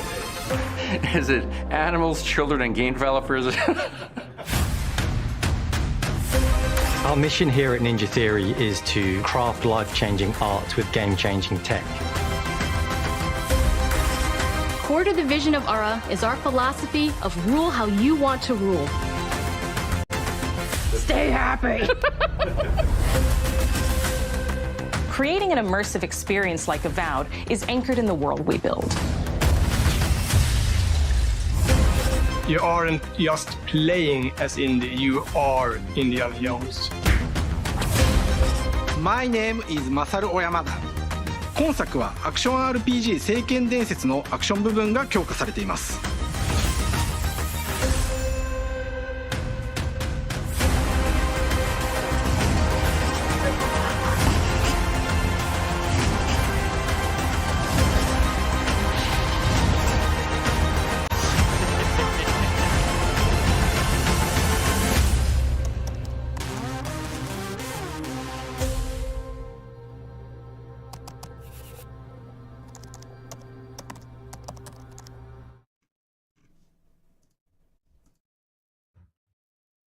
There you are. Welcome to Podcast Unlocked. You've just watched the Xbox Developer Direct, the 2024 edition. I'm Ryan McCaffrey, joined by my panelists. Let's dive right in. Not even time for introductions. That's how exciting that was. And that's how pumped I am. We have to start with Indiana Jones. I know Visions of Mana was the secret game that secretly parachuted in there, but the star of that show was Indiana Jones. I'm gonna take host privilege and just start by saying, as one of the resident olds of this panel, there was so much of the Chronicles of Riddick Escape from Butcher Bay DNA in there that you could see that just made me so happy, because that's one of the greatest original Xbox games ever. It's first person. Khalif Adams, Spawn on Me, first word goes to you here. What did you think of Indiana Jones? And by the way, everybody, we have plenty of time, so everybody settle in if you're watching. We're going to talk through all this stuff. Ka, the floor is yours. Mind blown. I was excited and ready for this to drop and get all the goodies that we could from the visuals and everything, and they are just nailing that vibe that we were hoping that they would be able to pull in. All of those things from the films that we remembered and kind of love and have that nostalgia for. Feels like they're really knocking on the door for that. You know, the music and the score really came through, and I think that that's a big part of the indie experience and the indie fandom. And man, that first person combat, damn, that looks good. It looks really, really fantastic. So very excited for what we got a chance to see. Stella, you were talking as we were just watching it together. You were like, I called it from the first teaser. Give me your immediate reactions. Yeah, because like everyone, I remember seeing people in chat and being like, oh well, Machine Games, I don't know, because this is an Indiana game. We want to see him, so it's probably going to be third person. And I was like, well, if they're making an Indiana game, they probably want to make sure that you feel like the character, and first person is a really good way to do that. So I said from the beginning, I think it's going to be first person. So I'm glad that they are going that route.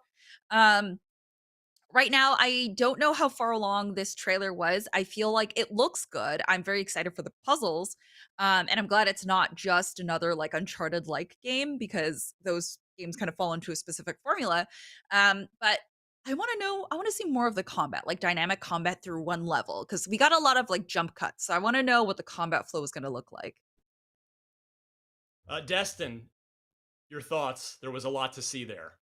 I wasn't sure about Indiana Jones going in to the Dev Direct. I was absolutely blown away. I really, really like what they're doing here. I love the first person. What we saw of combat looks really fun. I can't get over how well they integrated the whip into all of the different types of mechanics. Being able to grab somebody by the leg or just whip somebody and then pull them towards you for a punch. It's very indie. Everything about it just makes me remember why I love those original movies, and to see a game take the movies and make this, which just hits all the right notes from the villain to the puzzles to the combat, has me tremendously excited. More than I ever thought I would be for an Indiana Jones video game. I'm all in. Yeah, the thought I had with the first person thing is number one, it's not unexpected. I mean, like Stella was saying, there were good reasons to go first person with this, but not just sort of centering you in the character, but also because it's a good way to differentiate from Tomb Raider and from Uncharted, right? I mean, those are comparisons that people are naturally going to make because there hasn't been an Indiana Jones video game outside of Lego Indiana Jones. Like there hasn't been a sort of AAA indie game since I think maybe 2003. I think Destin is what we had looked up with Indiana Jones and the Emperor's Tomb. I think This was the one? name of it. That's the one. Yes, you came I prepared. just You did played your it for B-roll. But yeah, this game actually is pretty good. Indiana Jones and the Emperor's Tomb, I played it a little bit just to remind myself of what the old game is played like.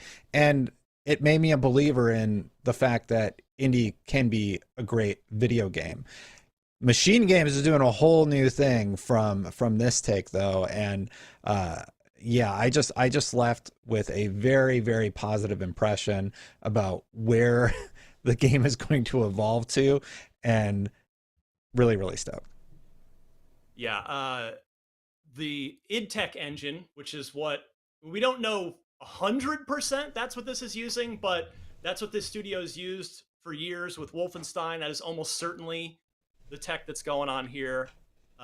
Production value wise, Khalif, pretty high production values, clearly. 1000%. I mean, every visual that we saw just jumped off the screen, right? It felt exactly like you remembered indie movies feeling, which is great, from from the villains to the kind of that sepia tone, that kind of, feeling like you're in these far off places in the desert or in some far off land. They just nailed all of those pieces. And again, we talked a little bit behind the scenes, them snagging Harrison Ford's likeness in this and really nailing that, and also the voice actor, whomever that may be, doing the voice capture for this, or the voice performance for this. It all feels exactly like you would hope for a game like this that wants to pay homage to one of the biggest and kind of best known adventure movies of all time. So I'm very excited to see where all of those pieces kind of land, and see who the other folks are in that conversation. And of course, Tony Todd is in this, so that automatically just magically just made me super excited for that. So hyped as heck for this.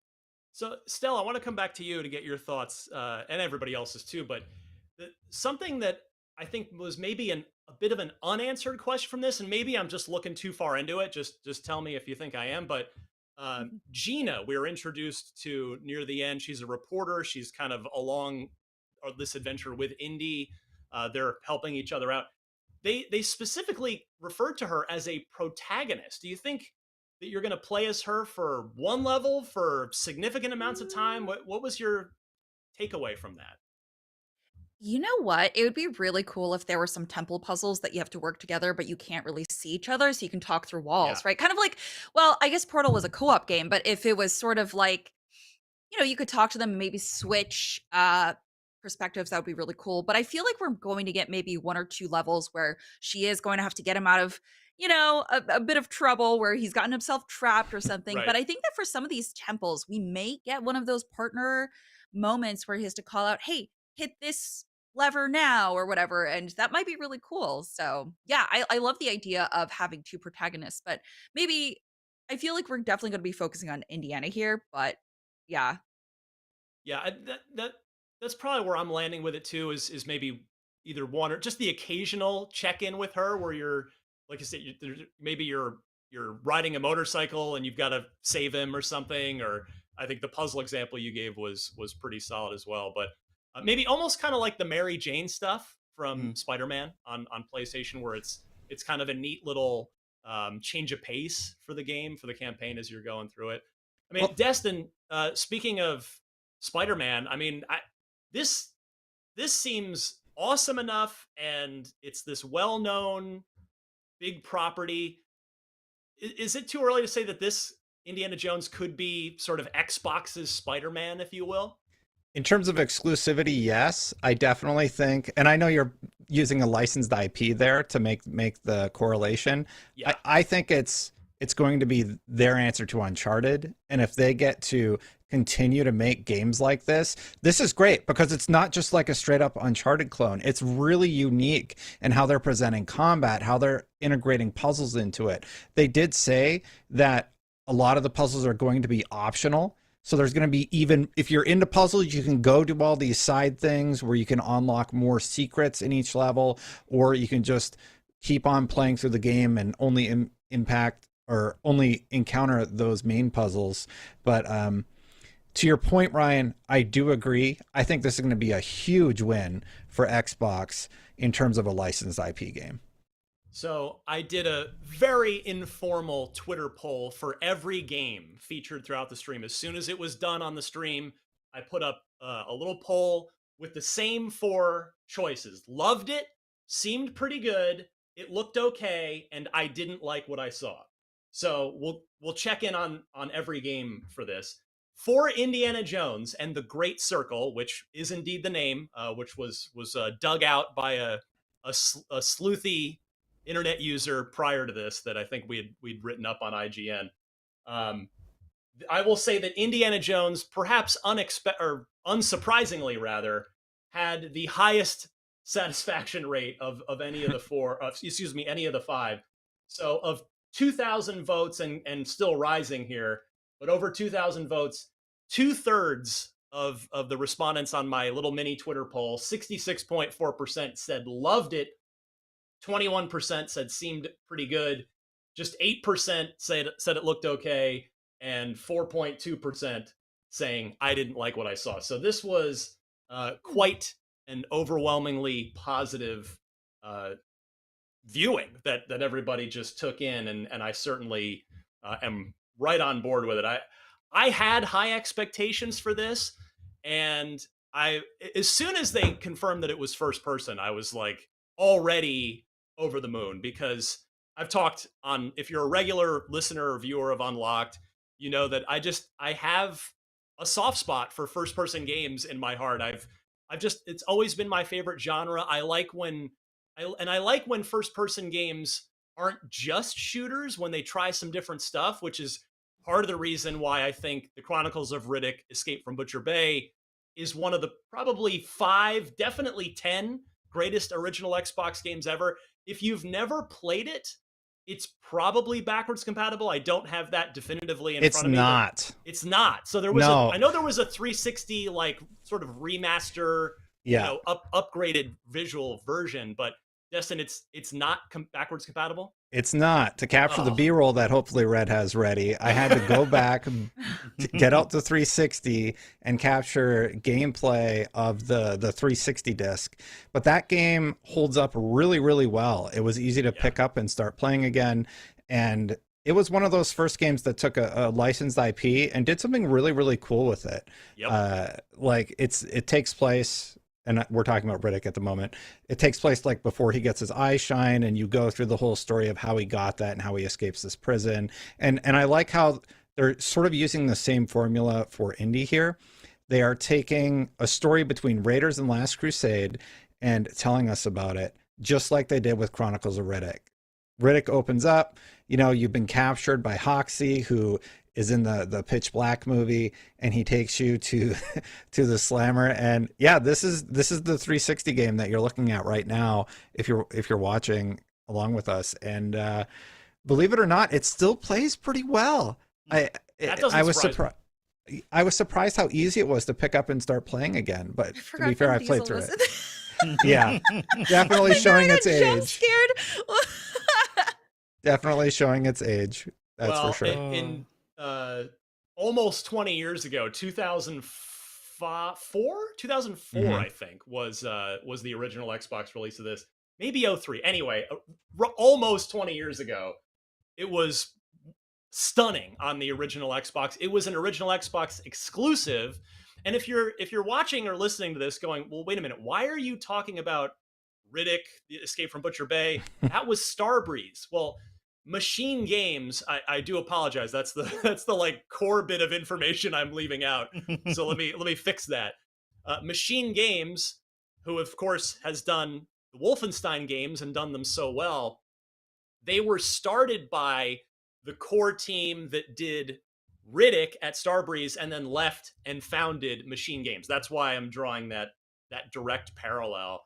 And the fact that Indy, they were talking about how it's gonna mix in, you can do melee combat, gunplay, and stealth. Like, that's all stuff that they did in Riddick, and they did it exceptionally well.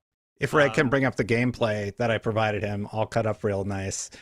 You can see like how they integrated the stealth mechanics and really just own that character. And the reason I'm so excited about Indy is because it looks like they've managed to do the same thing. This is the old Indy. This isn't exclusive footage. Well, it's still good to take a look at Emperor's Tomb here, because this is what a AAA Indiana Jones game looked like exactly 20 years ago. That game came out in 2003. It was done by, again, a very talented developer, The Collective. And for fellow olds, might remember that The Collective kind of put themselves on the map at the time. They did an awesome licensed game of their own first. They did a Buffy the Vampire Slayer game that was really good for PS2 and for original Xbox. And then they did Indiana Jones and the Emperor's Tomb there. But yeah, hopefully Red is digging up that Riddick footage that Destin had prepped, because there are more parallels that can be drawn there. And it is, like, I would say, well, I guess since you can't play it on Xbox, it's not backwards compatible. If you've got even a reasonable gaming PC, nothing top of the line, just go buy it on Steam. I'm sure it's probably quite cheap at this point. And as Destin was saying, it's pretty easy to pick up and play even all these years later, which speaks to how good the design is. Destin, you want to talk a little bit about more about Riddick here? Yeah, so Riddick, just again, all first person. There were like story elements where you had to befriend certain characters, and then he's Riddick, so he betrays everybody. And you were really limited on your ammunition, so it wasn't just you go in guns blazing or anything, right? You had to figure out how to hide enemies, how to utilize the tools at your disposal, how to utilize the darkness to your advantage. And it was really, really smart how they put everything together.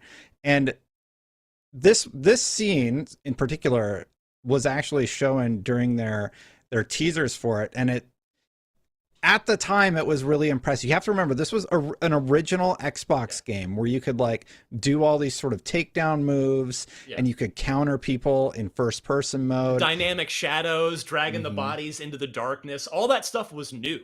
Yeah. So this was all new tech. And, fast forward 20 years or so, we have another game mixing third person like we're seeing right now with first person combat. And I'm really, really excited about the potential.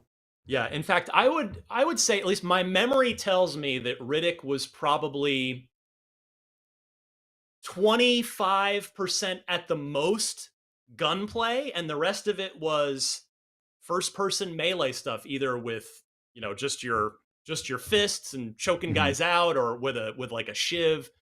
And Indiana Jones seems like it might be the same way. Like, clearly the whip is going to be your primary melee weapon, other than just we saw some fisticuffs in that gameplay demonstration as well. But I suspect gunplay is not going to be a huge part of Indiana Jones here, because Indy's not, this isn't going to be a first person shooter. I mean, I think that much is clear already. I was a little surprised to see him pull out a pistol in one of those shots on the quick jump cut away from it. I was like, oh, we don't want to see Indy murder anyone today? All right, fine. I was kind of hoping to, but sure. All right. Also, real quick, from Max, he made a list of some callbacks and Easter eggs. So there was the Wilhelm scream when pulling the Nazi off the ledge. Dr. Marcus Brody will appear, and the spider running up Indy's arm when reaching into the hole was reminiscent of Temple of Doom. So there are some little love letters to indie fans there. I'm gonna admit, I am gonna have to go back and rewatch them, because it has been so long since I've seen the movies. Yeah, they nailed. And the other part of that I thought they really nailed is the humor. Even those small pieces, I think that's a big part of the indie series, and that character is getting those moments where you balance between this kind of very serious moment, you being in peril, and then also having those kind of winks and nods. And it feels like they've also kind of captured that in this, and the kind of that ethos of who Indy is and as a character. That's going to be really fun. And also, like, some of the stealthy pieces, I wanted to see a little bit more of that. But excited to see that you're going to have some of those moments where you're, watching where some of the enemies are pathing and kind of figure out where they're going to go, and doing that from this first person perspective is going to be really fun to be able to kind of see. It makes me think about all the callbacks that Stella talked about, and what else we'll see. That was a big part of the series for sure. I feel like for the most part, you're going to be in these really close encounters and going to need to utilize stealth. I don't think you're ever really going to go in guns blazing. Like, he shoots one bullet in this whole thing. Well, okay, to be fair, he gets on a turret later.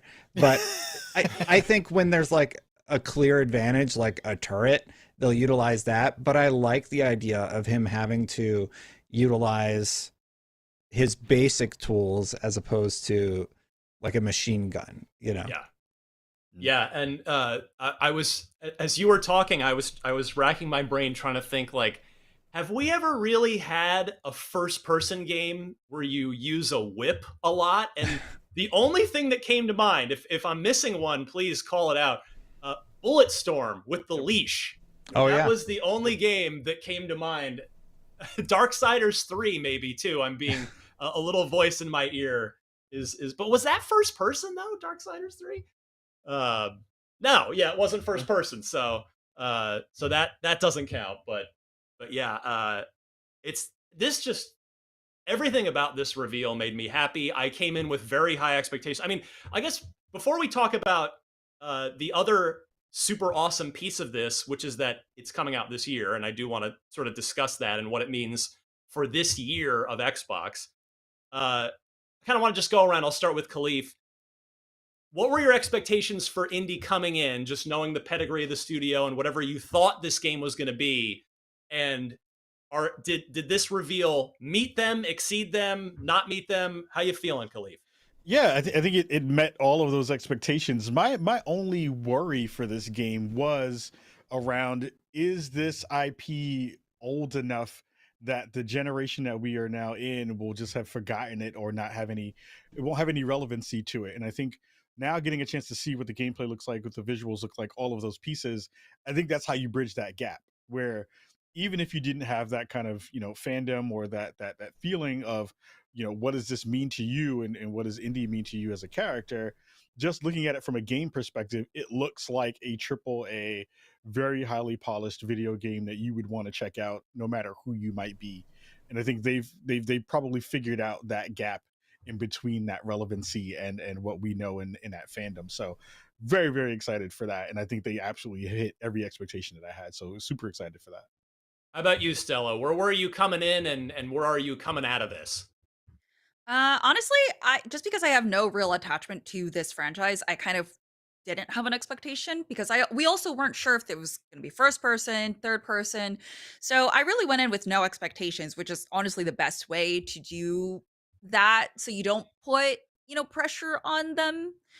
So yeah, coming out of this, again, like I said, I want to see more gameplay. I want to see Indy go through a level in particular. Maybe less is more in terms of game reveals, right? We don't want to see games show everything off, just like those movie trailers that show the entire plot.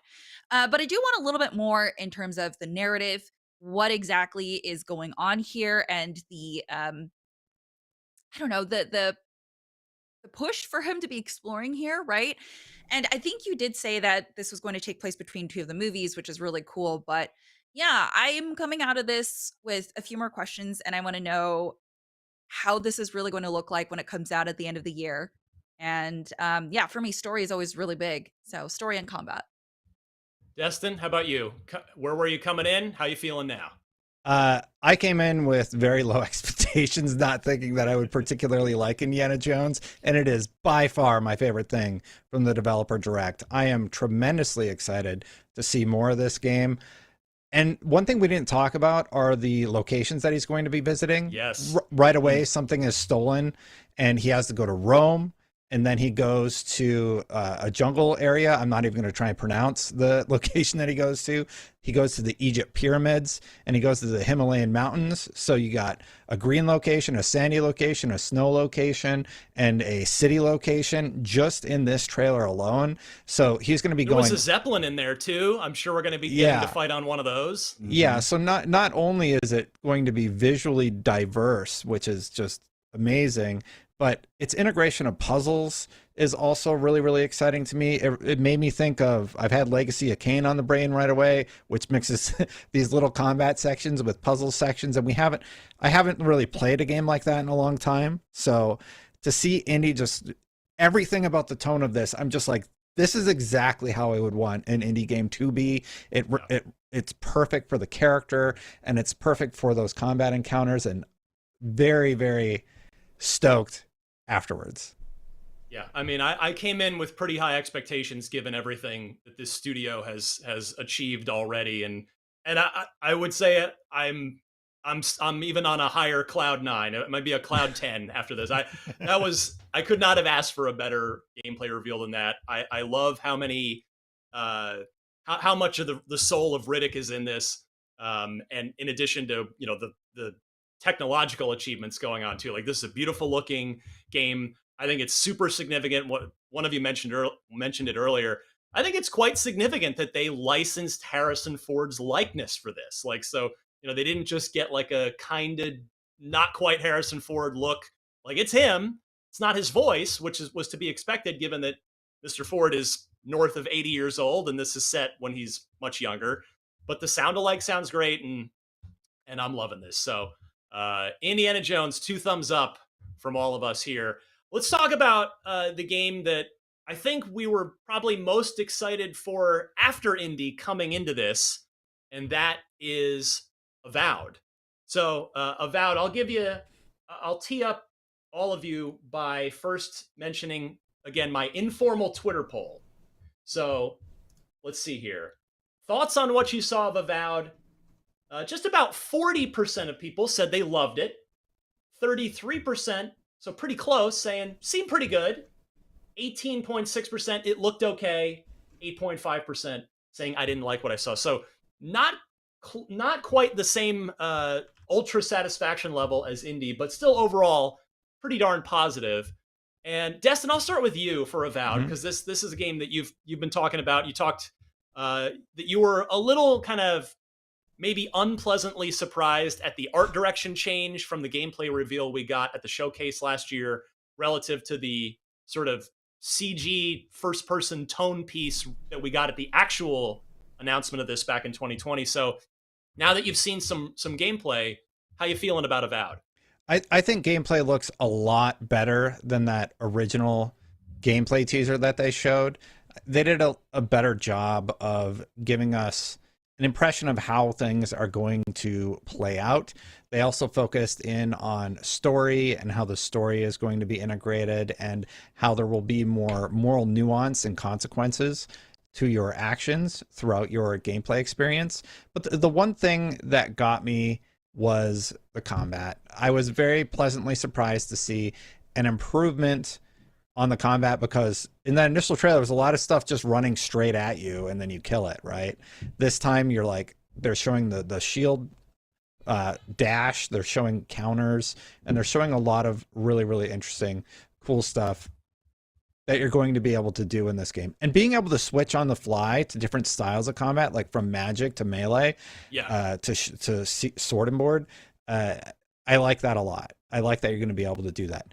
Fall 2024, still, they said rich, weird, and wonderful was the goal. I think they achieved that, but it's still a wait and see for me. I'm excited, but I'm waiting to see how well they nail that story. And I'm totally going to kill that guy that they teased at the beginning. He's gone. Sorry, buddy. Oh man! Before I throw to Destin, and excuse me, to Stella and Khalif, I just want to real quick. We're doing this live on the fly. We were just watching this. Like, we're not having time. We can't like take in any like information that's coming in after this. And so our producer just was in my ear telling me that Troy Baker is voicing Indiana Jones. So kudos to Troy for a fantastic Harrison Ford impression. That is 2 thumbs up. He's playing someone besides Troy Baker in a game this time, which is nice to see. All right, back to Avowed. Khalif, your thoughts on this one? I am not voiced by Troy Baker, but you probably could be though. He's that good. He's that good. It looks great. I think one of the things I came away with is, ditto on everything that Destin said. I think in the combat, the one thing I'm a little bit worried about is it does look a little stiff when you're doing the melee parts of the combat. I would love to have seen a little bit more kind of reaction from some of the enemies when you hit them with your sword or when you hit them with the melee weapon, because I think that just adds to that layer of what you see in that first person mode and that first person perspective. But I think what really came through was the dedication to environments in a way that I think they nail every time with the team from Obsidian. I think they continue to make these really expansive worlds that you want to be in, that you want to kind of, engage with and you want to explore. And how does that kind of reflect the ways that those different biomes and those different kind of spaces that you'll be in, how do those kind of really play that environmental storytelling up, and how does that really bring to the forefront what your character is going to be? How do you decide to play that character? What are those kind of tertiary layers of the experience going to wind up being? And I'm excited for what they're going to pull together for this. I think a lot of folks are going to be excited about the potential of what it means to kind of role play this way in this space, and that's always going to be super fun. Stella, your thoughts on Avowed? Yeah, I think the environments look gorgeous. It makes me miss Outer Worlds, and I want Outer Worlds 2 already, which I'm so sad we didn't get a look at today, which is fine, I guess. I'll wait. But yeah, I think the combat is the thing that I'm getting stuck on. I don't mind going through a game just for the story. Like if there's a good narrative, I'm into it. But the combat does look a little bit stiff. Like Ha said, we talked about this during the show when we were watching. And it's interesting because even the wand and the swordplay looked a little bit similar. But yeah, there was something about, I was mentioning it, I think it's the FOV or something that makes it seem a little bit off. Maybe because I play on 100 FOV or something like that. But it's the way the arms are positioned. It almost looks like your character's just very stiff and like 90-degree angles, right? So I think that's something that's throwing it off. But the voice acting was really good, and I was very surprised by how well the conversation seemed to flow. So I'm very interested to see the different pathings that you can choose, which is very nice. But I feel like that should come standard with any role-playing game, right? You should always have freedom of choice with character. You should always be able to approach different scenarios with your personality, with whatever you want to play with. So I'm really interested in that. I want to see how far that'll go. I want to know how many endings there are, what quest lines you can mess up. And yeah, I'm very interested in this. I think from the beginning of when they showed the teaser to the first trailer, my expectations have kind of gone up for this game. So nice. Yeah. Yeah, I don't, not quite sure where I sit with Avowed right now. I liked what we saw today, but I'm definitely, it kind of looked like a Skyrim total conversion to me. And I say that and I'm not saying that as a criticism or a compliment necessarily. It's just kind of what it reminded me of, and the combat that you all just mentioned is really kind of where it comes down to. I would agree very much that lack of responsiveness from the creatures, there's sort of no animations when they've been hit, is like, I don't know if that still works for me in 2024, whereas it did in 2011 when Skyrim came out. Is it the end of the world? Absolutely not. I mean, again, you all covered it. Obsidian, we're going to get a great story. We're going to get some really cool quest options and character interactions. And as Khalif was saying, the worlds, the environments in this are absolutely gorgeous. And that's, to me, a first-person RPG. If you're delivering fantastical, beautiful environments in that first-person role-playing game, like, you've got me. Like, I'm in. I'm totally good. I'm going to have a great time. So yeah, I'm kind of curious how this will actually like kind of feel to sit down and play with, versus just watching gameplay. But yeah, super solid and fall 2024 for this one, and just later in 2024 for indie. Which, if I were to take an educated guess, I would probably guess that means they're not quite ready to narrow in on indie yet. Like, they're not quite sure if they're going to need maybe a couple more months of polish. Like, maybe they're aiming for September, but it could slip to November. So we'll see on indie. But we know we've got Avowed in the fall to look forward to. So it's, again, we're going to be. I mean, we can talk more at the end, but right now we're looking at May for Hellblade 2, which we're going to talk about next. And then towards the end of the year, Avowed and Indiana Jones. So already it is January 18th as we record this. We already have like 2 exclusives set to go for fall 2024, in addition to one in the spring with Hellblade 2. In fact, let's just go right into Hellblade 2 now, because we are on the clock a little bit here. We've got about 17 to 20 minutes left in this live episode.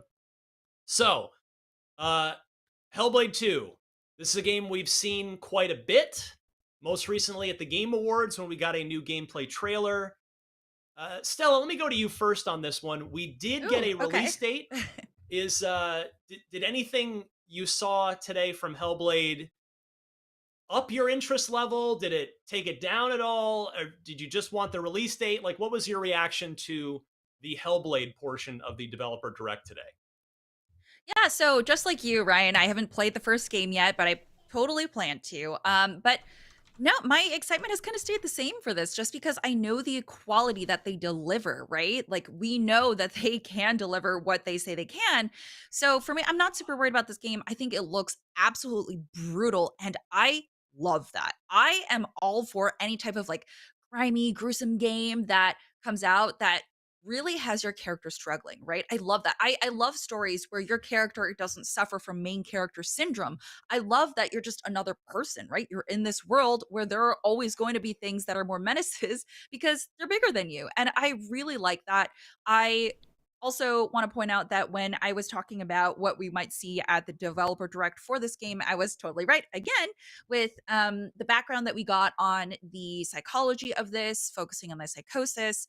And I absolutely love getting behind the scenes footage of, the performers going around the mic and doing the voices all around for the surround sound. And I think that's really cool. So I have not played Hellblade, so I can't speak to the story of the first one and how it's going to continue into this one, but hopefully I can.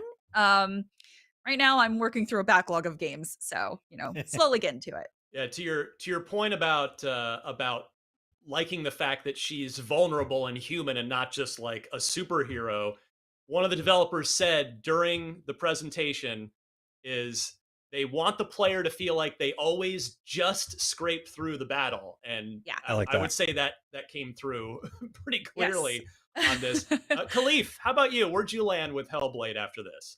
I just need the game at this point. Everything about this game just screams I want it. And I think massive shout out again to the Xbox team for producing all of these kind of mini vid docs in these developer directs. I think they really do a great job of not only showcasing the game, but the teams behind them in such a really profound way. And I think you do get a really good glimpse of all the work it takes to make a game like Hellblade 2 really come together. I'm a big fan of everything that 3 Lateral has done in terms of the performance capture space, and Epic, what they've been doing with their technology. And I think this game is the one game that you continue to get a chance to see how far we've come from a technology standpoint. And I think it really does have that feather in the cap for Xbox to be able to say, this game is pushing the boundaries of what we usually have seen technology wise. And this is the thing that's going to be on our console, day and date whenever it winds up dropping. So they continue to impress with us. And I just need it now at this point. Well said. Yeah. Oh, sorry, Stella, go ahead. Oh, no, I was just going to point out, I see on our Slack that we've been talking about this, and Senua's Saga Hellblade 2 will be digitals only, sold at $49.99. Yeah, that's incredible. Yeah, that's awesome. I wonder Well, if that would speaks to the. Go suggest. ahead, Oh, sorry. Go ahead, Khalif. No, I was just going to say, I wonder if that speaks to what the developer talked about this being a shorter, kind of more tight experience, and I wonder if that's the pricing kind of model for that. So, yeah, just well, they said exactly lengthwise. They said lengthwise it'll be similar to the first game. The response to it being digital only, I think, has been widely negative from the community. But honestly, I feel like that's the direction we're going. Unfortunate for those who prefer physical media, but I mean, I download most of my stuff these days. So the price point seems great. $49.99 is awesome. And if it's the same length as the original, I thought the original was a perfect length. I don't need every game to be 100 hours long. Yeah. Here. Yeah. So sometimes just telling an amazing story, and they go into it further on Xbox Wire, how they really wanted to focus on crafting like the story, the narrative that they wanted to tell. I think that's great. Yeah. It's news to me that you're telling me about the lack of a physical release. And quite frankly, I'm of the opinion that that's pretty unacceptable for a major first-party game. Like, it's one thing if one of your smaller downloadable games is digital only. I mean, we've been doing that since the 360 with Xbox Live Arcade. But for Hellblade 2, the first game officially ever announced for the Xbox Series consoles, that's been in development for a while, that's probably, from the looks of it so far, probably going to be the best looking Xbox game ever. Once it, how long it holds that belt, that title belt will remain to be seen. But this is a stunning looking Unreal Engine 5 game with super high production value. For there to not be a physical release, I'm with the community 100% on that's just bad for. It's a bad look. It's bad for game preservation. That's tough. That's some unfortunate bad news to kind of put a little dark cloud over what otherwise is a top shelf looking incredible video game that I can't say it any better than Khalif is just like, get that game in my hands right now. Like I'm ready to go. May 21st. So that is coming up very soon. I mean, that's just over 4 months away for Hellblade 2. So it does. Ryan, sorry to interrupt. It does make me wonder if it gives any more credibility to the FTC leaked document where they talked about delightfully all digital in the future. If this is their first game that is going to go digital only, are we going to see more of that in coming titles? I hope not. That's a fair point, Destin. I think it's an astute observation. And I mean, the fact of the matter is there are still millions of Xbox Series X's out there that have an optical drive, and there are people that either have a preference for a physical disc or their bandwidth cap on their ISP is problematic, or their download speed isn't great. So yeah, that's tough. That is tough news to swallow on what is otherwise just an absolutely top shelf, stunning looking video game that it seems like it's going to be awesome. Like there's nothing about this, we got to play it and see how the story is and see how the combat is, but everything about this game is looking just A-list right now. We got 10 minutes left. Let's talk a little bit about the surprise game, Visions of Mana.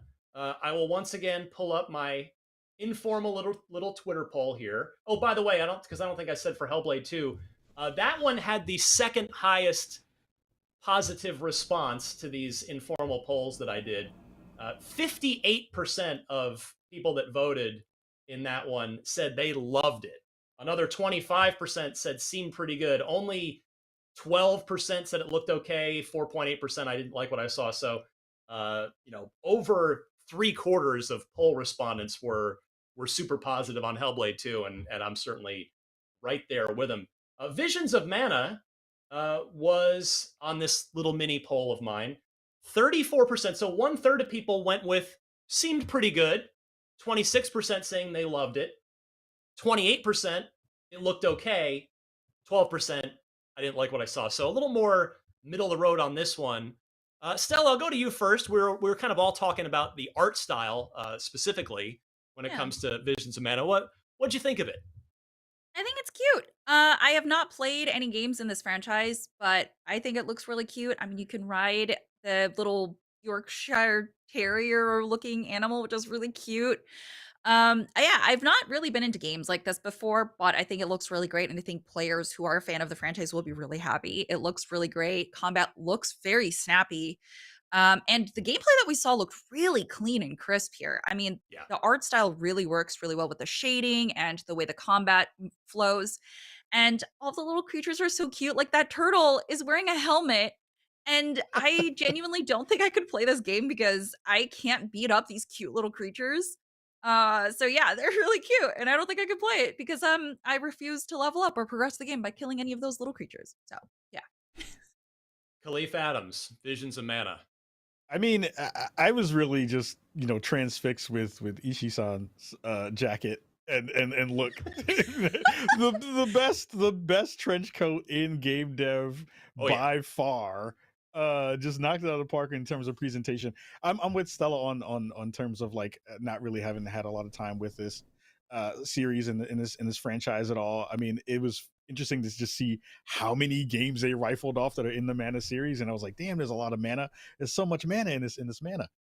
But it looks really pretty. I think this is going to be one of those games that, for those folks who are already kind of in tune with this series and have been a big part of it or have had history with it, they're going to really be hyped for this. But it's going to be one of those things that I'd have to kind of just like get hands on and play around with and see, and then kind of do the work to go back and see why people are so excited for this franchise and why people care so much. But it looks really gorgeous. It looks really pretty. And shout out to Ishii-san for looking so dope on the stream. Popping the collar too. Yeah. He had it all going on. Destin, Visions of Mana, what'd you think? I was a little surprised to see a game that's multi-platform put into the developer direct where we're focusing on Xbox exclusives. Personally, Visions of Mana is coming to PlayStation 5, PlayStation 4, Xbox, of course, and basically everything. So I was a little surprised to see it there. And for people that are excited for games with this art style and this sort of vision, I'm really glad that Xbox has that offering for them. I remember when they were trying to get like Blue Dragon off the ground back in the 360 era, and it really feels like having their presence during this showcase shows, hey, look, we're really serious about Japanese developers collaborating with us. And I think that was the purpose of it. Look, we're BFFs with Square. Here's Visions of Mana. And this is part of the continued bridge building between Xbox and Square Enix that will hopefully result in Final Fantasy VII finally coming to the Xbox platform. Right after Final Fantasy XIV starts its open beta, basically February, I believe, is what they said. So yeah, I think you've summed it up pretty well. I'm in total agreement. I think this was a relationship play, right? Like they are 100%. Saying to Square, like, we really value you. We want you on our platform. Look, we're going to put you in our developer direct as the hidden Easter egg surprise guest. And I do think, just to be clear, before I say what I'm about to say, I think this game looks stunning. Like, I love this art style, like how it's almost kind of a cartoon, like an anime come to life, like not kind of one-to-one, but just that sort of very colorful vibe to it, which I love. I think if this hadn't just been unveiled at the Game Awards, if Xbox had been able to reveal this game, even with it being multi-platform, I think this would have hit a lot harder for people. But given that we had just seen it, it was kind of like, oh, okay. Like, it was nice to see it included, but I don't think there was really a lot of surprise and delight, despite the fact that it was a surprise entry in this presentation. Still nice to see it, don't get me wrong. Happy that it's there, but and like you said, Destin, if putting it in there helps get more Square Enix games onto the Xbox platform, particularly in a day and date manner as this game is going to be released, then sure, I'm all for it, no problem. Let's do it. All right, we've got about 4 minutes left for some closing thoughts. I know there's one game we haven't covered. I think it's just candidly not really any of our cups of teas, respectively. That is, I'll check it out. Our Yeah, I History wanna play Untold. it. Go ahead, Destin. I want to play Well, I mean, you're right. Aura History Untold. It's like I don't even know what genre it is. It's a 4X strategy game. Yeah, 4X strategy game. I'm intrigued by it, but I don't know enough about that type of game. So I'm glad it's there for, like I said, it's all about like hitting all the boxes, right? Yeah. So they have Visions of Mana that they showcase for the relationship play. They have Hellblade 2 for like really, really focused storytelling. Indiana Jones is their big game that they're going to be tentpole. Yeah. And Aura is sort of filling a niche in the Xbox portfolio. I think it's smart to have it as part of this conference, but I'm not the expert to talk about Aura. Well, so we got about 3 minutes here. That's perfect amount of time. Closing thoughts, your thoughts on the developer direct overall. Maybe if you want to give it a grade, go for it. Khalif, I'll give you the first word here. I give it an A. It was a fantastic showcase. I think they did exactly what they would hope to do with one of these kinds of showings, and I think they really gave the Xbox fandom and fan base a really good look at this upcoming year and what's going to be dropping. Stella? I would need more time to think about a grade. But I think they did what they showed us what they said they were going to show us, right? No surprises. They described what they were going to do. It's a developer direct, and yeah, they delivered it. And I think they were able to tide everyone's expectations over with the different games that they were looking forward to. Obviously, we got more in-depth gameplay looks at Indy, well, the first real look, really, and then Senua's next journey. And Aura really went into depth on their development as well. So yeah, we got exactly what they said they would give us. Destin? They showed a little bit of everything for all the different genres, really. So from a business perspective, I'll give it an A. And Indy was a huge hit for me, so that game definitely gets an A. But from a Destin perspective, like I'm only hype about some of the games, so B for Destin. But in terms of what they're trying to do, I get what they're going for. Yeah, I'm an A as well, and that is mostly indie. Like, I'm not gonna lie. Like, but Hellblade, I got what I wanted, which was that release date. Mm-hmm. I knew going in that Aura wasn't really my jam, and that's okay. Mm-hmm. Avowed looked solid. I guess if I were to say anything, I wouldn't say it disappointed me. It just didn't. I wanted to be more impressed than I wanted. It looked good. It just didn't. It wasn't like, whoa, that's Avowed, cool. So I'm not quite there where I was hoping to be with Avowed yet, but we got plenty of time. But yeah, Indie just like over-indexed big time for me in that. And I think they knew it. I think Microsoft knew it. There's a reason it was last. I mean, I think we all would have predicted that it would be the last thing shown in this, and it was. But I think they knew that Indie was freaking awesome, and it was. And they gave it the most amount of time, and they showed a decent bit of it, and that Indiana Jones 100% delivered. I think that's the common sentiment out there. That's certainly how I feel. So this is now 2 developer directs, each of the last 2 Januaries. Hopefully this is now going to be a regular thing. I mean, with so many studios in the portfolio now, particularly when you roll in Activision Blizzard, along with Bethesda, there's every reason to believe that Microsoft will have enough to keep doing these and not have them feel forced every January. So hopefully this is the second in what is now going to be a tradition. And I say bravo, Microsoft. You did good today. Xbox fans, a lot to like. Good stuff. Thank you all for watching. Check us out every week on Podcast Unlocked. We are IGN's weekly Xbox show. You can find us on YouTube at youtube.com/IGN Games or on any of your favorite podcast services. Thanks for joining us live this week, and we'll see you next time.